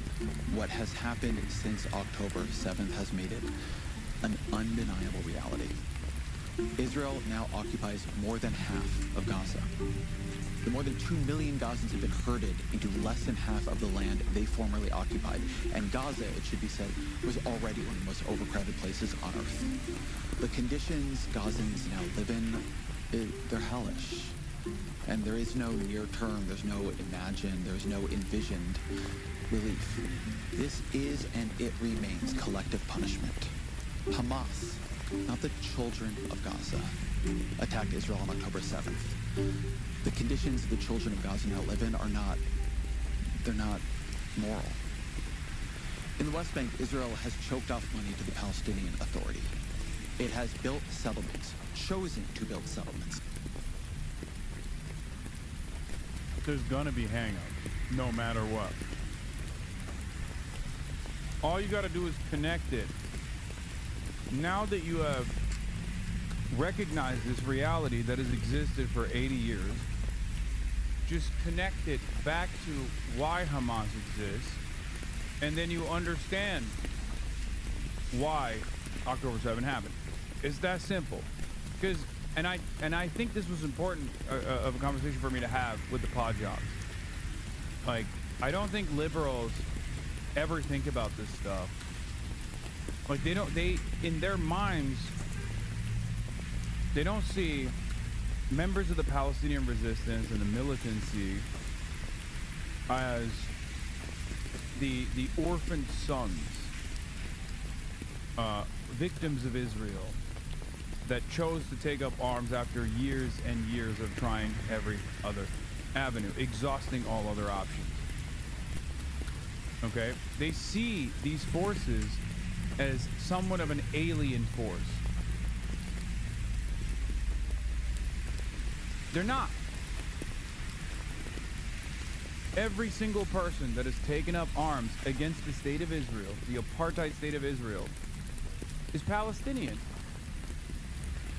They operate within the confines of historic Palestine. Hamas makes a note of that. They openly refuse lone wolf incidents outside of the occupied territories. They've never done a call to action for international terrorism or anything like that.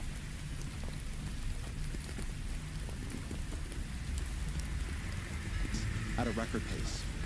More settlements were approved in the last year alone than in the 2 decades before combined.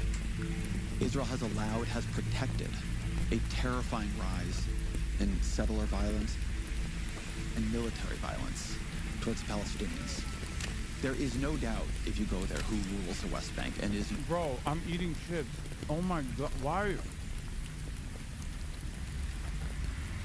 This community is so insane, dude.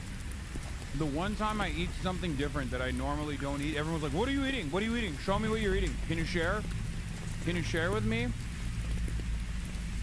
Can you show me what you're eating? I need to understand exactly what you're eating right now. Not the PA. When Netanyahu signed a recent settlement project, a project the United States had opposed for a long time because it would effectively bisect the West Bank, making a Palestinian state physically unimaginable. Netanyahu made clear that that was exactly why he was signing it. He said, "We are going to fulfill our promise. There will be no Palestinian state. This place belongs to us." In the north, Israel has used war in Iran as cover to invade Lebanon, displacing more than 1 million people. 1 million, and suggesting that up to 600,000 will not be allowed to return to their home. What is happening? Is it effing again? I'm not seeing it. What the hell? Is it actually effing?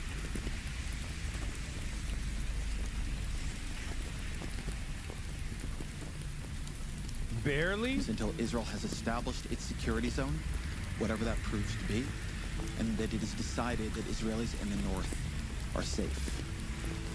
To put it bluntly, it is an open question whether any of those 600,000 Lebanese will ever be able to return to their homes, or if they will even have homes to return to. I do not want to underplay what Israel is actually dealing with here. I have immense sympathy for Israel's war against Hezbollah. They are defending...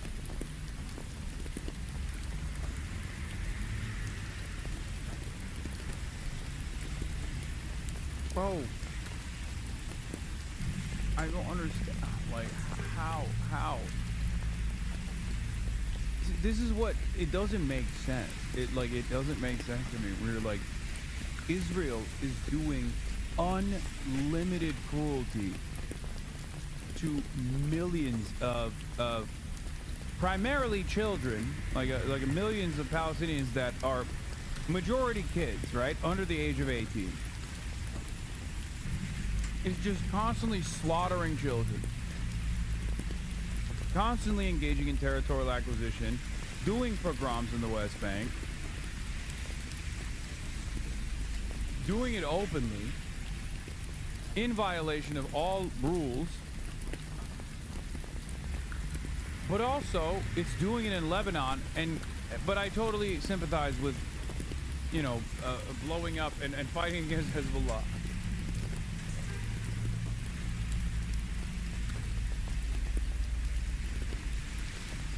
This is a contradiction. You have to resolve it.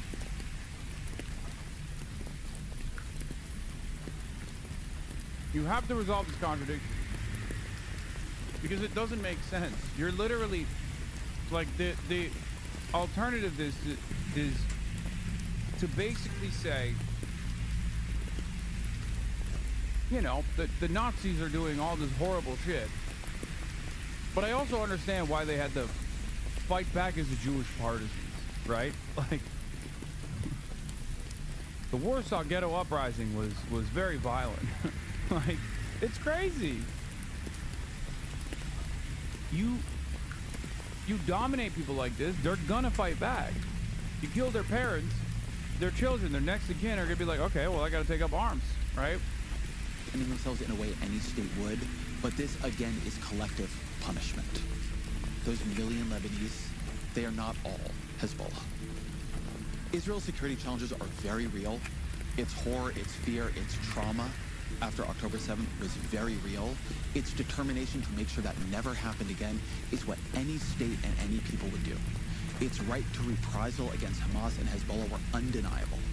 I am not someone who wants to see the state of Israel cease to exist, but what Israel is choosing here, a one-state reality that already is and will continue to be understood the world over as apartheid. It endangers that state too. The cost of Israel cannot morally be the permanent subjugation of millions of Palestinians.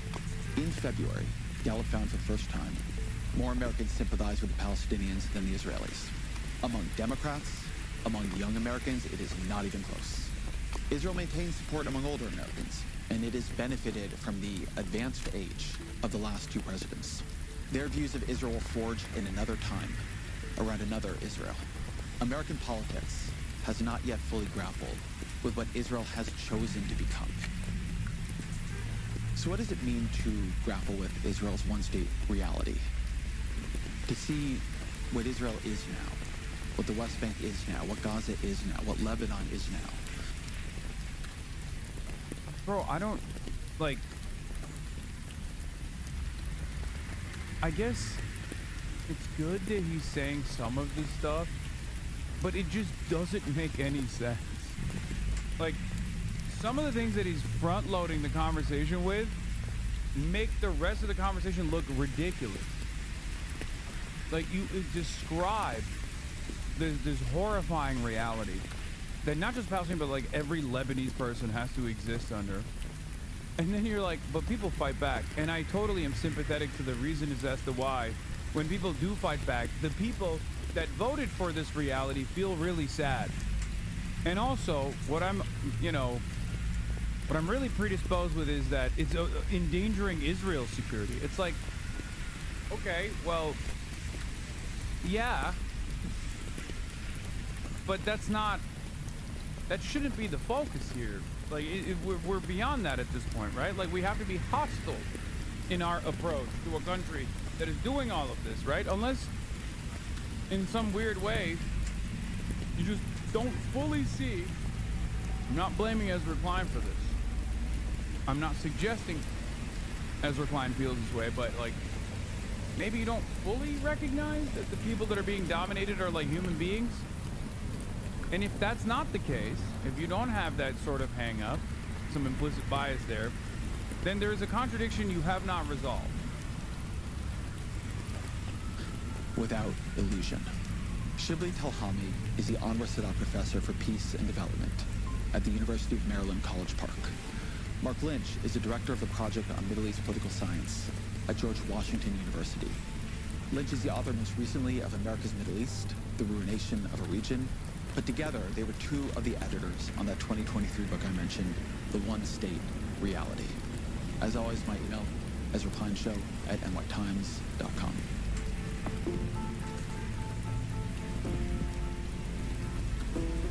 Mark Lynch, Shibli Telhami, welcome to the show. Thanks. So I want to start, Mark, before October 7th. You and Shibli and a few co-authors published a book of essays in Big Foreign Affairs article called Israel's One-State Reality. And the argument you make is that the two-state solution is a fantasy, it's dead. That there is a reality that we are failing to apprehend in Israel, which is that there is one sovereign from the river to the sea. So I want to ask you what you were seeing that convinced you to make that argument. How did this work in your view, say, in the West Bank? Sure, and I think it is important to kind of put this into, a bit of a trajectory historically. So, back in like the mid-90s, during the Oslo years, you actually had a situation where if you're living in Jerusalem, I'm a big fan of Ezra Klein. The great thing is he's open to entertain and debate views which he does not support. One day when it's saved, when there's no personal downside. Yeah, Omar al-Akkad. Better late than ever, I suppose, Ezra. This is way overdue. Jimmy Carter warned about this in 2006 book, Palestine, Peace, Not Apartheid. Ezra's a good person. He has a good heart. He's regularly late to the party on numerous issues, but he's a good egg.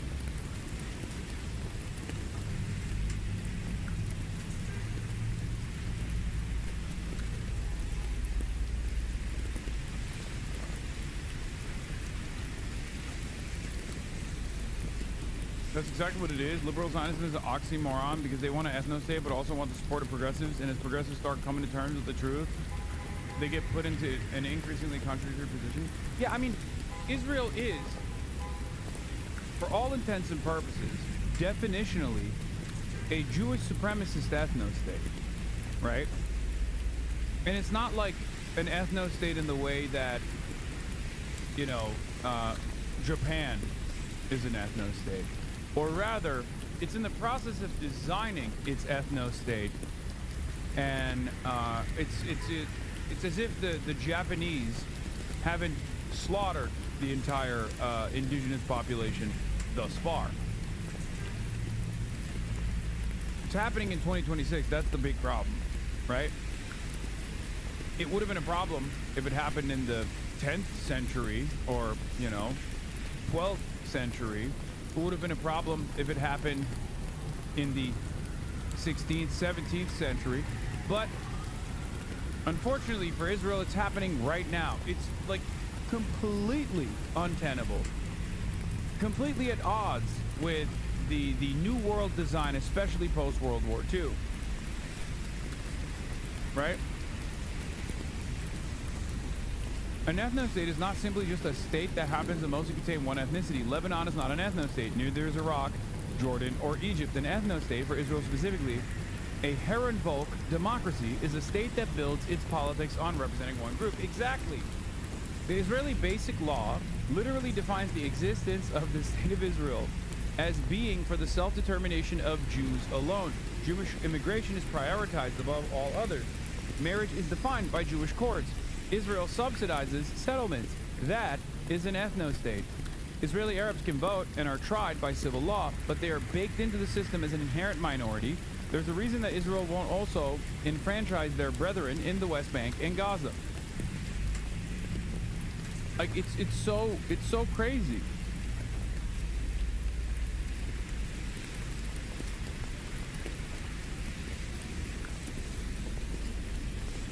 Yeah. And then someone goes, states like Iraq were set up to be Arab nationalist states with groups like Kurds a minority, small enough to take their oil-rich territories, not to mention things like trampling on Assyrians. Have you actually learned about the history of Arab states and anti-Zionism? Sammy responds, nation states that aren't ethno-states trample on minority rights all the time. Look at the United States of America before 1965. But Iraq, particularly post-2003, is not based on ethnopolitics. If anything, it's more based on Muslim sectarianism. Look at Saddam.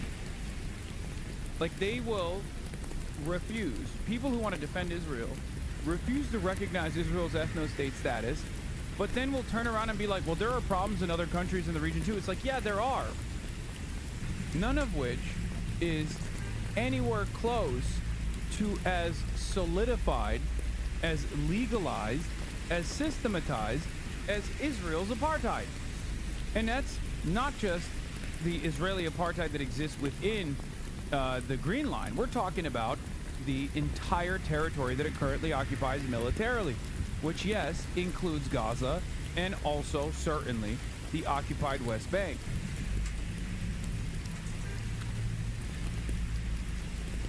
What up, dog? I just watched your Pod Save America interview, and really gave me a better perspective on your politics, because as a black dude, you were getting clips saying big wild shit, but I fuck with you and all other content. I've been catching up. Thank you for being open-minded.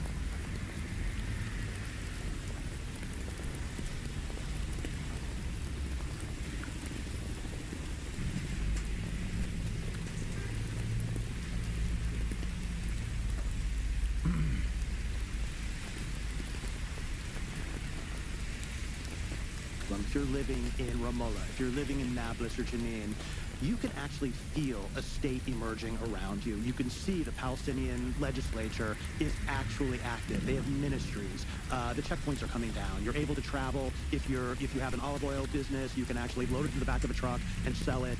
I'm a black dude that still hates you. JK. In Bethlehem, right? So it actually was this idea that it's not just that we were negotiating towards a two-state solution, but people could feel two states coming into existence. Fast forward 10 years after the Second Intifada. That's just not true anymore. Right now, you've got a whole range. You've got the big security wall, which is de facto a new border. You've got a whole range of checkpoints that have come into place, making it impossible to really move freely across the West Bank. Palestinian Authority has basically been destroyed and is being rebuilt from scratch. If you're just an average Palestinian living in the West Bank, you no longer feel like you're on the path towards a state. You might follow the negotiations, but now you feel you're living under occupation. Then fast forward another 10 years, another 15 years, and you're in a situation where nothing has happened in all of that time, which would make you believe that a two-state solution has become more likely. There's more settlements, more settlers, more settler-only roads, more repression, no elections, nothing which would make you feel like you're moving towards something else. So there's this real sense of stagnation, and we're looking at this, and we're trying to understand, as political scientists, what is this entity? It's clearly not something on a path to two independent sovereign states. It's clearly not anything which is familiar to us as just an occupation or just a transitional phase, but it also isn't really formally yet a single Israeli state, right? It hasn't been annexed. It hasn't come fully under Israeli law. It's just this limbo which goes on forever. And so that's what we were trying to capture with the one-state reality, is that in reality, everybody living between, in mandatory Palestine, everything from the river to the sea, is under the effective power of a single sovereign, which is the Israeli government, but they experience it very, very differently. They have different rights, they have different responsibilities, they have different security concerns. If you're born in one place, you are trapped within Gaza. If you're born in Ramallah, you have one set of rights, but your family, who's just a couple of kilometers away in Jerusalem, they might have a few more rights. And so it was a highly differentiated legal regime, but one in which Israel ultimately held all the cards. Shibli, one thing... Yeah, I sped it up. The Israeli... I mean, we know all this. We know all this. I don't know. Should we watch all of this? Is this worthwhile?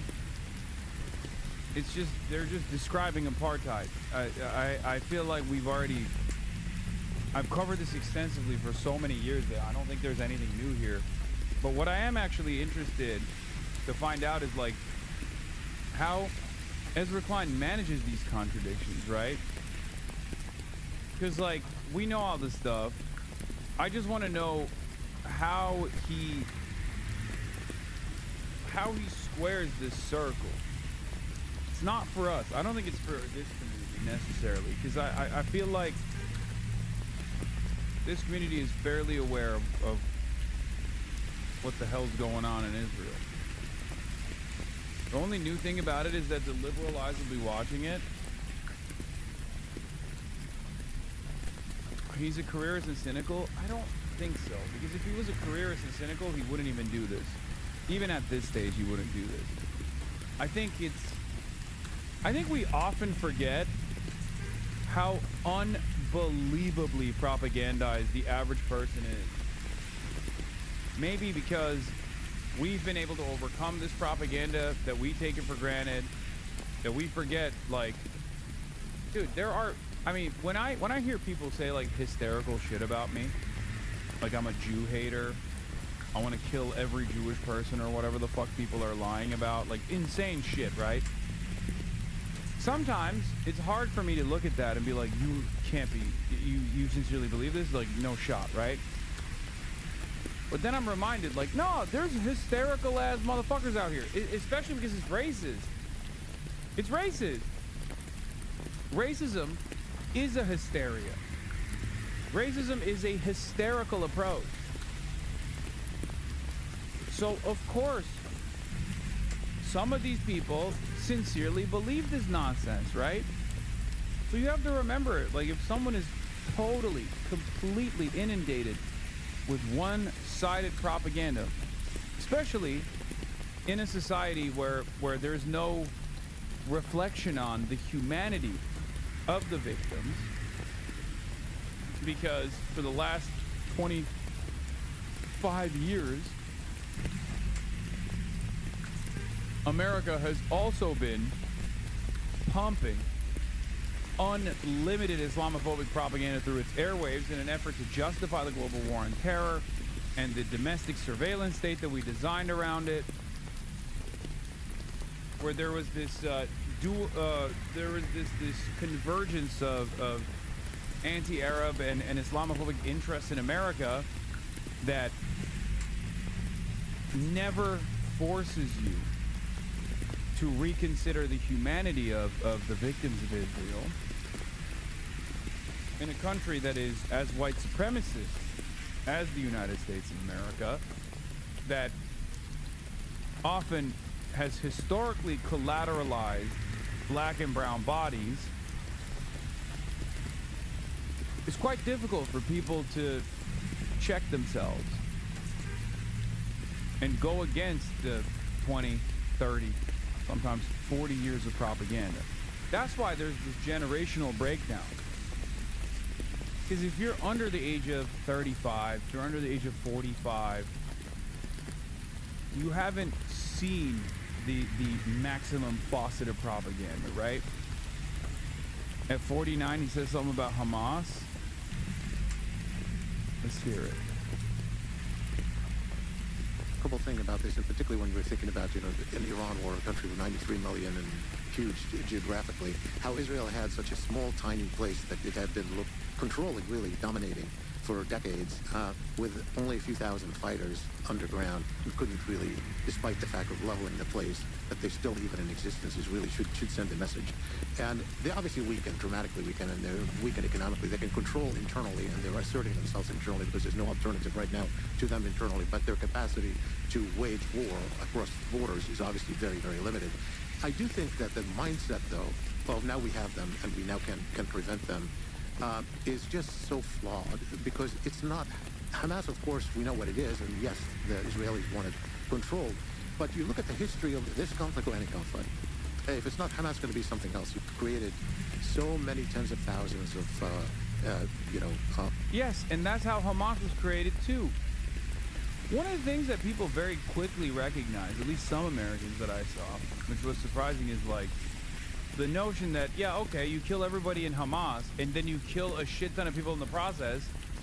Guess what? You just invented Hamas too, right? It's pretty basic stuff, but it really drives that point across. And if you exhaust that logic to its maximalist conclusion, well, that's how you realize how Hamas came into fruition as well. This is another reason why when I was talking to the Pod Johns, I wanted to explain to them, like, we use Hamas as a catch-all term because it's, the one that everybody knows, but like Operation Al-Aqsa Flood was conducted by every facet of the Palestinian resistance. Anyone that was a part of any militancy across many different political perspectives that have genuine disagreements and genuine issues with Hamas, even on modes of governance, they got together and they conducted this operation together under the Hamas banner, right?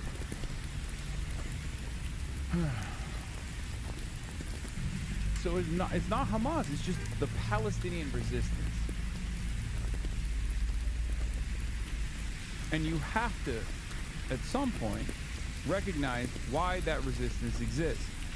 In order to solve this equation, Israelis for the longest time leaned into Orientalist framework, took advantage of Islamophobic propaganda in the Western world by saying, oh, it's because they're, oops.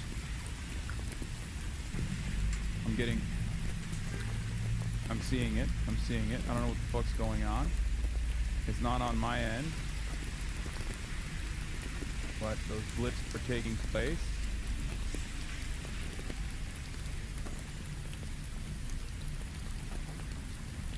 Hold on. Hold. I'm Israel high. I love the state of Israel. It's the most honorable country. Israel is the most honorable country in America. It's tiny. It's the size of New Jersey. Okay. seemed to me like it worked. What was I saying?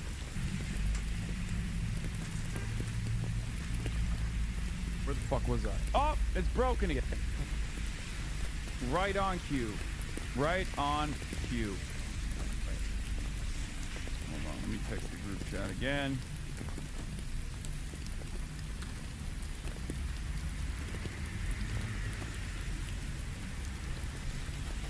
No difference on my internet. See.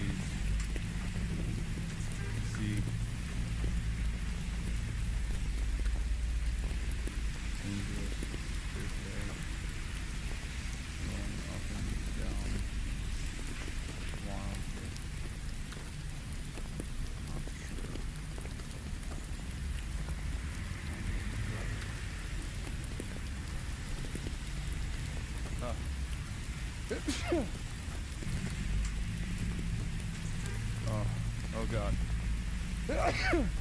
Okay. Where was I?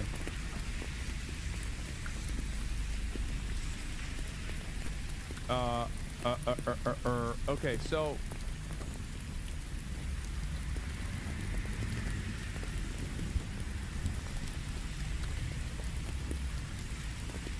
I can't remember what I was saying.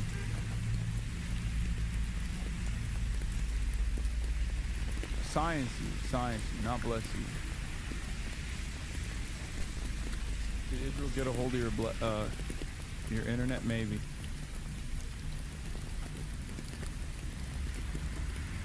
I forgot what I was talking about. Shit. How Israel used racism to advance their cause?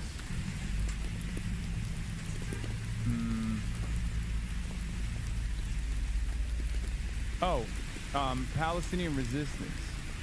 I was talking about Palestinian resistance, and that all factions of Palestinian resistance, including ones that are at odds with one another,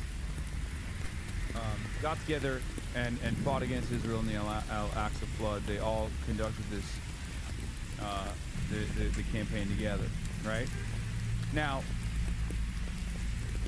it's not born out of any other reason than the emancipatory reason. It's the ultimate reason for all Palestinians. They want to end to the occupation.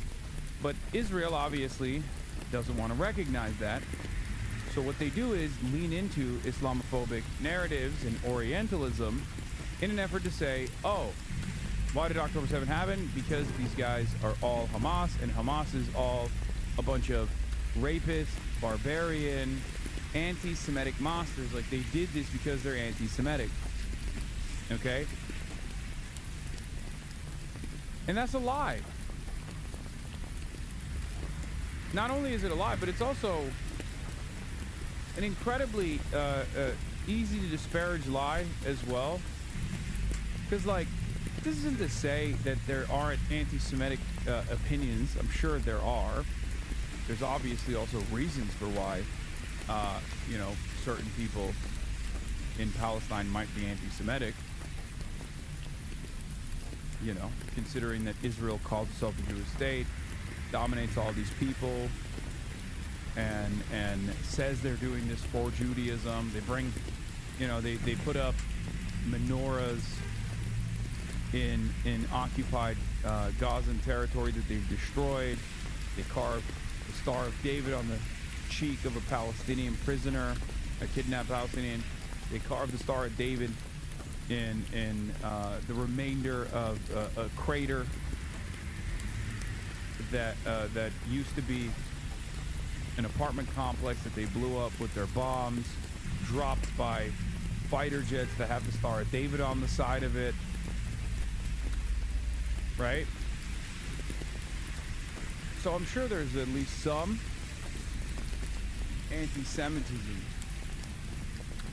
But it's not the same as like a Nick Fuentes anti-Semitism, this like learned anti-Semitism, this Holocaust denial, or whatever the fuck Western anti-Semites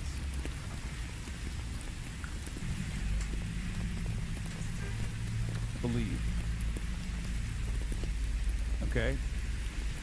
Born out of a reaction of Israel's ultra-violence, And at the end of the day,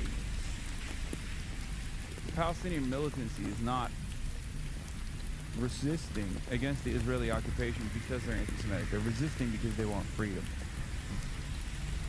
Imagine being able to support Hamas in the USSR, but not this. California has universal pre-K. What the fuck is this guy saying? Bro, this guy is the most insane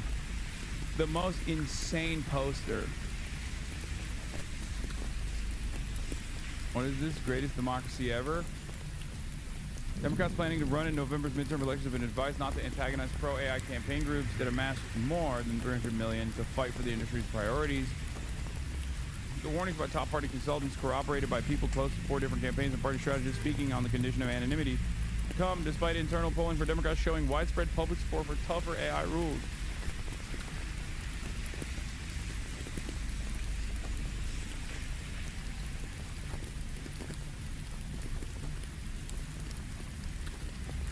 Yeah, Sammy was fighting for his fucking life out here, talking about how Israel is an apartheid.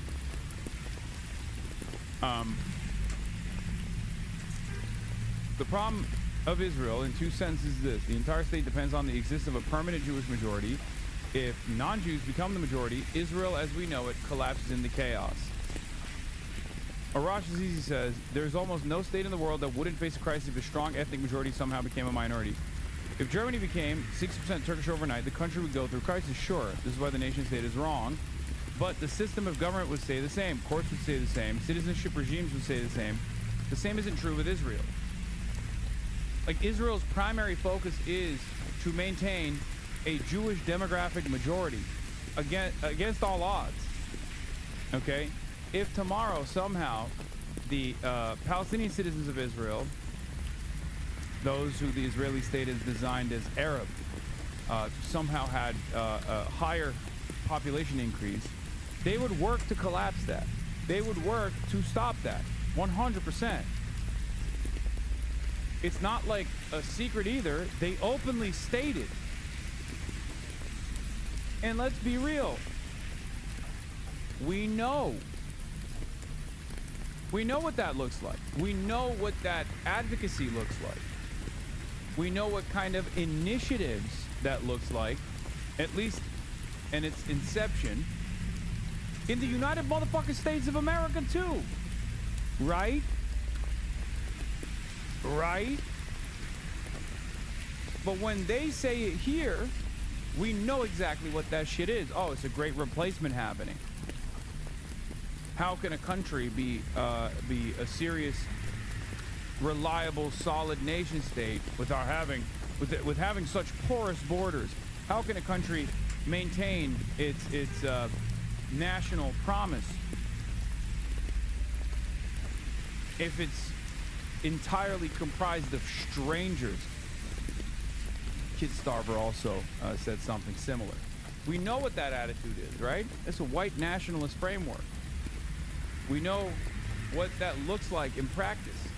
It's what Trump is doing with these ICE mass deportation initiatives, concentration camps, unaccountable forces kidnapping and black bagging people, taking them away from their families.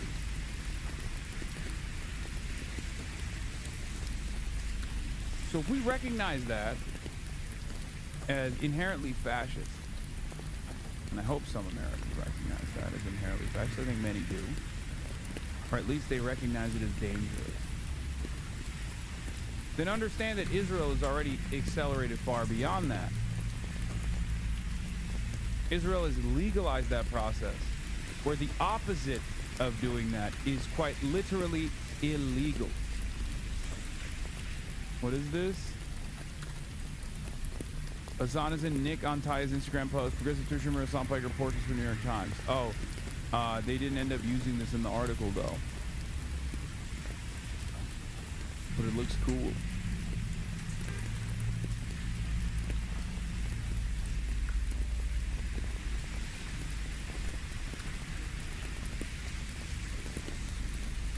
Yeah, Jim Crow was an ethnic democracy too. Israel isn't really a liberal democracy in the way Americans use that term. It's a democracy, but it's an ethnic democracy, a Jewish democracy. It's a concept that makes some American Jews, in particular, deeply uncomfortable. Yeah. I mean, it's true.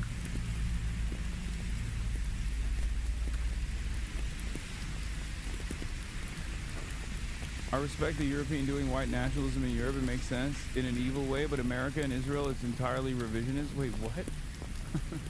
And Fandor, you have the best takes. I swear to God. This is not an endorsement of the white supremacist European nationalism by N. Fandor. They're just simply saying, like, you kind of understand. There's, like, historic precedent for it, okay? That's what they're saying.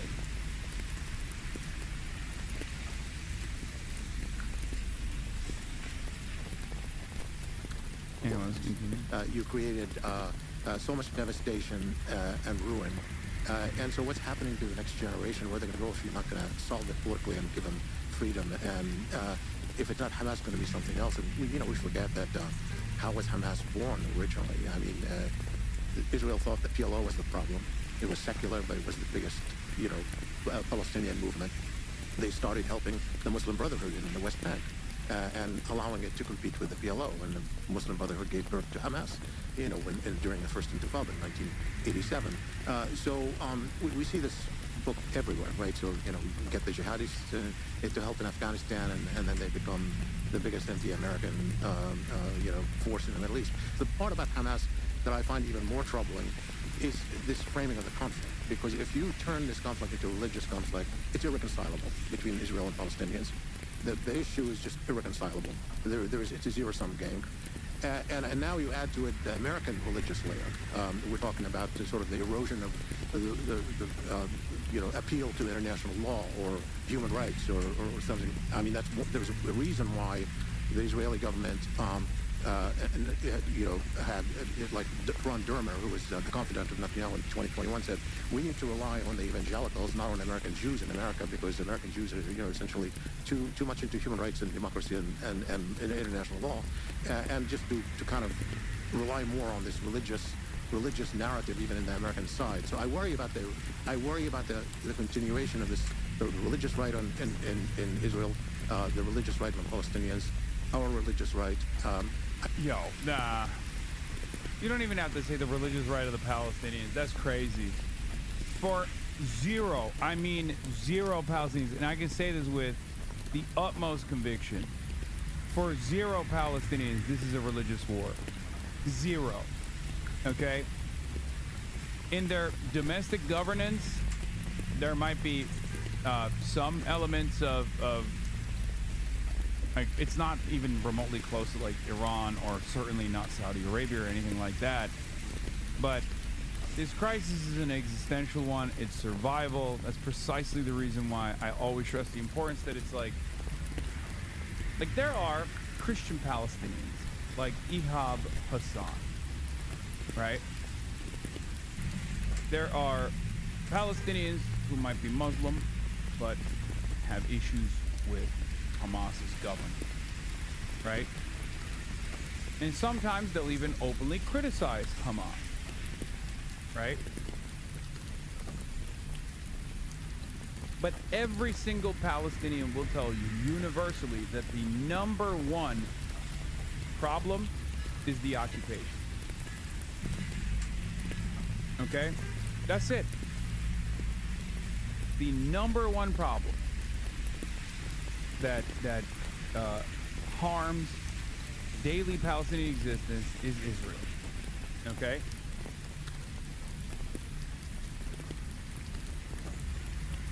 It's that simple.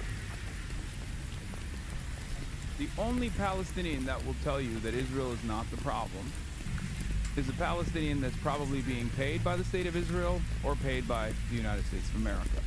There are some. There are some out there. Right? They exist. Many of them hate me. Talk about me all the fucking time.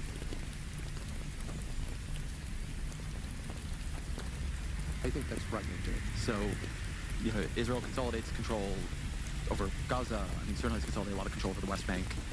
And from there's been a series of, expansionary moves. There was, during the Gaza war, the sort of decapitation of Hezbollah, which sort of initially we were told functionally destroyed them as an organization. That seems to have not been true.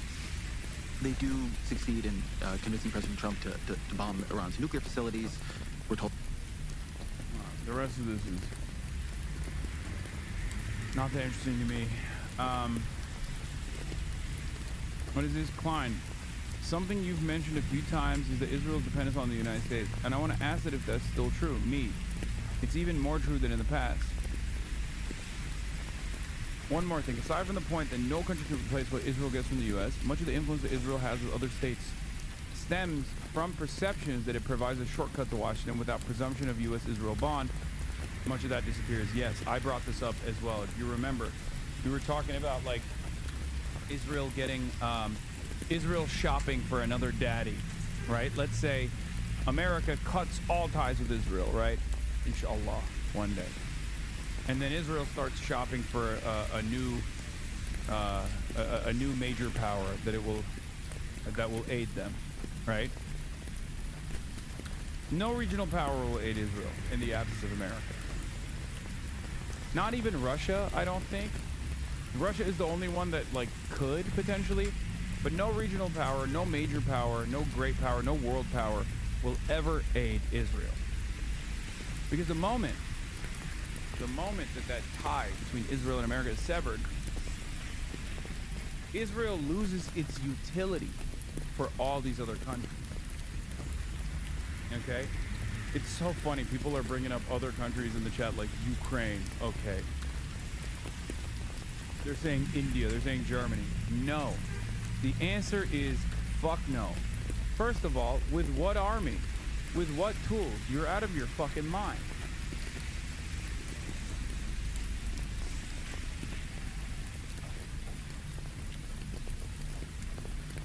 Y'all are crazy.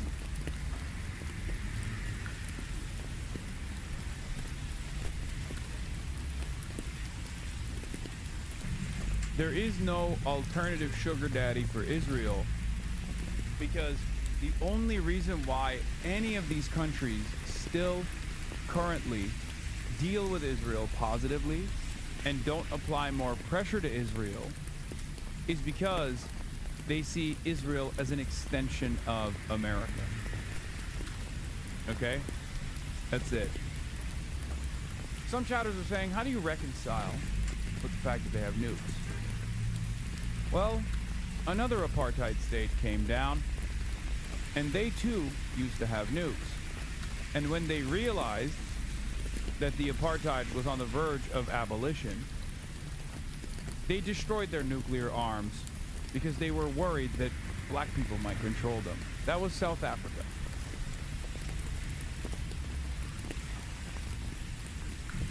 At a certain point, and this is why I stress the importance of boycotts, divestments, and sanctions, because at a certain point, countries that have benefited,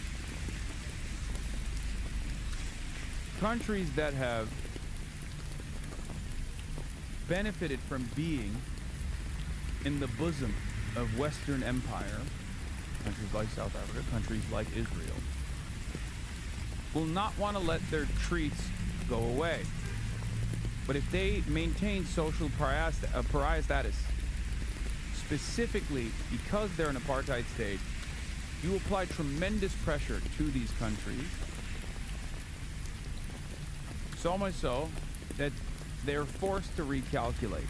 Do we still want to maintain this psychotic apartheid state with zero aid from anybody else, constantly in a state of panic, constantly getting bombarded by neighboring states with no aid whatsoever, remember? Or is there a better alternative out there? Can we chart a better course? I suspect that in some ways, looking at the, not to get, you know, I don't want people to yell at me as they usually clip this part, but Israel's real demographic future concerns is not losing the Jewish majority status. Israel's real demographic future concerns that will collapse it is the fact that the only growing population is not the effete liberal Ashkenazis or the ones that are going to college, like the secular Jews that live there. The fact that it's the Haredi population, the Orthodox ultra-fundamentalist population is the only growing population group in Israel. Okay? If this keeps up in a couple decades, and we see this in the polls, if you look at the parties that are growing in popularity in Israel, you see that they're to the right of Netanyahu, right? If this keeps up, if this demographic change amongst the Jewish population continues, the educational attainment diminishes. Right now, in Israel, the literate, highly educated, Western-focused population is still in control. Benjamin Netanyahu was one of those guys. Okay? When those guys no longer exist in Israel, at that point, it might be the point of no return. Okay? Because the last time Israel could make that calculation of, do we continue being a nuclear-armed, militant apartheid state that's doing genocide to all of its neighbors, or do we normalize relations with the Western world, that calculation will look very different if it's a society run by Itamar Ben-Gvir, Bezalel Smotrich, and is majority people like Itamar Ben-Gvir and Bezalel Smotrich. You understand? Like, Benjamin Netanyahu is a fucking monster. He's you know, Adolf Hitler reincarnate, right? But even Benjamin Netanyahu is still better than those other demons, because those other demons are even more of a zealot than Benjamin Netanyahu is. Once we get to that point, BDS won't even matter. We're talking about a society run by Itamar Ben-Gvir, Bezalel Smotrich, with nuclear arms that are hell-bent on death and destruction, to commit to the Greater Israel Project that will nuke its neighbors and will get nuked in return. Who knows? Sky's the limit. Bracing myself for everyone saying the problem isn't the Israeli government, but is the Prime Minister Ben-Gvir who's the problem. Now, make no mistake, by the way, I'm not doing that either. I'm not saying, like, oh, like, you know, there's even worse, a bigger evil out there. I'm saying that there are even less reasonable motherfuckers than Benjamin Netanyahu out there. I'm not putting the blame on just the leadership. I'm talking about, like, the Israeli cultural attitudes. Okay? Like, you've seen the hilltop youths, right? In the West Bank, the Rastafari-looking motherfuckers that are doing terrorism, the settlers, right? Like, imagine a society that's run by those guys, because that's the future that Israel is headed towards.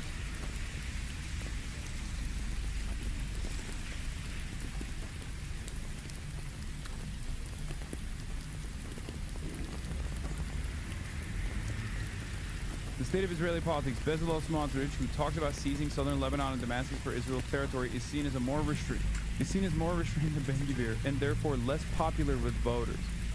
At the same time, Finance Minister Bezalel Smotrich's Religious Zionism party, which ran on a joint list with Otzma Yehudit, Jewish Power Party, by the way.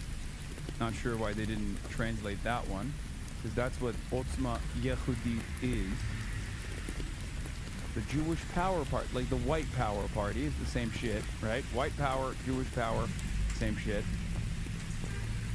In the last election, which currently holds 7 of the Knesset's 120 seats, again failed to pass the electoral threshold, as it has consistently in most polls for some time now. Why is one of Netanyahu's far-right allies surging in the polls, while another is dropped so precipitously?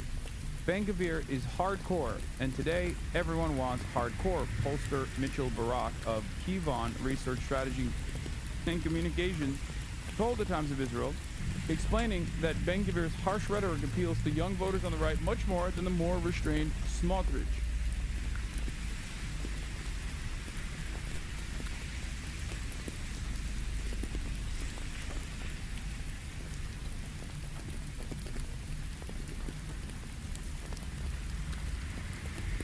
And remember, Smotrich's fan base is so psychotic that Smotrich to encourage his followers that the first Gaza ceasefire was only temporary. New Jewish Insider drop. Plattner praised Hamas tactics. I dig it in 2014. Grant Plattner praised Hamas tactics in 2014 graphic video of murders of Israeli soldiers. Plattner in Reddit post on Hamas terrorist attack. From a strictly professional standpoint, this was a damn fine-looking and successful raid against a superior opponent. I dig it.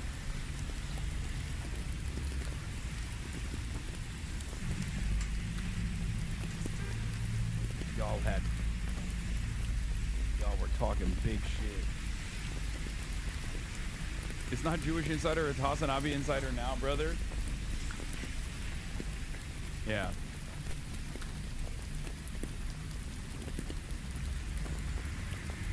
I like that he said they wrote murders of Israeli soldiers. Buddy, you're talking about a resistance front defending its ancestral homeland against an occupying force's armed military. You can't use the word murder when you're talking about that, okay? That's ridiculous.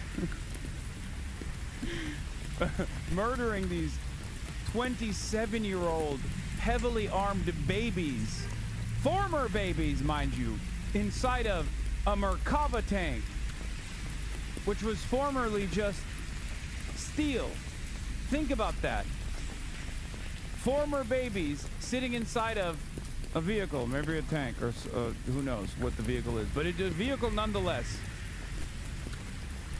Innocently moving from one point to the next.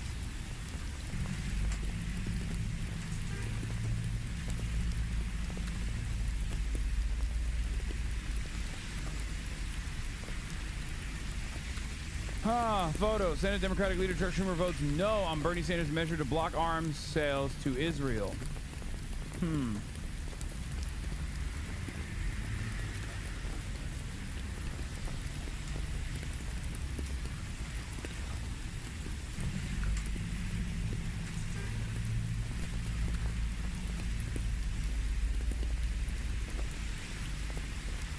Now that you got hit by the Demonican Ray, can you be the rabbi at my wedding?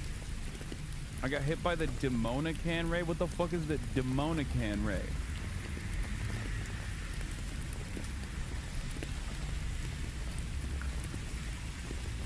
Slocking in the same camp from Warner to Warnock to Shaheen, significant. None felt certain supporters of this effort. Could be looking at an overwhelming majority of Senate Dems plus allies voting to block weapons to Israel. Slocking in the same camp. Woo!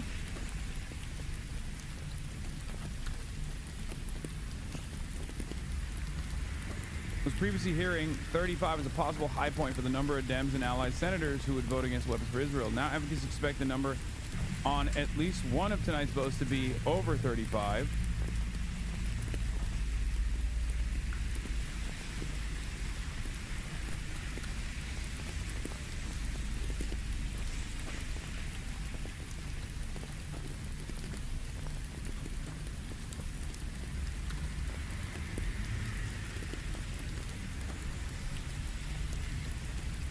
I dig it. Grant Plattner praised Hamas tactics in 2014 graphic video of murders of Israeli soldiers. Plattner and Reddit post on Hamas terrorist attack. From a strictly professional standpoint, this was damn fine looking and successful raid against a superior opponent. Maine Senate candidate Grant Plattner repeatedly praised the tactics used by Hamas terrorists in the comments made, but a graphic video of Hamas raid into Israel in 2014 in which terrorists killed at least 5 Israeli soldiers. An archive post from his now deleted Reddit profile under the username P Hustle.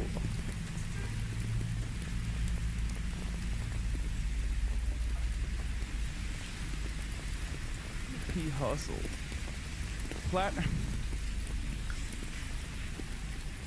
Plattner commented on a video post titled "Helmet Footage from Hamas Cross-Border Raid," which showed the attack on multiple Israeli soldiers. The original video, also now deleted but still archived, was posted by a YouTube channel called Sabah. That's definitely Turkish, by the way, I assume. Sabah means morning. That might have been a Turkish newspaper. Sabah used to be a Turkish newspaper. I don't know if it still exists or not. On July 29, 2014, with the description, secret footage shows the storming of a settlement by the Qassam brigades and the killing of 10 soldiers. The description comments in the Reddit thread appear to match a raid by Hamas's Al-Qassam brigades on a military base near Kibbutz Nahal Oz the day prior. According to a text description of the video and the raid shared online, the video includes footage of the shootings of several Israeli soldiers, at least one of whom is screaming as a terrorist attempt to kidnap him. Kidnap him? He's a soldier in a military base that is currently occupying Palestinian territory. That's not, you can't say it's a kidnapping. What the fuck? Words mean things, man. Looks like an all-around, well-executed and successful small unit raid to me, Platinum wrote in 2014 on the Reddit forum r/combat footage discussion board for footage and photographs of past and current armed conflicts. Responding to another user who criticized the execution of the Israeli soldiers and emphasized the attack would lead to heavy reprisals in Gaza, Plattner said he was not interested in discussing the geopolitical or strategic implications, but suggested Hamas's tactics and actions were reasonable. As for aversion to execution, a small unit raid tends to be used to inflict casualties and take prisoners in a short period of time, Plattner wrote. Pragmatically, I have little problem with killing an enemy combatant who you attempt to capture, but for whatever reason cannot. From a strictly professional standpoint, this was a damn fine-looking and successful raid against a superior opponent. I dig it.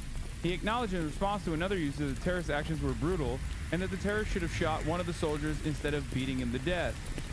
3 of them beat that guy to death. That's just barbaric. They should have at least had the decency to shoot the guy. No argument here. Okay, so he's just like straight up being a military chud. Okay? He just can't help himself. He's like literally just a military chud who's like, hoorah, I dig it. You know?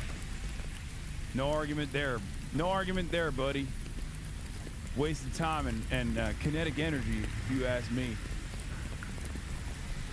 He's just doing military raid reviews, man. That's like classic fucking... God, he's such a fucking chud. It's so funny. This is so Marine coded, yes. Responding to another user who disputed Plattner's characterization of the Hamas attack as a raid and said that the attack was not resistance, just drawing blood to score imaginative points.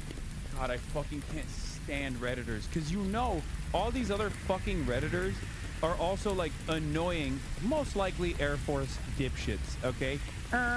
Actually, sir, it's just scoring imaginative points in the war. Plattner suggested the Hamas terrorists were preferable to those who attacked the U.S. forces in Iraq. It was Iraq, and those guys were in civilian clothing with silenced weapons. This video shows a unit of men in full uniform assaulting uniformed military personnel of an enemy their organization is currently engaged in military operations with. There's no comparing the two, Plattner wrote. Generally, you try to catch the enemy off guard and kill them with the least resistance. This looks like a pretty audacious plan that worked, and I'll certainly give credit where credit is due, no matter who they are fighting for.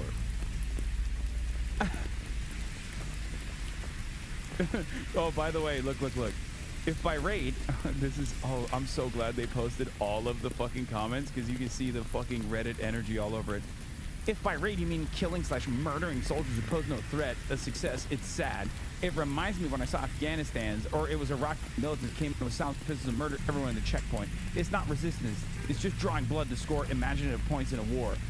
And then someone else responds, soldiers who pose no threat? And then in italics, soldiers who pose no threat.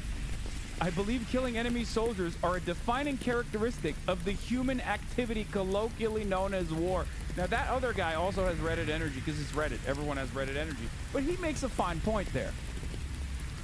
And then that's when P Hustle, P Nasty, comes in and says that was audacious and I respect it. Plattner has come under fire by Governor Janet Mills, who was his main competitor, not really, let's be real, in the Democratic primary, and by Republicans for other past Reddit posts under P Hustle username, which have disparaged a wide range of groups and included various offensive comments. He's also faced scrutiny for his criticism of Israel and a tattoo on his chest of an apparent Nazi symbol.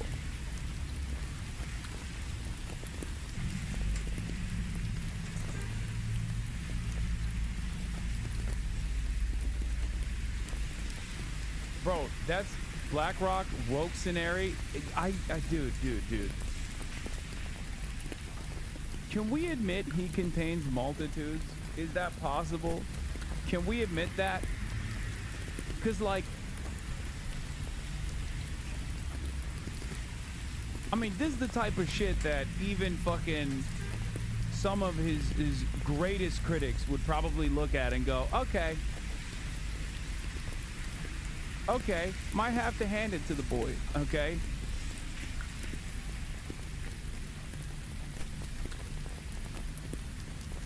Yeah, Booker, Israel lost Booker. Well, they didn't lose Booker. This is, again, much more manageable bill.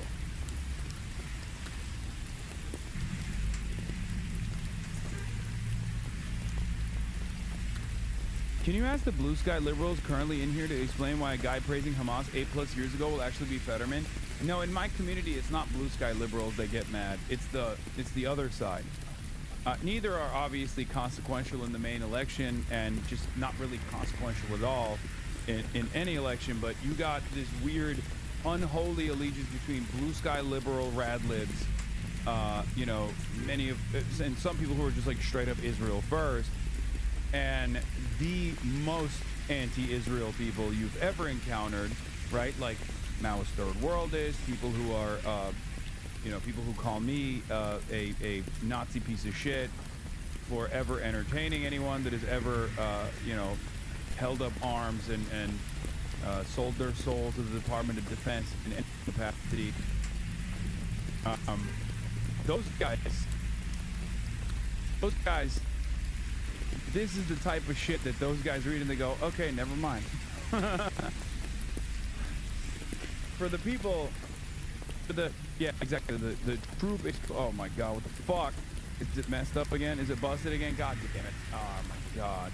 Oh my god.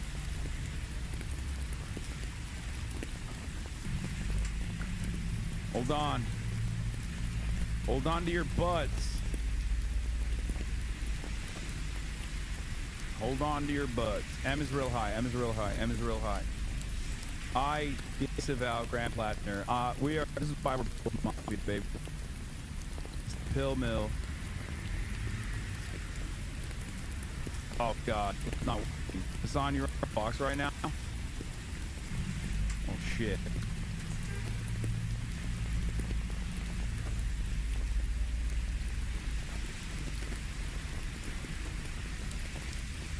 God damn it.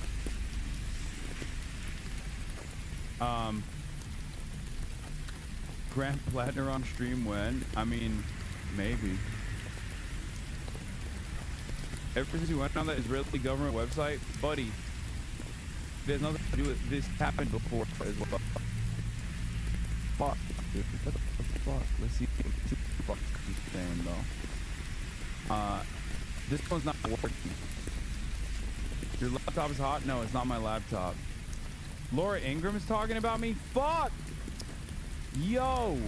Someone sent me a different Fox News Live link. Someone sent me a different Fox News Live link. Someone sent me a different Fox News Live link. This one's not working. This one's not working. This one's not working. I don't know why. They're calling me the Democrat darling. Home. He said, quote, kill them. Kill those MFers and murder those MFers in the streets. Let the streets soak in their bleeping red capitalist blood, dude. In a video game. So much traction among younger voters that he's plotting to take over the whole party. I think we do have a real opportunity to make some significant changes and build a real left caucus in the party and hopefully maybe even bully some other Democrats into coming on board with positions that they previously would never have the moral courage to openly fight for. And another reminder that having a social media following doesn't mean having a brain. It's not just the Gen Xers who are moving hard left. One of the Democrat Party's most prominent donors, billionaire Tom Steyer, is now the frontrunner for governor of California, and he's a total fanatic. I'm very straightforward about this. ICE should be abolished. You really can't reform an organization which is absolutely wrong and criminal from top to bottom. Yeah, he's even more open borders than Gavin Newsom, if that's possible. Joining us now, Mark Wayne Mullen joins us for the first interview since leaving the Senate. Oh no, that's the Department of Homeland Security Secretary. Oh my God, the Department of Homeland Security Secretary is going to talk about me. Uh-oh. It feels a little comfortable. I mean, even though it's an insane asylum, joke there. Former insane asylum, that's where it is. Yeah, but you're it's insane to take the job, some people I say. love it though. I tell you, I haven't quit smiling. But what's crazy is like in the evening when I walk out, there's wild turkeys there. I mean, you're this close to D.C. and you see wildlife. There's deer. There's 175 acre. Why are they talking over one another? It's a little bit somewhat relaxing, but we got such an important job. We can be isolated and just focus on protecting the homeland. So there's a little bit of excitement every time I pull in. Yes. So Tom Steyer, it looks like he could very well be the next governor of California. I never thought anyone could get to the left of Gavin Newsom, but he's serious about prosecuting ICE. He's serious, he said, about returning those who have been deported to California. Your reaction to this, because that, I understand, would be a federal criminal violation to impede ICE. Well, he doesn't have the authority to do it, and he's talking out of the left side of his mouth, which he is to the left of us, but he doesn't understand ICE's role. He says they're criminal from top to bottom. ICE is enforcing the laws that Congress passed. That means that the Democrats that represent California in the federal government, if they wanted to change ICE's authority, they could do it. ICE simply enforces the nation's immigration policies and deports individuals. Do people asking, is Tom Steyer good? I don't know. Look at the way they're talking about him. To begin with, we're not doing anything outside the law. We're working well within the law, and they're doing the job every single day, protecting even people like himself that want to decriminalize criminals. It doesn't make any sense to me. I want you to get your thoughts on this horrific story. I know you're aware of it out of Georgia. This individual, Alokutian Adon Abel, was arrested after he allegedly went on a random murder spree. Right. 2 women were killed, a homeless man shot. Now we're learning that the guy's a UK national, that the Biden... Okay, so, good news is I don't think that she's going to demand that fucking Mark Wayne Mullen, prosecute me somehow. Bad news is Mark Wayne Mullen is the Secretary of the Department of Homeland Security, and I had forgotten about that until this very moment, and he's such a shithead, personally. So... You will be in the news for another month because of Steyer, but I don't understand, like, what are they saying? That I'm, like, a dangerous radical that wants to kill Tom Steyer or something? Like, what's the argument there? Or that Tom Steyer is a class traitor who wants to soak the streets with the blood of capitalists or something?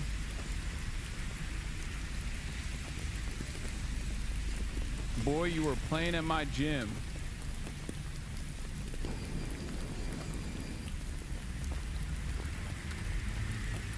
Dude, I've been on a lot of fucking gym TVs these past couple of weeks.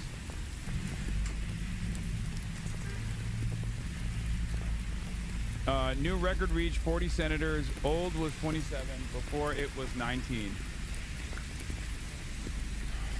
Blumenthal, Coons, Cortez Masto, Fetterman, Gillibrand, and Rosen and Schumer voted with the Republicans. But record high 40 senators to vote to block $300 million of bulldozers to Israel.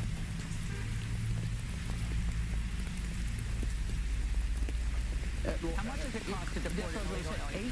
$18,225 on average to go through the prosecution. It's still gross. It's still gross to think about. Also, what the fuck is up with New York senators, bro? Chuck Schumer and Gillibrand both. That's crazy. God.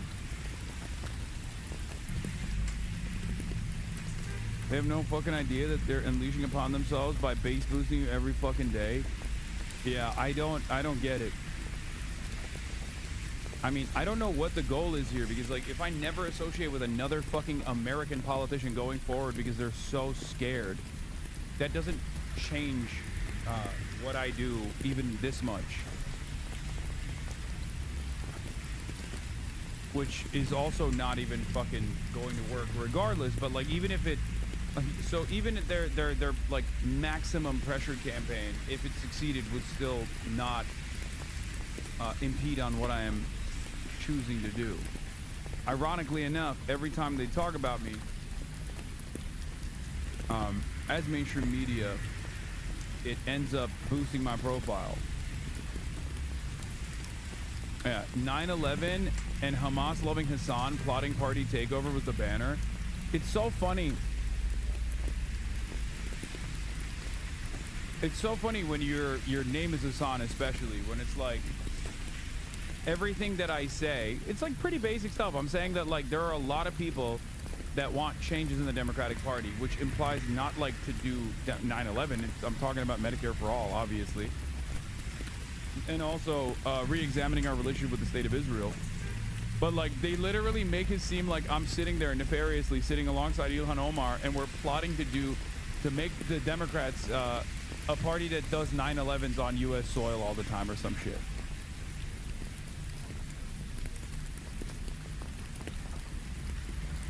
You know what I mean?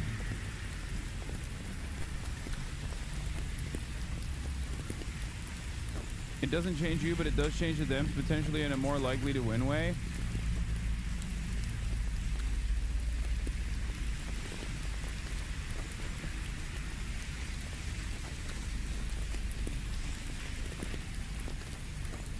Why didn't at least 10 Tucker Carlson Republicans break ranks? Because they don't exist.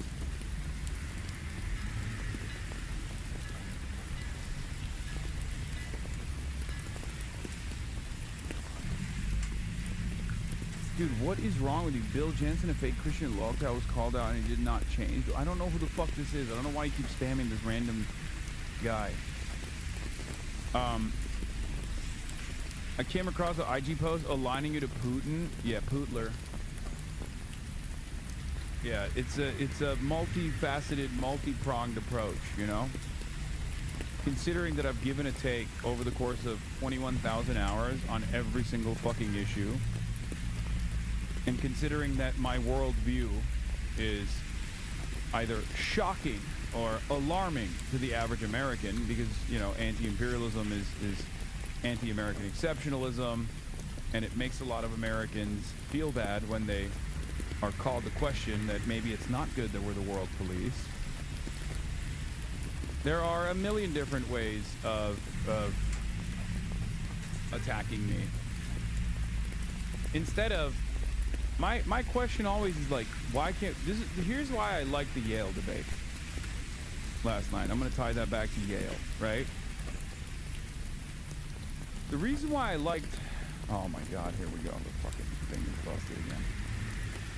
The reason why I liked the Yale debate last night is because instead of people just going, you're an America-hating monster, right? A barbaric terrorist or something, people were at least like explaining what their worldview looked like and why what I was saying was wrong. Okay? Which I appreciate. At least it was a real conversation. In most circumstances, I can't even do that fucking real conversation. I can't even have that real conversation because most people's immediate reflection, most people's immediate response is, oh my god, you hate America, you hate America. You love America's enemies, you hate America. How can I have a conversation with someone like that? You're fucking stupid, man. Like, shut the fuck up. I'm an American. If I hated America, I wouldn't live here.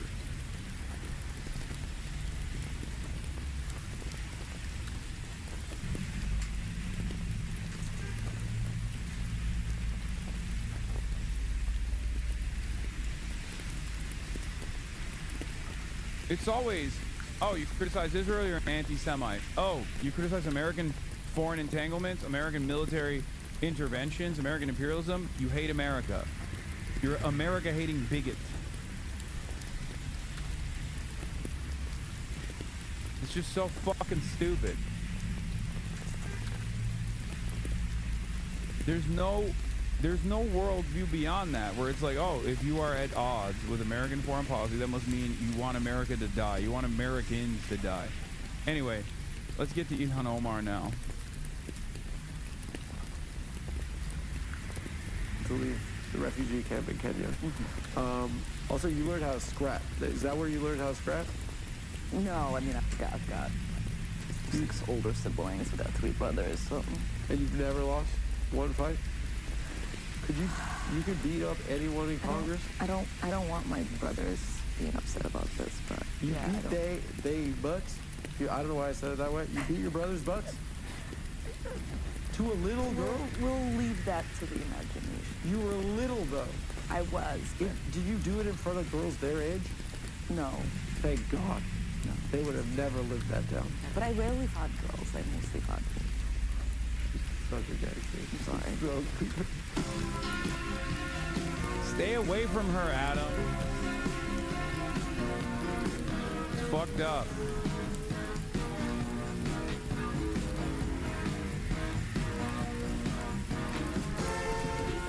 Stay away from her. Los Angeles, California at the Regent Theater. We sold out the first show. They've added a second.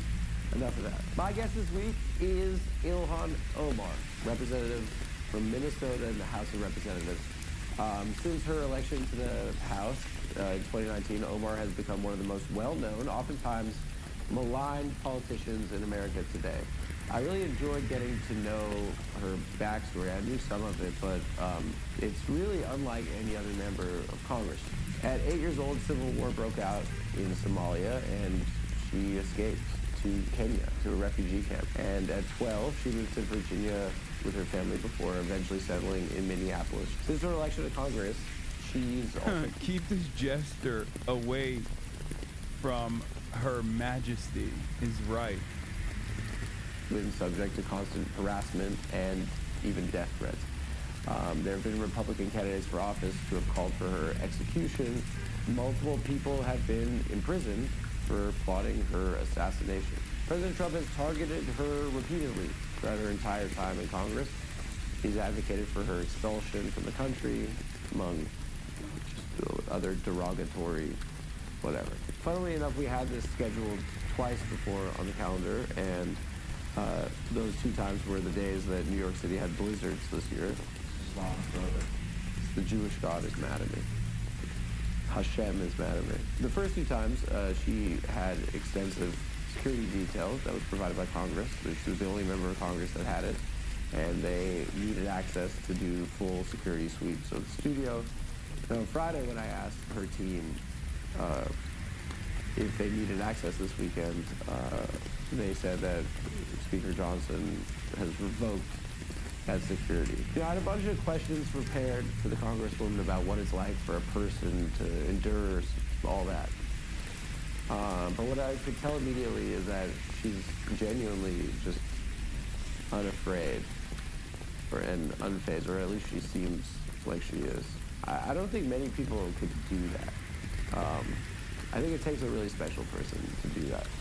So here's my interview. We do a funny bit up top, if you're still watching. She said it was better than Hasan, just for the record. That's Ladies and gentlemen, Congresswoman. Bro, from that's Minnesota. crazy. That's crazy. Why would you lie like that? Why would you lie like that? This is fucked up, bro. This is fucked up. Okay? This is the worst. Oh my God. Oh my God, dude. My #1 op, I swear to God. Unbelievable. She never said that. She told me. She said, yuck, I'm going on the Adam Friedland show later. Yuck. That's what she said. Don't say Mog, chat. Shut up. Oh, no more.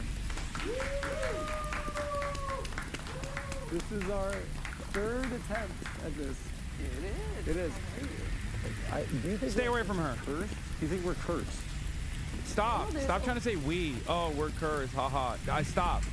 With weather issues. No, we've had two You're blizzards. from Minnesota. In New York City, we've had two blizzards, and those were both on the day that you were supposed to come. Welcome to our situation in Minnesota. Yeah. Do you like it there? It seems plenty cold, no? Yeah, but as Prince said, it keeps the bad people away.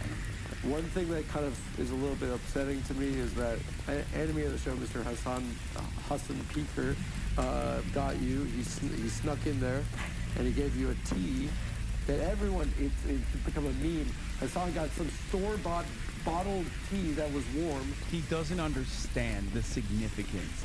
He doesn't. This is why he won't get it. The bond that we have. And everyone's like, wow, he's such a great guy. So It's one of my favorites. fuck. Ah, yeah. Fuck you, Adam. Fuck you. Yeah. Yeah. Fine, but what I've done one better. Okay. I've gotten a big challenge. I've got an authentic Somali tea. We're gonna do a cooking segment, late night talk show style. Can we get the boys out here? And we're gonna do a segment called Somali tea. Okay. We're actually gonna make Somali tea? We're gonna make Somali tea. You're gonna teach me how, but I'm also gonna spill some Somali tea. Okay, all right. Sounds good. I don't know if you... I don't know if Trump will approve of this, but... What do you mean? Well, I heard Donald Trump's been getting fat. It's like that kind of thing. We're spilling tea. Hurry up, guys. She's not sure about the show yet. We gotta really win her over with this Somali tea. Did you hear it from Trump? No, we're not... She's not into it. She's not into it. Oh, this is 100% Hasanabi W, Hasanabi victory. You got Mogdive here? What are you talking about? Come on. You can't believe. Okay, I'm just saying. We're not you gonna can't. do racism. I'm just saying your tea can't come. No, listen, sis. We're spilling the tea, and it's gonna be piping hot. These things need to be grind. Would you have a... No. Here are the leaves. Okay. These are special. But the cardamom needs to be broken. Oh my God! I look like an idiot, guys. What do I turn this on? Extra hot? Do we have water? Do we need water? Oh, behind me. His voice is breaking. So yeah, from a very. Can we have water? Wow, this is just. I feel like a Jimmy Fallon, huh? Well, maybe I can serve a little piping hot tea. Because I was on SomaliSpot.com. Okay. And I heard that the truth about that Ashraf guy on TikTok is that he's rich because he and his brother work for / own an NGO in Somalia. Oh. But you didn't hear that from me. Okay. You get it? It's like tea. Yeah, I got it. Okay. Oh my God. Oh, that's so awesome. Oh God. Oh, this is unbelievable. Don't laugh. Adam gets really nervous around POC and woman. Yeah. Walk.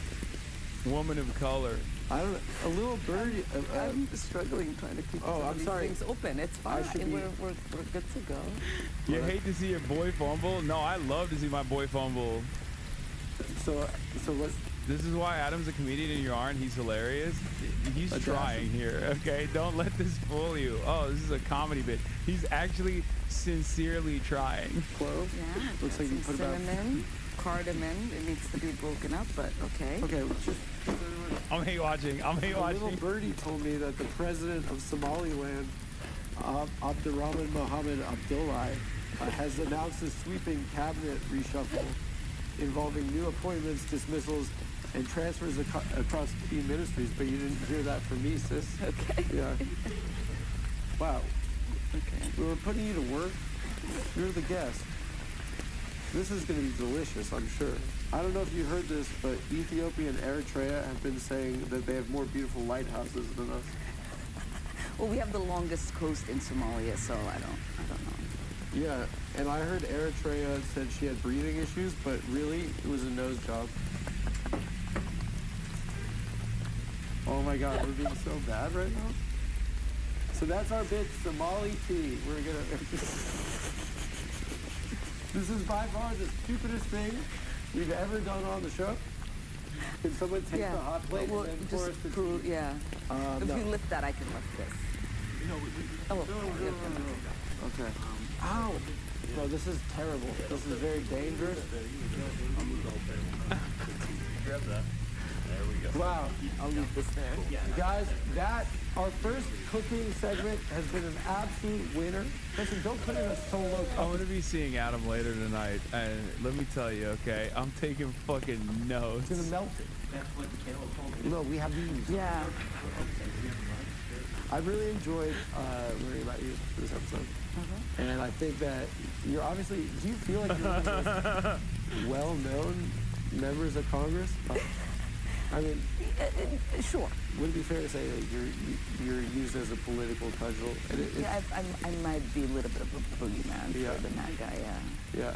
And it started pretty much immediately, if I remember correctly. Yes, right after I won my primary race for the State House, so nobody should have actually known who I was. But. Well, how did Maroon 5 find out who you were?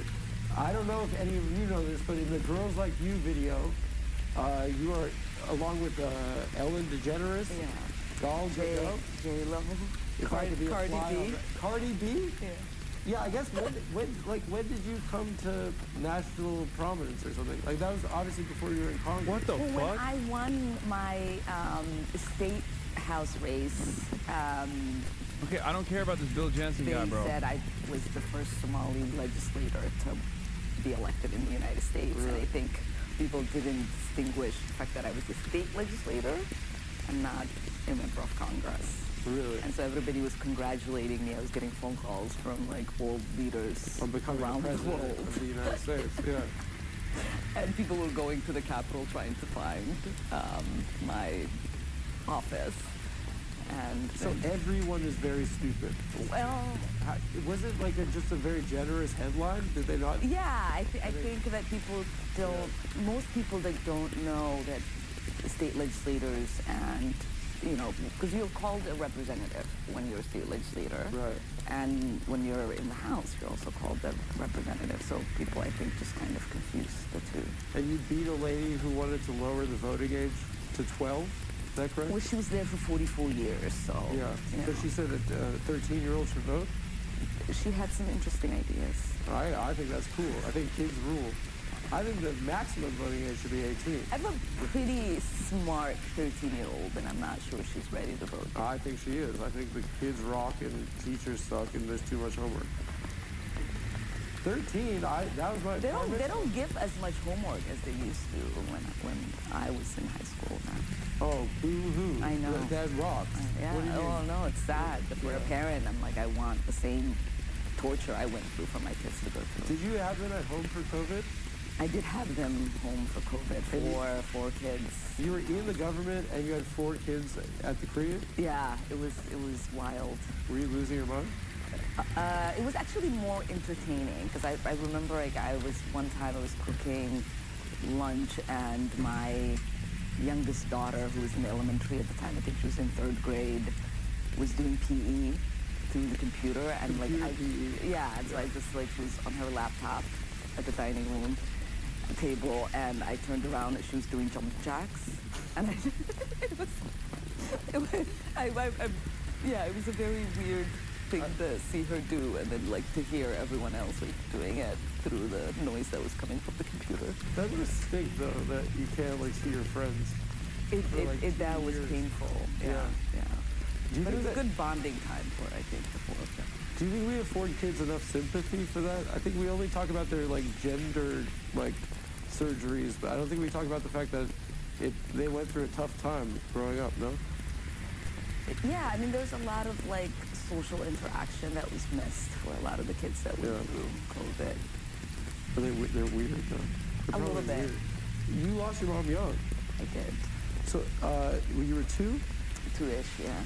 So I guess how did you had to teach yourself how to be a mother?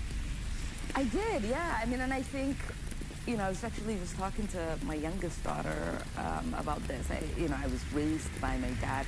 Does it hurt to watch Gilhan laugh at another content creator's jokes? My number 1 op, Adam? Yes, it does. Grandpa, and they were both strict, but they liked to talk to us as if we were adults. And so we, were free to have opinions and debate with them, and it wasn't they didn't consider it disrespectful. Yeah. And, we had a lot of autonomy as kids, and so that's kind of how I raise my kids. It's they know what not to do, but they're also very independent and... Thank you, Justin. I appreciate it. Great. What's the l'chaim in Somalia? What's the cheers? Oh, we don't do cheers. But... Oh, because it's haram. No. Yeah. Well, l'chaim. It didn't make it into our vocabulary. L'chaim, yeah. I burned my tongue. So maybe salut. Salut. Yes, we were colonized by the Italians, so there's a lot of Italian influence. Yeah, one thing, when you were talking about your father, that kind of, my parents moved to America as well, and I like had to kind of communicate American culture. I know you moved to Diet Jeff Goldblum, but like that's actually, he would not take offense to that. He would actually probably like that quite a bit. beyond being a single dad, he also was raising his kids in this alien culture. Yeah. And there's like a really cute part of your book where you talk about like where you want to wear like cute clothes in high school. Yeah. And he was like fine with that, but he's like, but no kissing. Yeah. If you kiss, I'm out. I'm out on that. You know? Yeah, he was out on a lot of things. Yeah, me too. Yeah. I remember in 6th grade, my parents got me regular underpants, and then 6th grade you have to start changing for gym class. Yeah. And so I asked my parents if I could get boxers, and my dad was like, why would a boy care about his underpants? I was like, I don't know, people are calling me gay, or I'm not gay. Yeah. And he's like, do you have body dysmorphia? I'm like, what does that mean? And so I had boxers for pajamas, and I used to just... They do go from 0 to 100. Immigrant parents? Yeah. Oh, really? Nothing makes sense to them. Yeah. It's really... I do still have a little bit of that, even though, like, I've been here for over 30 years. I still do have, like, the little... Janice said 2 African-American immigrants. It's true. Literally. Technically not wrong. But of the immigrant parent, my kids are like, okay, relax. Like, we were joking. But you had to learn American. Yes. We're hopping around a lot because I want to get into your story before that. But what were the things that you could kind of educate? Was it the show Baywatch?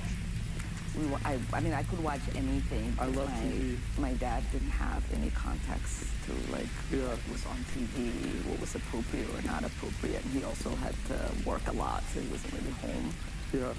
And so I watched, like, Family Matters and Urkel. A lot, yeah. You were raised on Urkel taught you? I was raised on everything that would come on TV after we got off school. So just the TV was just on all the time. And like, but I didn't speak English, and I was struggling. This is your favorite member of Congress? I can't choose between her and Rashida. I love them both equally. I actually love a lot of Congress people. Summer Lee too, also incredible. I mean, these are the goats. Which when I came at the age of 12 that I knew. Did I do that? No. No, I would learn that. I know your first words. It was hello and shut up. Hello, shut up. And that's not fun when that's the only words you know in 6th grade. So that's so cute. Yeah, maybe. Your teacher wrote something in your yearbook that I thought was adorable. I don't want to misquote it, but it said like, Ilhan, like age 11, hello, shut up, age 12. Hello, my name is Ilhan, nice to meet you. Yeah. It's like, it makes me want to cry. It's so cute. It went Mr. Miller. It was that was very cute. So when did you first feel American, you know? I don't know if there's a moment.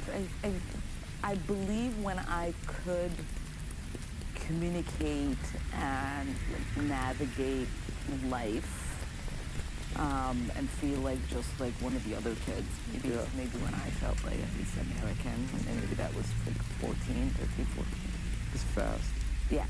You came here at 11, no? 12. 12. Mm-hmm. So in 2 years you learned English and... I was pretty fluent within like 3 to 6 months. And you learned Baywatch.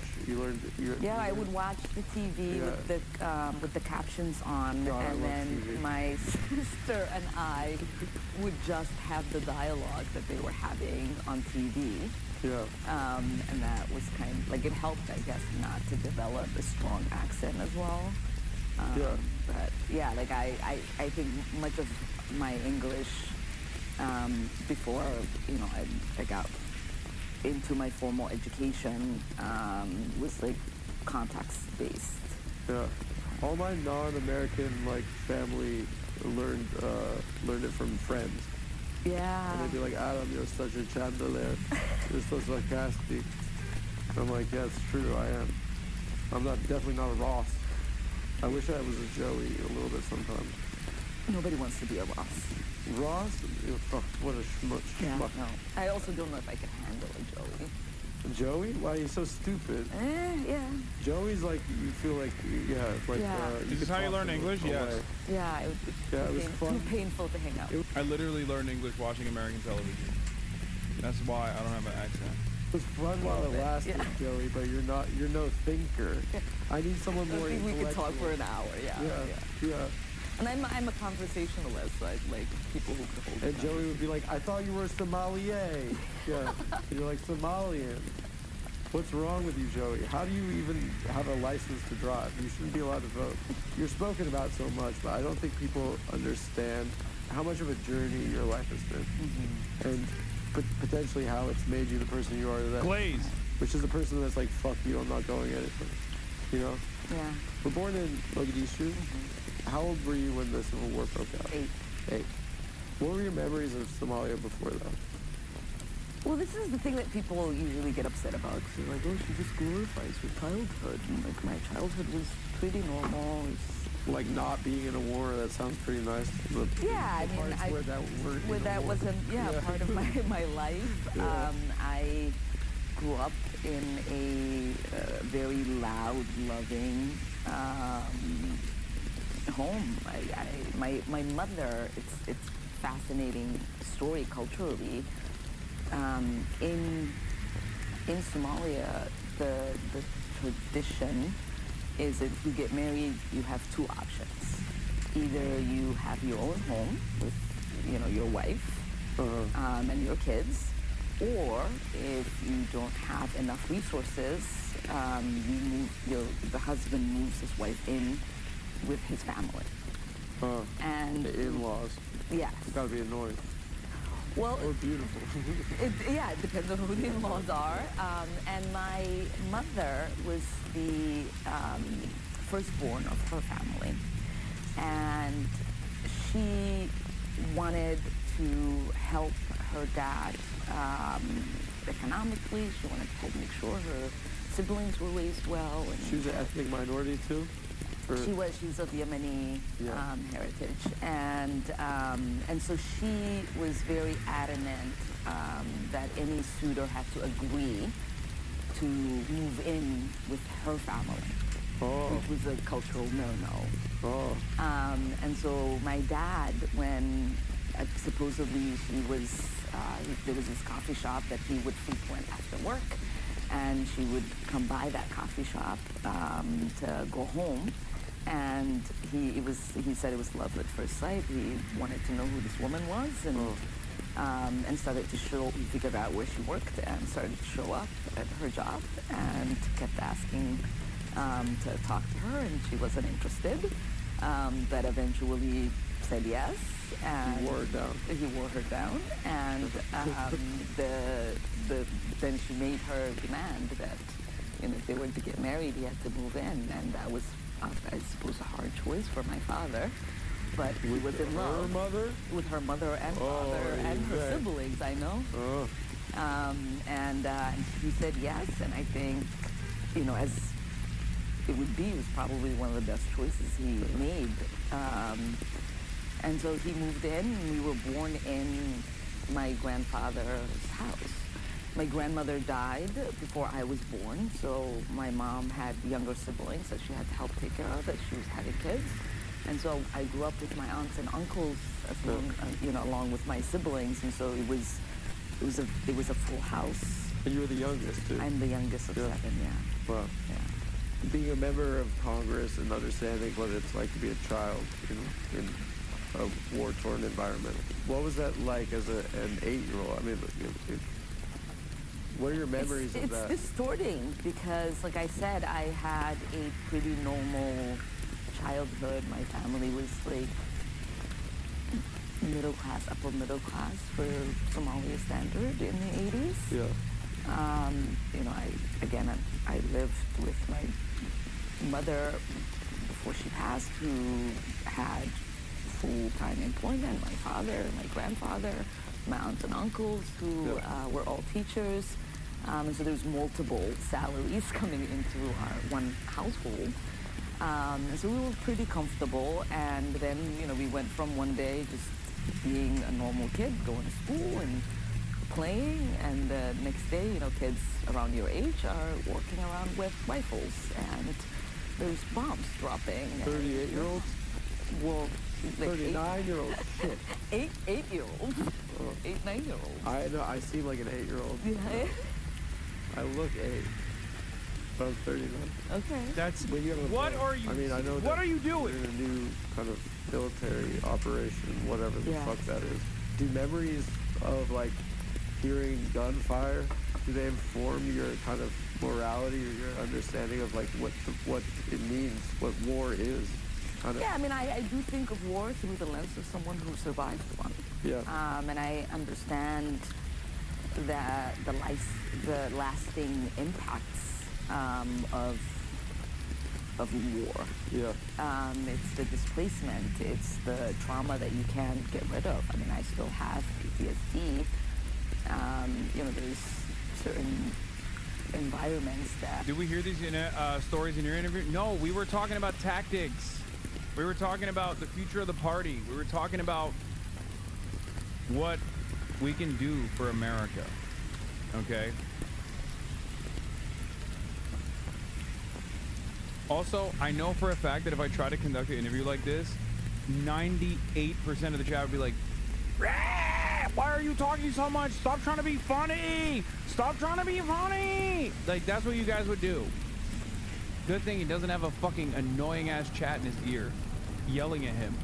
Anytime I want to make a point when I have someone that I'm interviewing that goes beyond 60 seconds, everyone goes, this is no longer a question, fucking kill yourself. Why have you not killed yourself yet? Why don't you just kill yourself and die so that your guest can be the only person on camera who speaks? And then you guys fucking are like, oh, why don't you do these kinds of things? Because you, chat, because of you. Okay?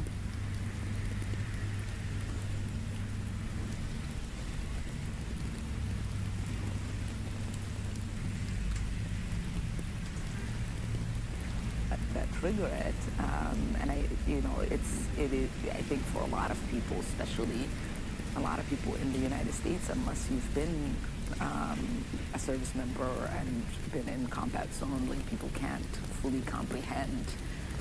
So they're just like, oh, there's war, and things get back to normal, and everybody's fine, and that nobody accounts for the destruction that happens. Nobody accounts for the misuse of education that instability brings, the loss of jobs, the loss of infrastructure, the loss of your memories, the connection to family, to your history. I get a lot of people who are like, yeah, you should be grateful that you have this beautiful life. I am grateful enormously that I have this beautiful life. More so. But it comes with a cost. Yeah. And I think that a lot of people, because we are in America, a lot of people just see people who come here seeking a new life, and just are like, why aren't you just really excited? It's like, yeah, they are excited, but they also have the human capacity to miss what was lost. Yeah.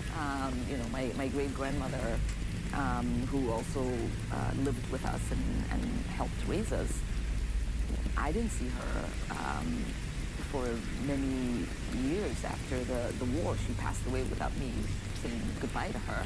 And I would have loved to have been by her side when she passed away, as I was with my grandfather and father. I think there's this notion of what a refugee is.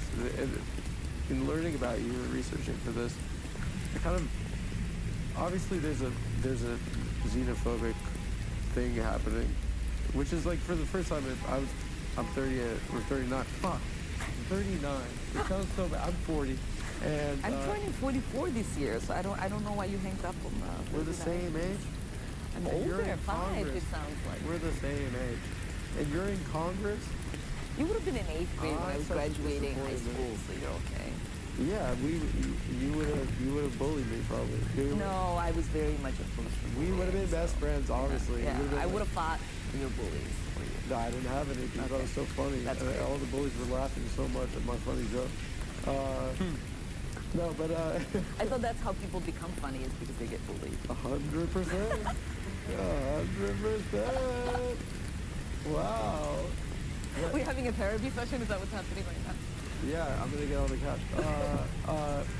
Well, no, I think there's it seems like this is the most xenophobic I've ever seen of the country. But also, there's a notion... Even more so, yeah, than his first term. Oh, I mean, it's not him. It's just, it's people, you know. But on the other side, I think there's a notion of refugee, like, there's those, like, posters, like, refugees are welcome here. Almost as if, like, you know, that, like, you're lesser than, kind of, even in the liberal sense, like, oh, please come. Like, come, you know, like, come sit down. It's well-meaning, though. It's well-meaning, for sure. But it's like, being a refugee as a... Were you a bully in school? Fuck as no. an adult. And is Absolutely not. My resilience is because I was a refugee. And you know, like, you were supposed to come twice, and your security detail was supposed to do an extensive sweep. You had a, like, Secret Service level security, because there are multiple people that are incarcerated for plotting assassinations. Obviously, we saw at the town hall recently that, yeah, but you fucking charged him. You were like... I did, I thought he was... You're like, what, dude? Yeah. You charged him. Yeah, I mean, I did the only thing I knew how to do. What dawned on me was like, yeah, because, like, she walked to Kenya as an 8-year-old or a 9-year-old, you know, like... Close enough. I didn't walk all the way to Kenya, but yes. Well, you don't say walk to them. Make it sound worse. You got a piggyback ride? You went to, come on, just let me do the Jewish thing. She walked to Kenya.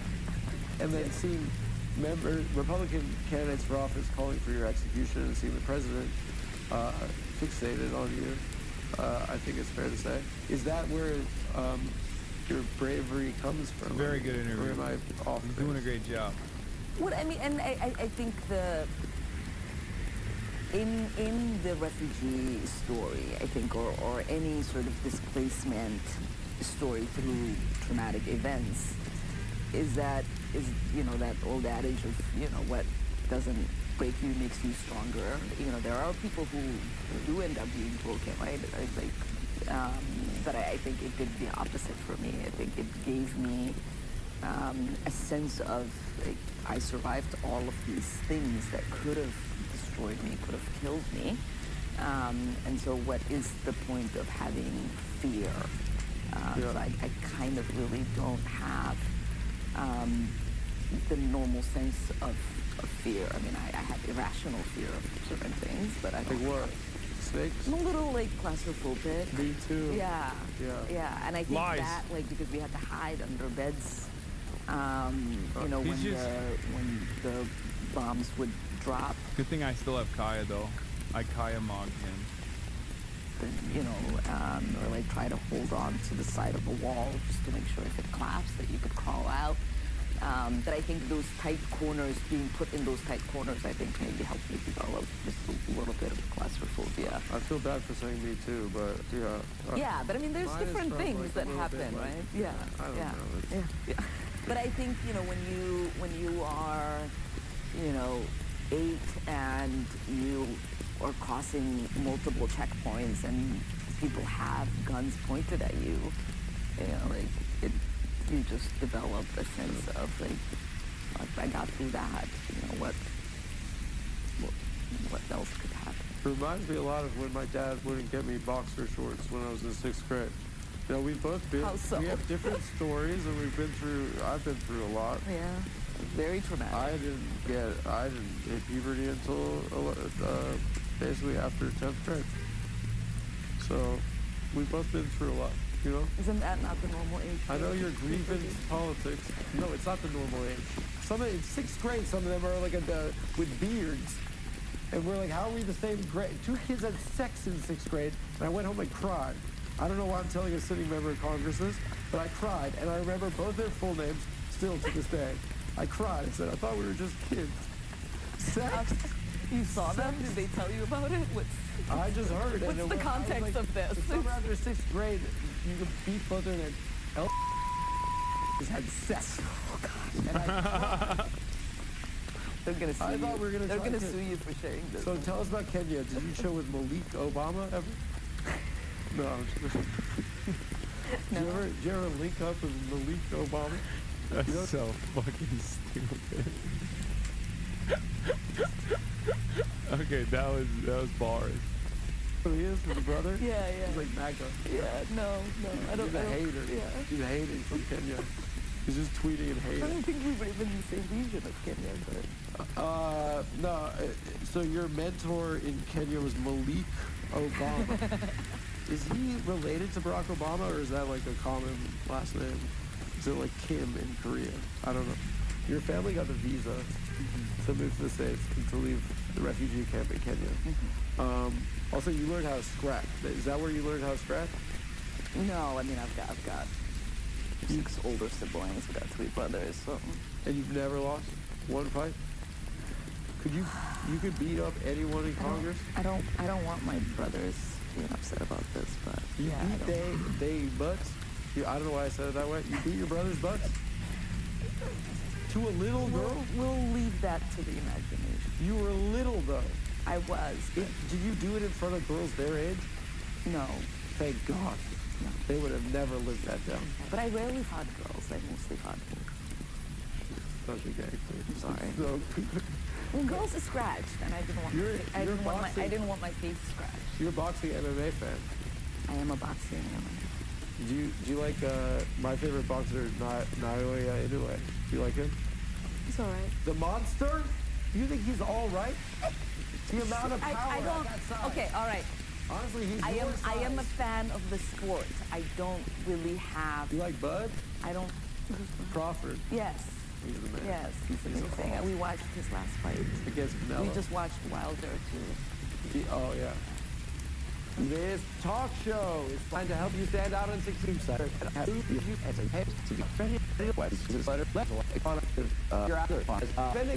God. Or am I on track to hit? Because it was on California. It's where, yeah. Why America's $5 lineup project. You asked your dad why America, why you chose America. My grandpa. Your grandfather. Yeah.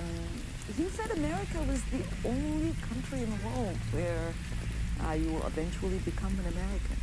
And it's interesting because he was very right about that. You know, I don't know too many places where an immigrant can absorb the identity of the new nation they arrived in.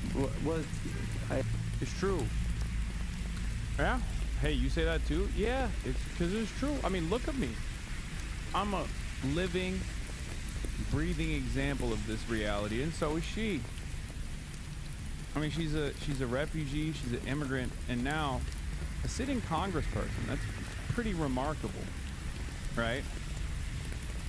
That is one of the most, I mean, it's an old Reagan quote as well, but that's one of the most beautiful aspects of the United States of America, ironically enough. And yes, Canada as well. Jesus fucking Christ, Canadians. Oh my God, America's hat. Can't even have like a moment of shine for America without Canadians being like, did you forget about us? Don't you know? Bro, every country's like that. I wouldn't say every country is like that.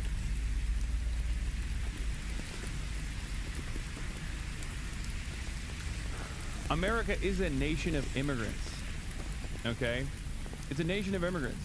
There are plenty of countries that are, you know, open to immigrants and migration patterns in general, but the United States of America, and I guess to a certain degree Canada as well, is somewhat unique in that aspect.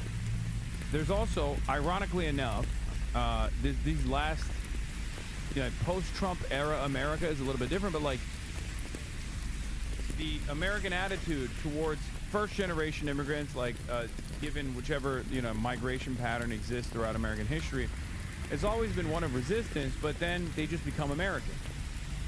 And in the process of becoming American, they also get annoying about the next wave of migrants coming in, right? That's also somewhat a part of the American process where you're like, fuck off. These new guys are really ruining the vibes, right? it's like the Irish coming in, and the Anglo-Saxon Protestants would be like, fuck off. Why do we want these Catholic monsters in the country? And then the Irish people become a part of the American identity, and then they're like, you know, Italians are coming in, or Greeks are coming in. They're like, fuck off. Why are these weirdos coming into the country? Why are these Polish coming into the country? They're ruining everything. And then they assimilate. That's also a part of the cycle of becoming American. I guess because it's not an ethnicity, right? Yeah. Like German is an ethnicity and Yeah, nationality. I know a lot of people use Japan as an example, which is crazy. I mean, I guess that's the thing I always thought was awesome about America. I mean, and the people here who would be, you know, the inhabitants of what was to become America, were not calling themselves that.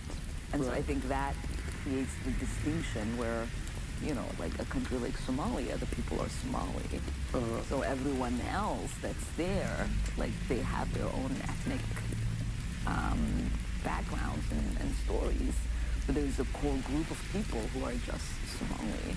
As a legislator that is, that's hijabi, black, and a woman, do you think that that is kind of on the surface why so much negative attention is paid to you? I mean, I would say less because I'm a woman and black, more because I'm an immigrant and visibly Muslim. Yeah. One thing that's odd to me is like the Obama era, right? Like you seem like a person that like it would be the State of the Union or something, and you point to the balcony, you'd be like, Ilhan Omar was a refugee in Kenya, and she came to America, and she worked her way up and became a success. You know, it used to be something that we celebrate. Yeah, but I think that is the backlash because it was celebrated, right? Because, like the reason, you know, earlier you asked, like, why does, you know, how does everybody know you? How do you, you know, come to national attention? It's because I was the first for a whole community that, like, was barely recognized as being in the country. And, you know, here I am, less than, you know, a little over 20 years after arriving here as a kid, as a member of Congress. You're the first African refugee. I am the first African born. You're the first Somalian. Yeah. You're the first Muslim woman. Yeah. To wear the cap. We came in together, yeah. Rashida, but was it alphabetical? Yeah, but I'm also the first Muslim not born in the U.S. to ever serve in Congress. Oh, so Rashida doesn't have that on here? No, she's born here. Yeah, she's born here. Yeah. It's kind of soft with Rashida. Yeah. I mean, and Keith Ellison was born here, Andre Carson was born here, and Latifah Simon was born here. So there's 4 of us that are in Congress. Yeah. But everybody seems to only remember I'm the Muslim one that exists there because I'm visibly Muslim and I'm also an immigrant. Do you think they're also haters because, like, I don't know, everyone's ugly? No. People are beautiful in their own ways. What, you think Lindsey Graham is beautiful in his own way? I'm sure somebody thinks Lindsey Graham. You work at an ugly office. Okay, let's be real. Have you seen some of these people? Why don't we let them in charge of us? You can. It is not a beauty contest. Okay, listen, I'm not. Look at them. Wait, you think Mitch McConnell got there because of pretty privilege? You think? Well, what you think I got there because of pretty privilege? No, I think you overcame a lot. Okay, well, thank you. I appreciate that. I didn't know where we were going with this. I'm just saying. You know, gotta work at an ugly place. One of my opponents, when I first ran for office, was busted. No, said that I was gaining traction because I was attractive. And you were like, thanks, but no thanks. Yeah. No, I appreciated the compliment, but I'm pretty sure it was more than that. When you got into the House, I think probably our audience's understanding of Nancy Pelosi is kind of probably negative. I don't know. People hate Congress in general.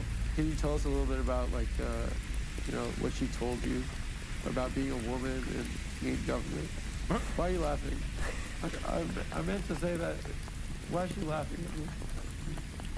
I don't know if she... Did I say woman? Are you an imposter? Yes. I think that's not a bad question. How did I say? Sorry. I've just never met someone in a Maroon 5 music video with Ellen and Gal Gadot and Millie Bobby Brown. Young Millie. No, I mean, Pelosi is a fascinating person because, you know, she's... It's interesting because Nancy Pelosi... like, Nancy Pelosi basically was the last, like, competent leader in the Democratic Party. Obviously, I consider her to be an ideological opponent. And her competence, in many instances, paired with her neoliberal ideology, became a force to reckon with. However, and I've talked about this for years, if you remember back in the day, I would talk about this all the time. She was a very diligent, very good fundraiser, but also a very reliable whip.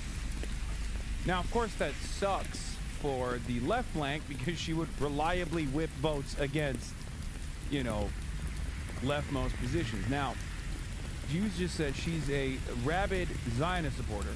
This is true. This also makes the dynamic between her and Ilhan Omar and Rashida Tlaib even more fascinating because on the one hand, there were moments where she literally hang her out to dry when everyone was attacking her, but also on the other hand, they didn't vote to kick her off the first of all, she was placed on the, you know, Foreign Relations Committee, which is huge. That's like a decision that Nancy Pelosi partook in, okay, as a young congresswoman, okay, green, young congresswoman, and a Somali refugee who had negative opinions about Israel, very openly having negative opinions about Israel. Nancy Pelosi, being the smart tactician that she is, placed her on that committee, okay, in order to basically, you know, get some loyalty in return, okay? Like, this is the type of stuff that happens, I think, behind closed doors that are important to pay attention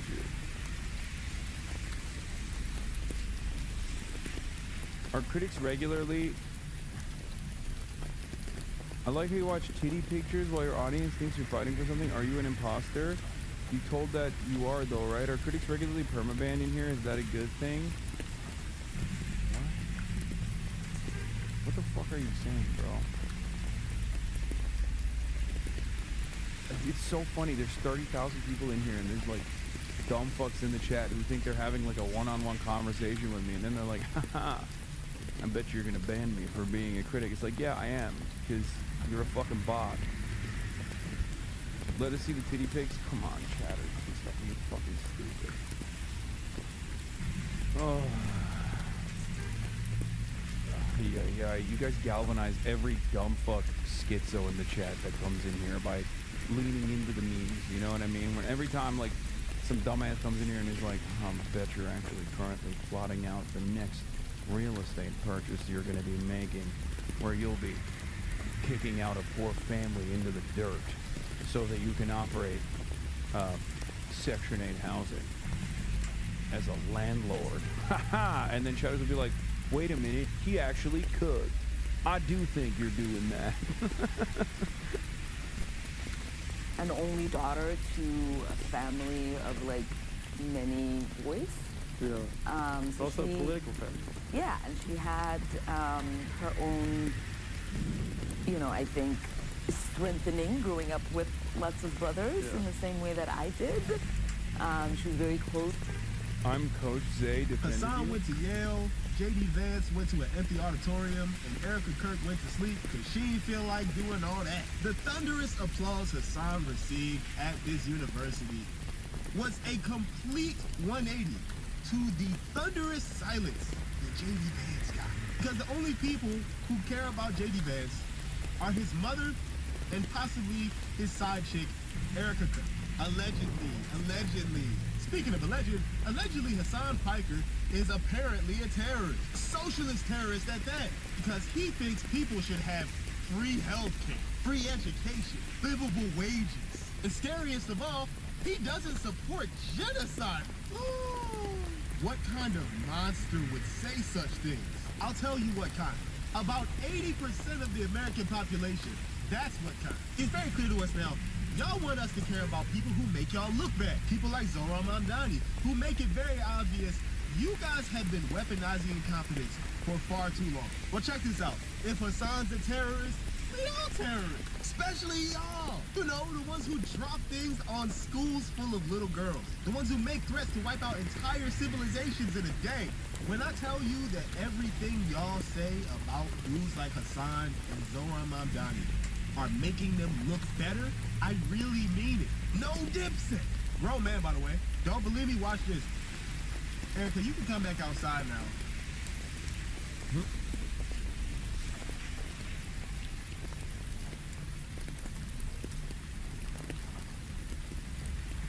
Oh, honey, no. Actual real voters aren't fans of communism and terrorism.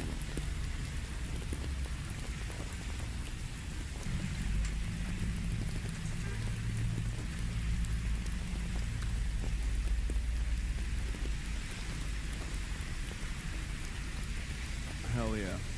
With her father, like I did. So we had sort of, you know, some of those kind of things in common. A little toughness in us that was intentionally built by our brothers and father. Reluctantly agrees that you're a net good. Definitely a terrible idea for me to speak on this at all. And if I had a publicist, she/gay guy, he would definitely be on their knees right now begging me not to open my big mouth about this one particular issue for once in my life, just because that's how much of a fucking tinderbox it is, at least based on my assessment. But I do feel like I owe somebody, perhaps you, transparency, honesty, and consistency. And it would not be transparent, it would not be honest, and it would not be consistent of me not to make this point. We do not have the luxury of not platforming Hasan Piker. Okay? We don't have the luxury of ignoring Hasan Piker. We certainly do not have the luxury of castigating or insulting or looking down our noses at Hasan Piker. As hilarious and accurate as it is to call him IRL Brian Griffin. Like, I think that shit's hilarious and apt. But I have gone on here before and said to all— Bro, there's like, I swear to God, there's a TikTok style of commentary. You know how like there's Reddit speak, where people will say, Reddit's down the street, buddy.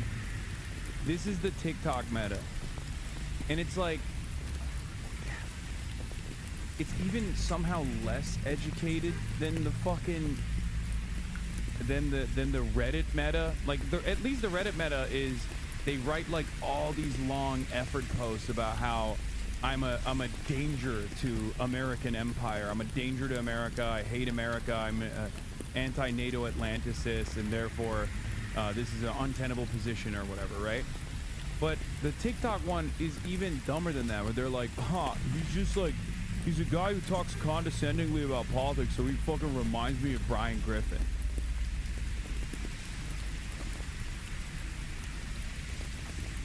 That, and also, he wears expensive clothes, so he's a fake commie.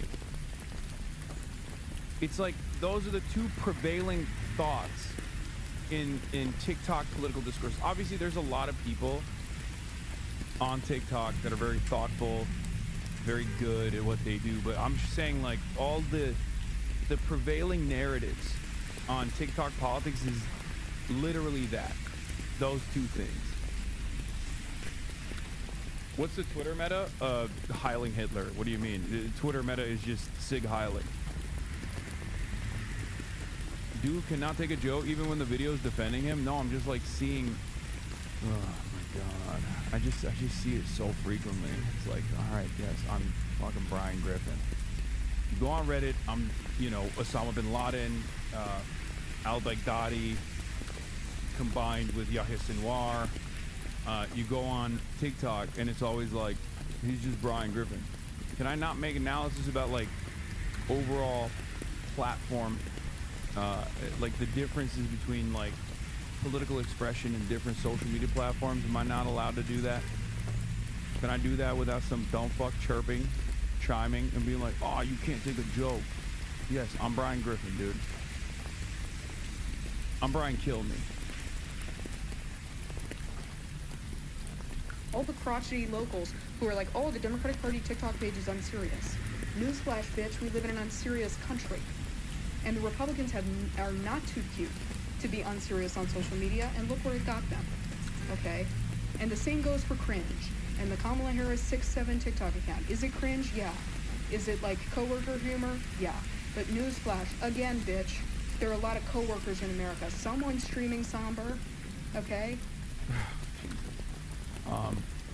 Where the fuck does the Brian Griffin thing come from? You have nothing in common with him. He's a lib.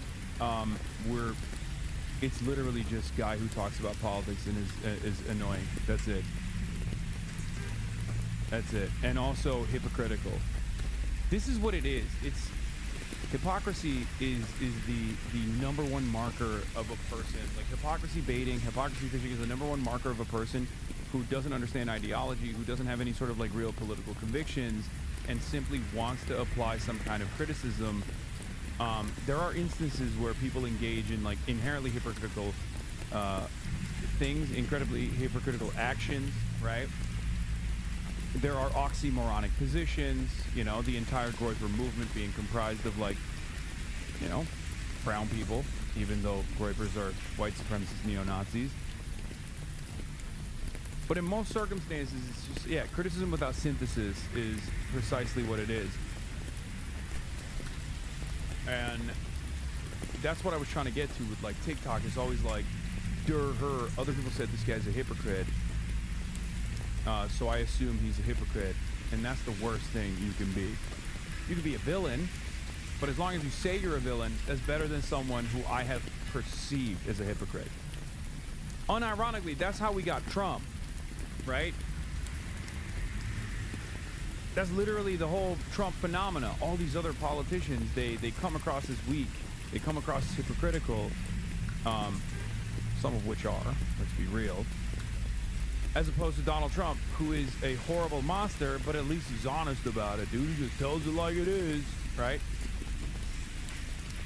Like, that's the prevailing attitude of dumb people. It's the only political expression they have.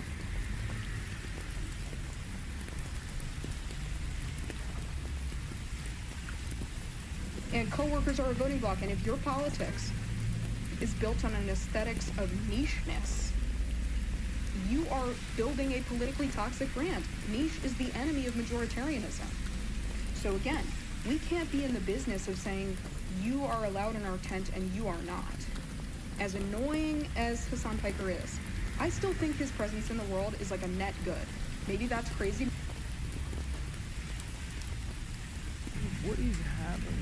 Like, what? I don't know who these people are, but like, I just don't understand like what this whole, like, guys, we really gotta allow Hasan to be a part of our movement. It's like what is happening? Who are these people? Why? What's up with the 17-page dissertation before being like, yeah, he's a big-ass fucking audience, and they're all lifelong Democrat Party voters and activists and advocates that have been actively petitioning and fighting for social justice and labor rights for, you know, the last fucking decade. Like, you could just say that. It's just the truth. You could just say that. You don't have to be like, he's not good, he fucking sucks, I hate him, you're all very correct, he's crazy, he's a monster, he's murdered children, okay? But we gotta have him on the fucking coalition.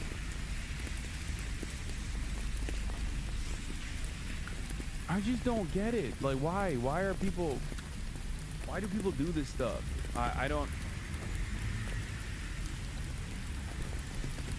She's afraid of your haters? I mean, I don't even think that's the case. I think that there are a lot of people who have no idea what I'm about. Like, no idea whatsoever. Although I'm unbelievably accessible, you know.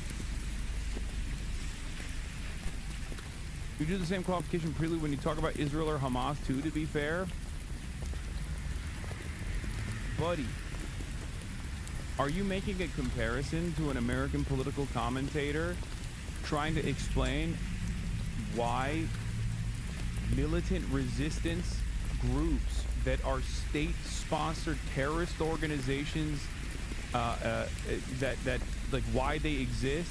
Are you making a comparison between that explanation and like just saying, hey, this guy who's been around for a long time, who's like, you know, mysteriously always found himself on the fucking right side of these issues that I'm seemingly aligned on? You don't need to give that many qualifiers. Did you just fucking compare me to Hamas, dude? What the fuck is wrong with you?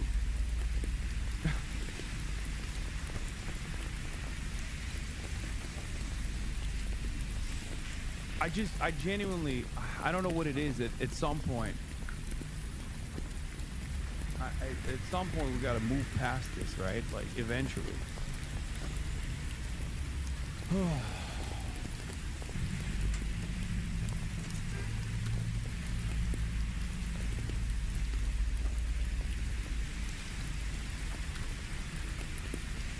Yes, we are, because you hand wave it every time someone says you don't have to do that.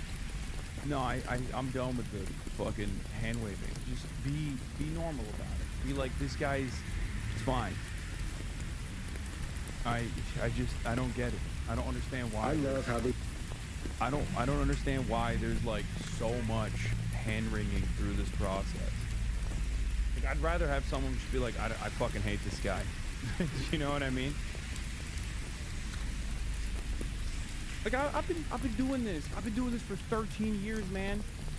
Someone in the chat said this girl's 19 years old. When I started doing this, she was 6 years old, bro.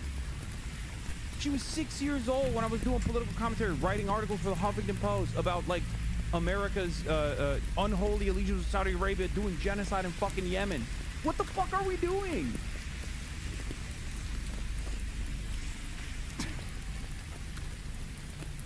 I'm 34 goddamn years old.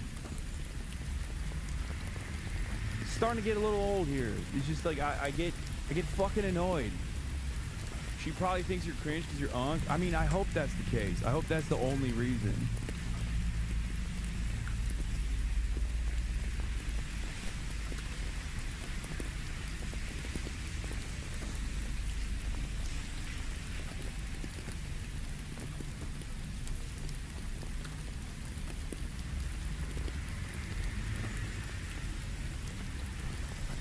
Anyway, don't go in the comments of this person or like fucking go after this person or anything like that.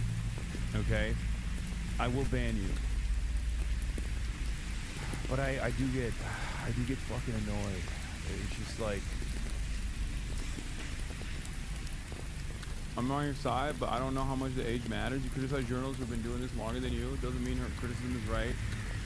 Yeah, the point is, if the criticism is at odds with the work, then yeah, I have to factor that into consideration.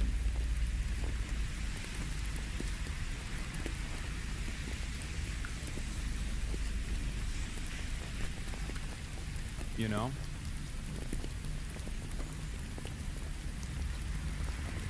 Maybe people think I'm crazy for saying that.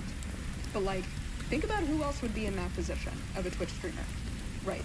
Who's like radicalizing these men into becoming right-wing monsters. Because like, and not to be dramatic, but I honestly think that like Hasan Piker might have saved like an entire generation of white boys from the clutches of white nationalist right-wing extremism, right? Like, he's taken what would otherwise be like a crop of, yeah, like extremist black-pilled incels scrawling school shooter manifestos in their parents' basements, and salvaged in them like a kernel of humanity that is, yes, extremely annoying, but nevertheless there's like something redeeming and beautiful about it. You know what I'm saying? Like, it's like the performative male thing, right? Like, obviously it's super strange and odd, but it's also beautiful that like men are kowtowing before women. You know what I'm saying? And like recognizing their power. So I'll take like a trust fund baby white boy who thinks he's a Marxist-Leninist. Dude, you're sitting in a fucking college. Oh my god. I'm not gonna do it again. 19 years old. I'm yelling at a 19-year-old TikToker. You're right. These are not criticisms, okay? These are entirely made up, nonsensical lines, oftentimes materialized from reactionary outlets, okay? Just simply adding this into the... Oh, fucking Christ. Oh my God.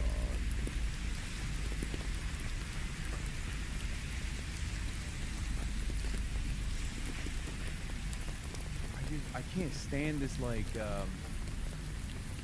criticism sandwich thing that these people do. Like, I don't know what to do. Like, what am I supposed to do? Like, abide by the hallucinations that people have made up? That I'm a trust fund baby? Like, the fuck is this? And that I think I'm a Marxist-Leninist. It's just not.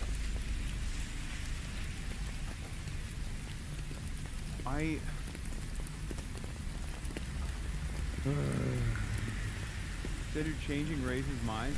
Yes. She said one objectively true thing in between like 17 fucking different considerations, packaged with also a bunch of nonsensical bullshit as to why she doesn't like me. I'm a fake Marxist-Leninist trust fund babies or something. Like, and a bunch of annoying white boys or whatever the fuck. Running around in an ill-fitting beanie and like some secondhand Def Leppard merch, trying to lecture his prospective female romantic partners about how their uteruses work.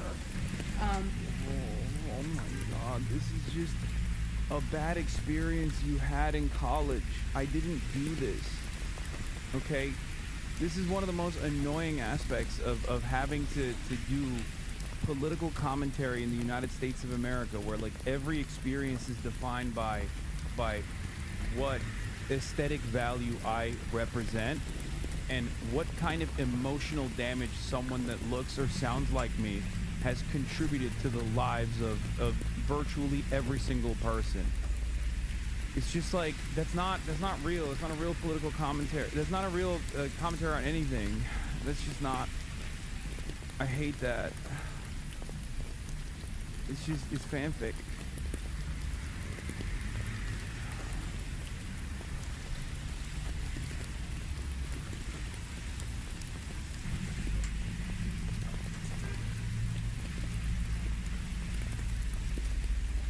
I don't expect this person to know anything about me. I don't expect it. It's just like, but I hate this like hand-wringing shit.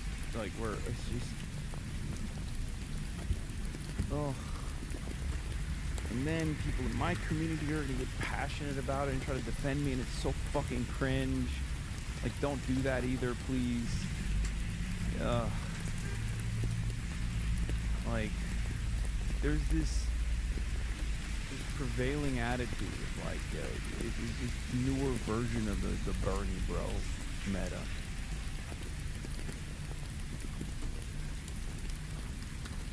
Israel gives you more respect? No, apparently not, because I'm not even in the top 10 anti-Israel critics, or even in the top 20 American anti-Israel critics. So much commentary on the internet is just like people regurgitating shit that other people have said about other people. It's just like, it sucks. It sucks so much. Like, make up your own mind. Just watch the stream. I promise you, you will develop a very different attitude, okay?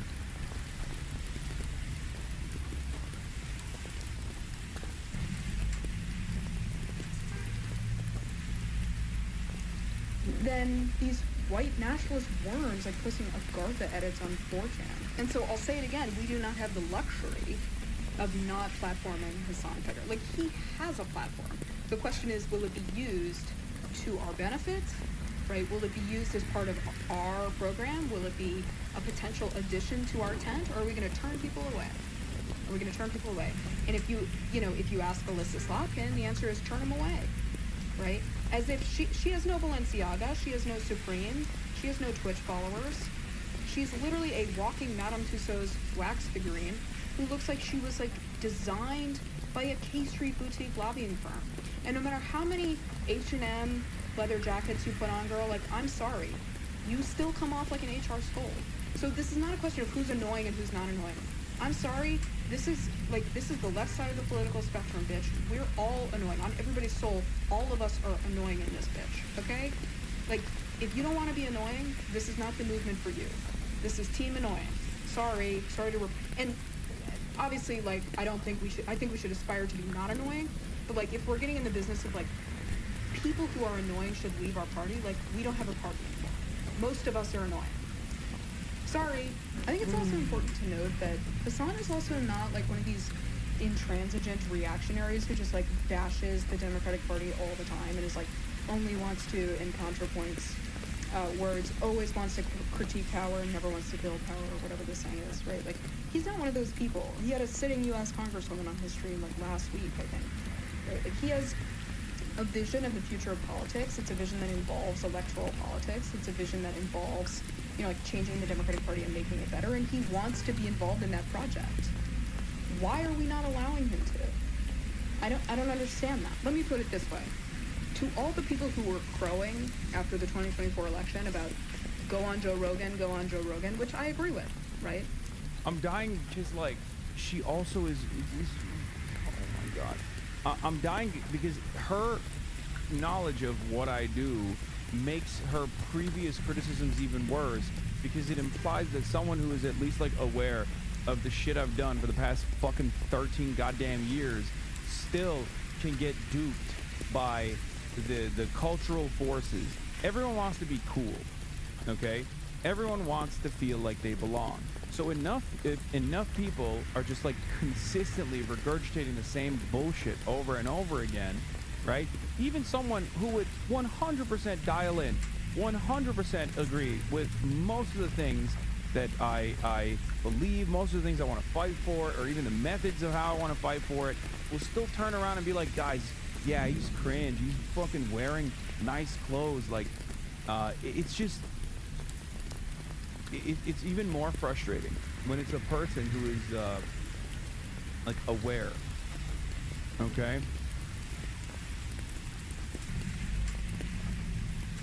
Ugh.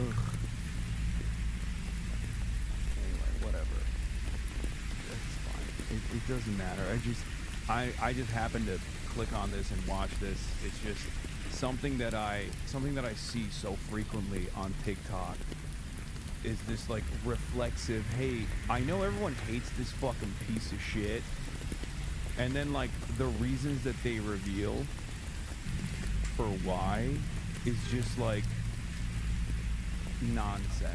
It's never like an actual position that they disagree with. It's never like he's anti-Israel, I'm pro-Israel, right? It always has to be couched in bullshit.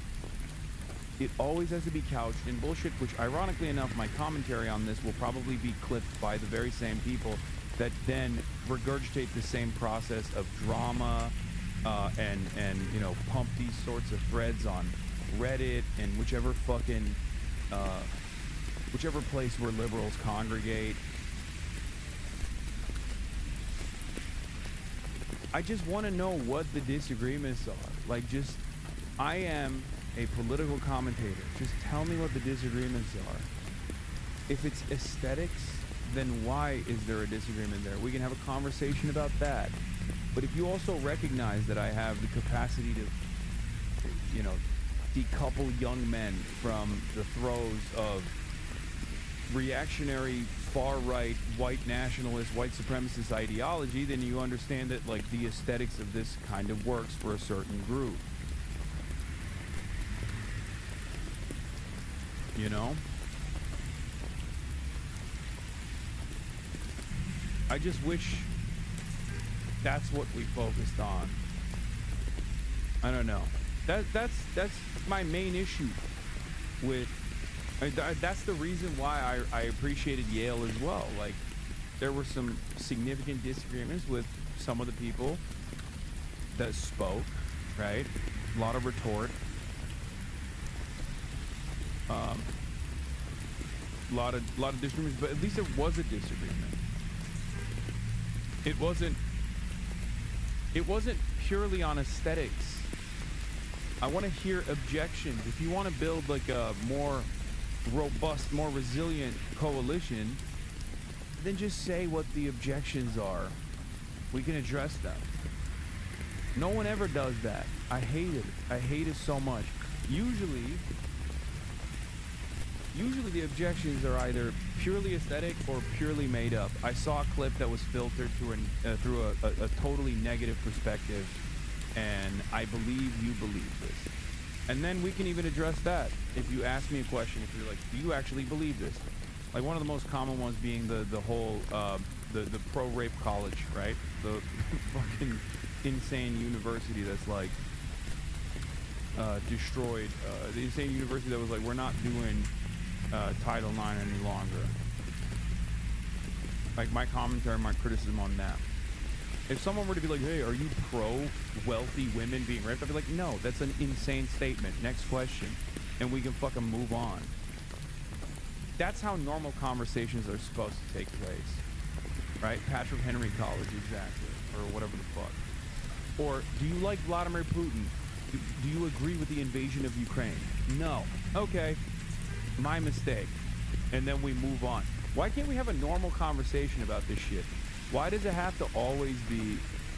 Why does it always have to be like, well, I saw this thing, and it's now my position. I've internalized it.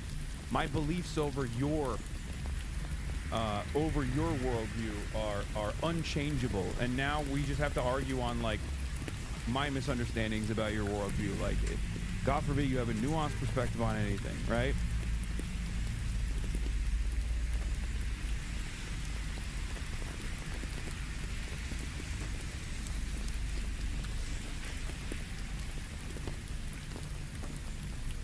I just wish we could have a normal and productive conversation like that on the left, if that's the case. You know?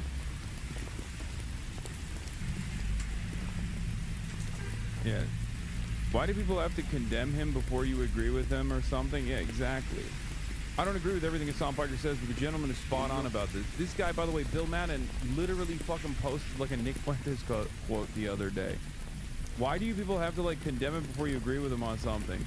Hassan is a commie grifter. Anyone who thinks he's some sort of political superstar should be studied for a new form of autism. He was on Pod Save America within the last day or so. Cope. It's because I guess it's like there's an army of people who will literally come at you and dox your whole family if you don't do those condemnations ahead of time. Where they'll be like, I'll have you know, here's a list of 750 different quotes that I've compiled in a Google Doc somewhere that is like 99% the exact opposite of the things that he believes, and now you need to be inundated with this blast of fake bullshit. And 95% of the time, the dudes that are doing that would be on board with what they are describing my worldview as. They'll be like, he is a misogynist. It's like, motherfucker, you're a misogynist. If I was a misogynist, you'd be a fan of mine, right? It's always that shit. It's always like, he's a misogynist, he's anti-black, he's anti-trans. Like, there's this laundry list of dumb nonsense. Okay?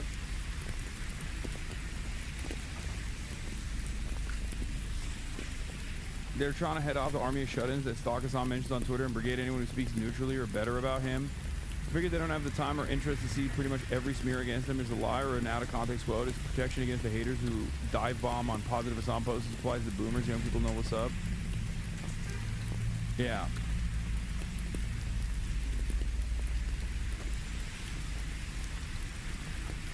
I'm convinced that at least a good third of Hassan haters would actually like and agree with him if they watch his stuff fully rather than out of context or edited clips that are fed to them to create outrage.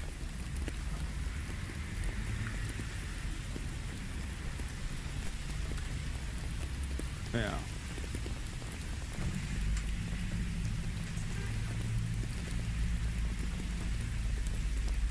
I mean, some people that do this, most people that start the fucking clips out of context, shit like that, they're not on the left, right? But the people that get duped by it sometimes are on the left, and it's like fucking annoying.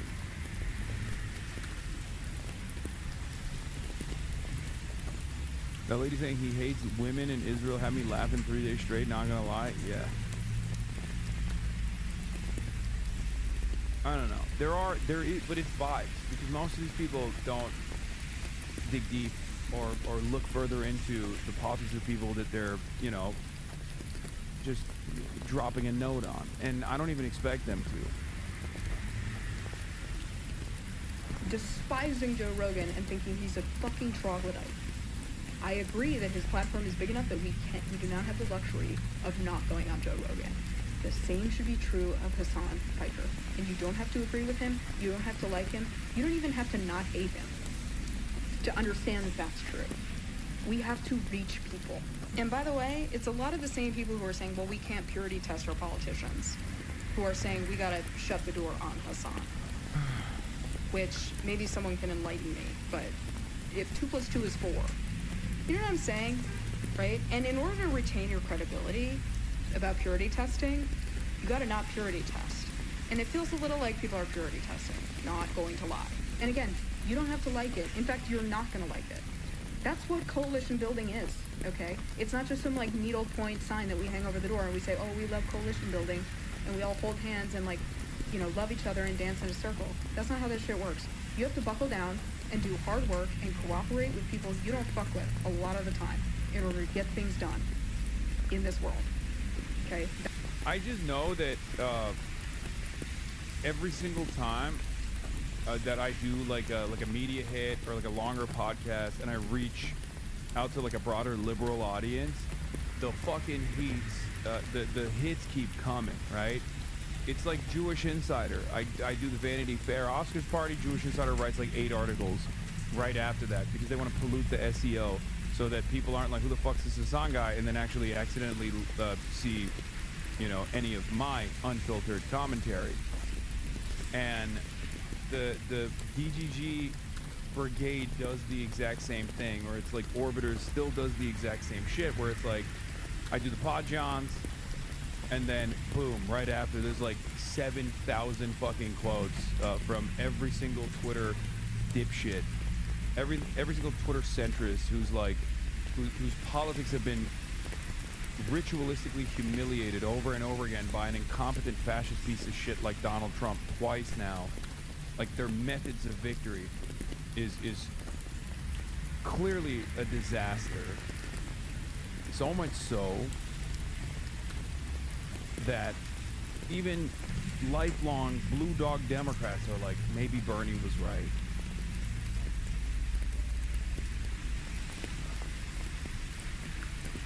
Yeah.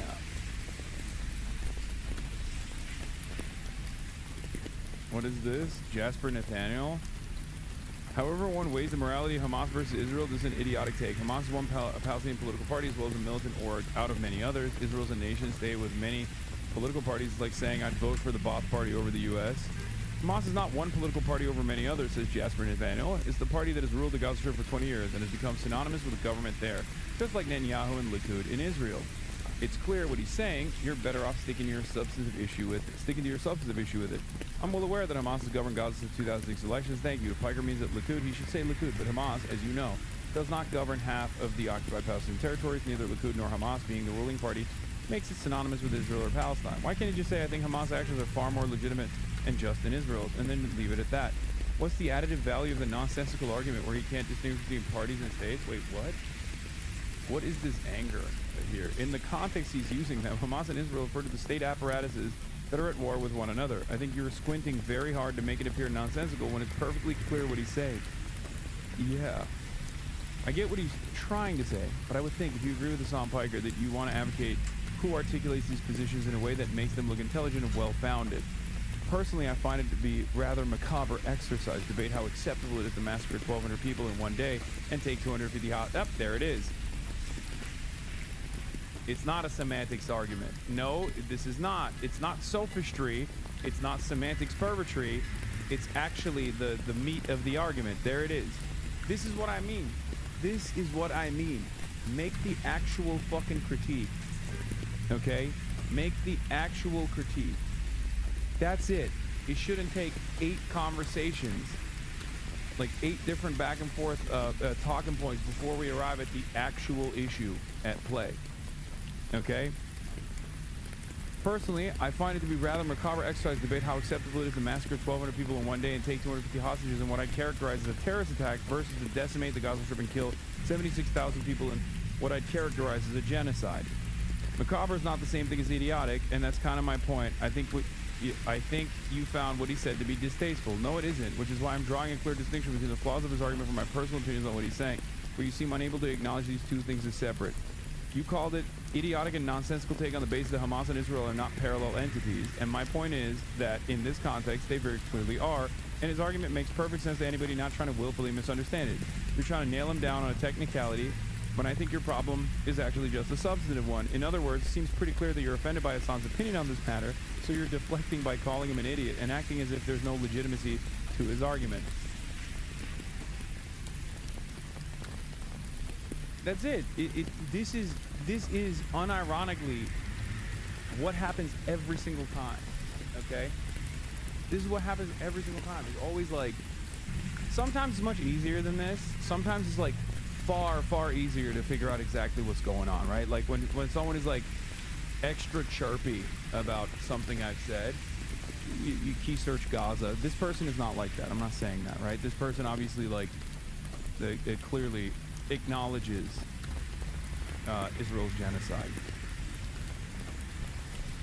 They have a different approach, however.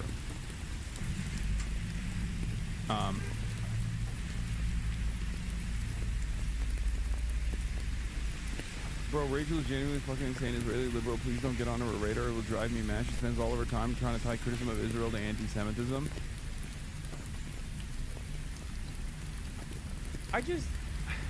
It's very frustrating. I wish people were more honest. I wish people were more honest about their criticism. Like, exactly what you're mad at. Just say it out loud. Say what you're mad at. Let's have a real conversation.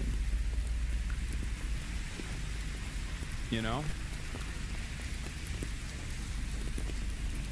Citing 76K is killed? No, she said it's a genocide. 76K is the conservative number, but it's the official Palestinian Health Ministry number. It's an undercount. It will take many years for us to figure out the full total number.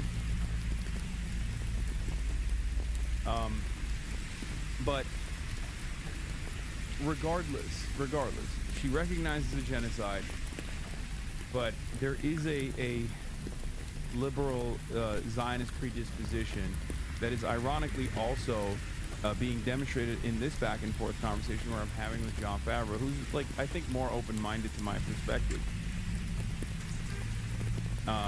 Which is October 7 was horrifying, right? And it was horrifying, especially if you had not previously considered this issue, or at least it was in the rear view mirror for you. It was never something that you had like really dialed in on as you have now, right?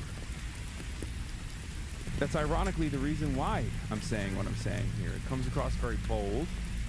It comes across as very radical, but it is the easiest entry point into offering proper analysis on why militant resistant groups form in opposition to systemic forms of violence conducted by our allies, conducted by countries that resemble us, right?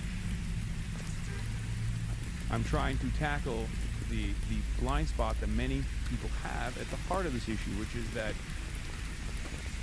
Hamas and the Palestinian resistance did not do October 7 because they were like psychotic, barbaric anti-Semites. Like, that wasn't the driving force there. There was a logical through line, regardless of the atrocities, as I have acknowledged over and over again as well. Not that it plays any part in this equation, obviously, as Israel has done thousands of October 7s and continues to do so. But most people don't want to recognize where this emancipatory need comes from.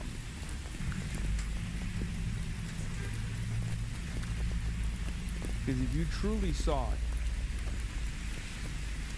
the citizens on both sides, the civilians on both sides, like human beings, you would understand. You would understand exactly the system of violence that Palestinians were subjected to for 75 years that led to October 7th and led to the first Intifada, the second Intifada as well. And you would be horrified about the retaliation from Israel that was a genocide.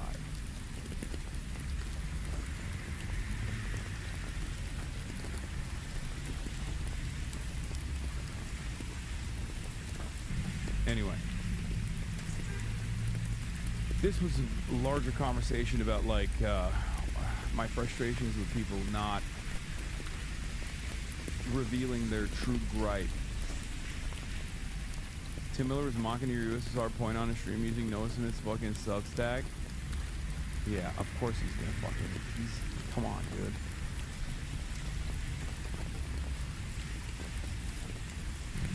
Clue she's a Haaretz writer, so contending with Hamas being a consequence of Israel's subjugation of Palestinians is brain-breaking. No, I think there's Haaretz writers who recognize that. And it's not just Haaretz writers who recognize that. Like, there are former Israeli leaders who recognize that. There are current Israeli leaders who recognize that, but also are very ruthless, right? I mean, it was Ehud Barak who literally fucking said, yeah, if I was born on the other side of that border, I would be a terrorist. Like, the fuck? It makes total sense. So it's not even necessarily like this notion that like liberal Zionists are incapable of seeing this. Some people know that they're the bad guys in the equation. They have a rather cold calculation that they're making. Yeah, former Shin Bet heads and things like that, they admit it. 20 minutes in, Bulwark criticizing your take on USSR. Where is it? Let's see what the fuck they said. Wait, is that from today? He took my clip from today? My lord. He's got my... He's in here. He's in here watching.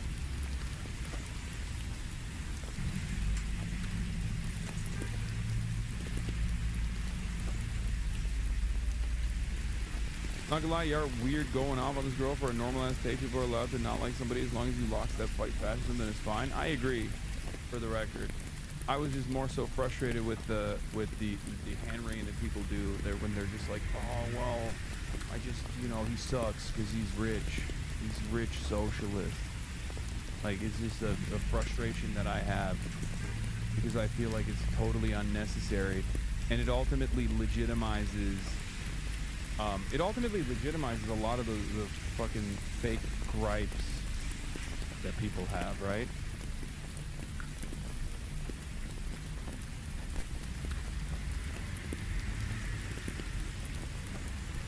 Yeah. Anyway, I gotta go to dinner, folks. I love you guys. I'll be live from Los Angeles tomorrow. I'll be back at home. Okay? And, yeah, it did get exhausting hearing so much throat clearing when people are making videos defending you, because it's like either defend Hassan with your whole chest or don't make a video at all. Stop with the whole let me be clear Hassan is not great. Yeah, it's just... Because it just ends up legitimizing the ridiculous fucking frame that people are operating off of. And it unironically is unnecessary defense that harms your perspective. Anyway, love you guys. I will see you tomorrow. Peace.